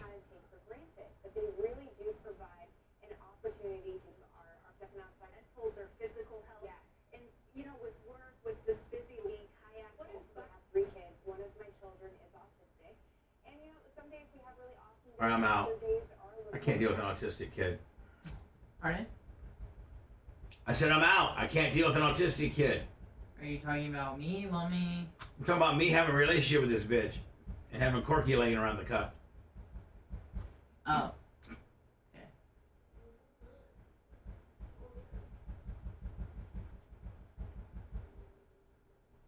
Is your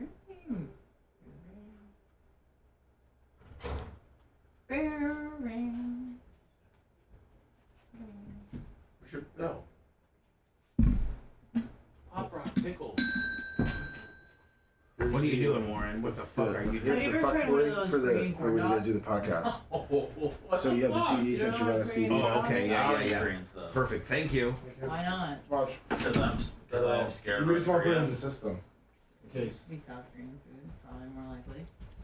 No, I haven't had a corn dog ever.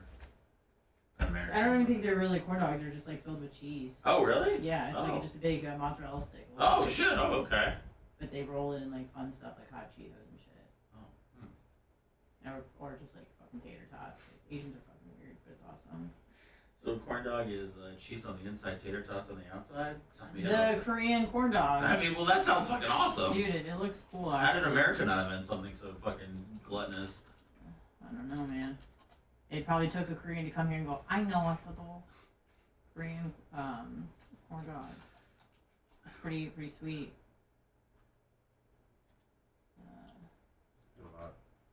Jamada. I guess some of them have meat in it. Some of them are just straight cheese. What happened? So you probably like lobster, that do you? Yeah, I like lobster. Pasta lobster. For cheap, I do lobster corn dogs in the Panhandle. Oh, wow. And it wasn't that expensive. It was cheap to make. I'm guessing you could probably make anything a corn dog at this point. Just shove a stick in it. Exactly. All you gotta do is go to the state fair and see it.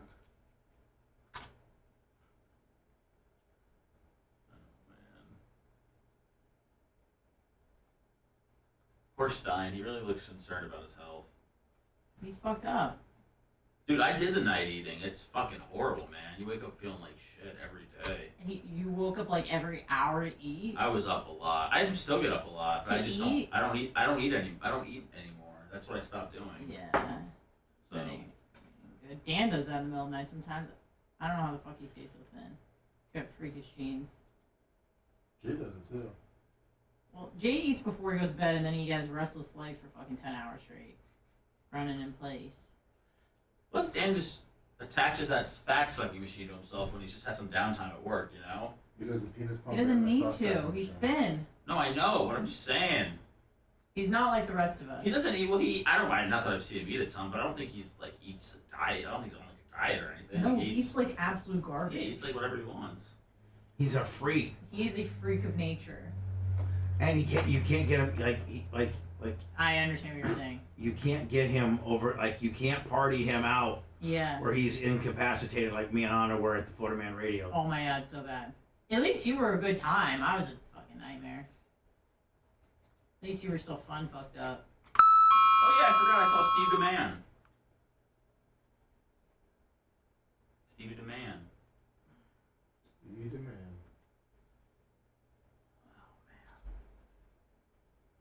I'm still recovering. I'm probably gonna need tomorrow off. I think probably being addicted to alcohol is worse.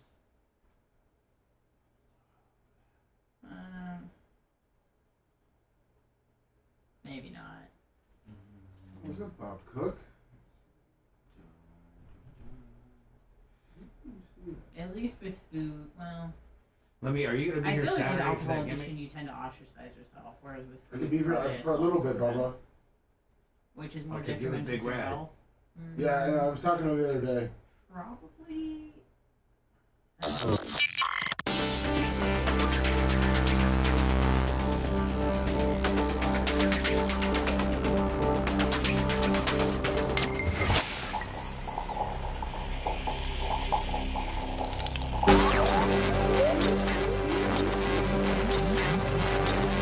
Let's bring on the pain. Let's bring on the noise. Now we turn. Aren't you happy you listened to me? You're listening to the Bubba the Love Sponge Show. February is Heart Health Month in the United States, and more than half of the U.S. population could still benefit from blood pressure support. Superbeat Heart Chews are the #1 doctor, pharmacist, and cardiologist recommended way to support healthy blood pressure, and they even promote a healthy heart energy as well without the stimulants. Paired with a healthy lifestyle, the antioxidants in Superbeats are clinically shown to be nearly 2 times more effective at promoting normal blood pressure than a healthy lifestyle alone. Let me not 30,000 5-star reviews. We're now up to 40,000 5-star reviews. Supporting your healthy blood pressure comes with a bonus. Superbeat Heart Chews support healthy circulation so that you not only get blood pressure support, but you also get productive, heart-healthy energy without the crash. Support your heart health with Superbeat Heart Chews and get a free month supply of Superbeat Heart Chews on all bundles. And get a free full-size bag of what, Lum Lum? Turmeric. Right, that's valued at $25 with your order. It all starts and stops by going to BubbaLovesBeats.com. Get this exclusive offer only at BubbaLovesBeats.com. Thank you. Let me good to see the JVC guys over here on Saturday. Shannon Burke, Shane, and Steve DeMann. Oh, they're great guys. I think Shane's party was a little bit dampered by the fact that they had a flat tire in his truck. Yeah, that was on the way over. Are we done? Show's over. We're done. No, we're done.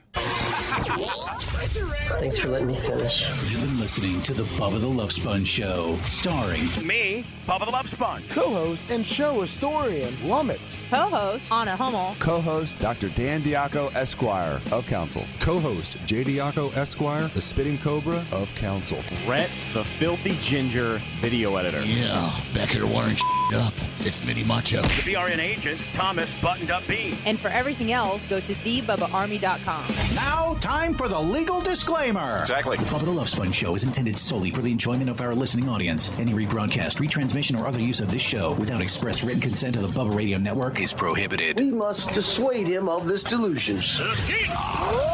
Until next time, always remember. I'll repeat hello.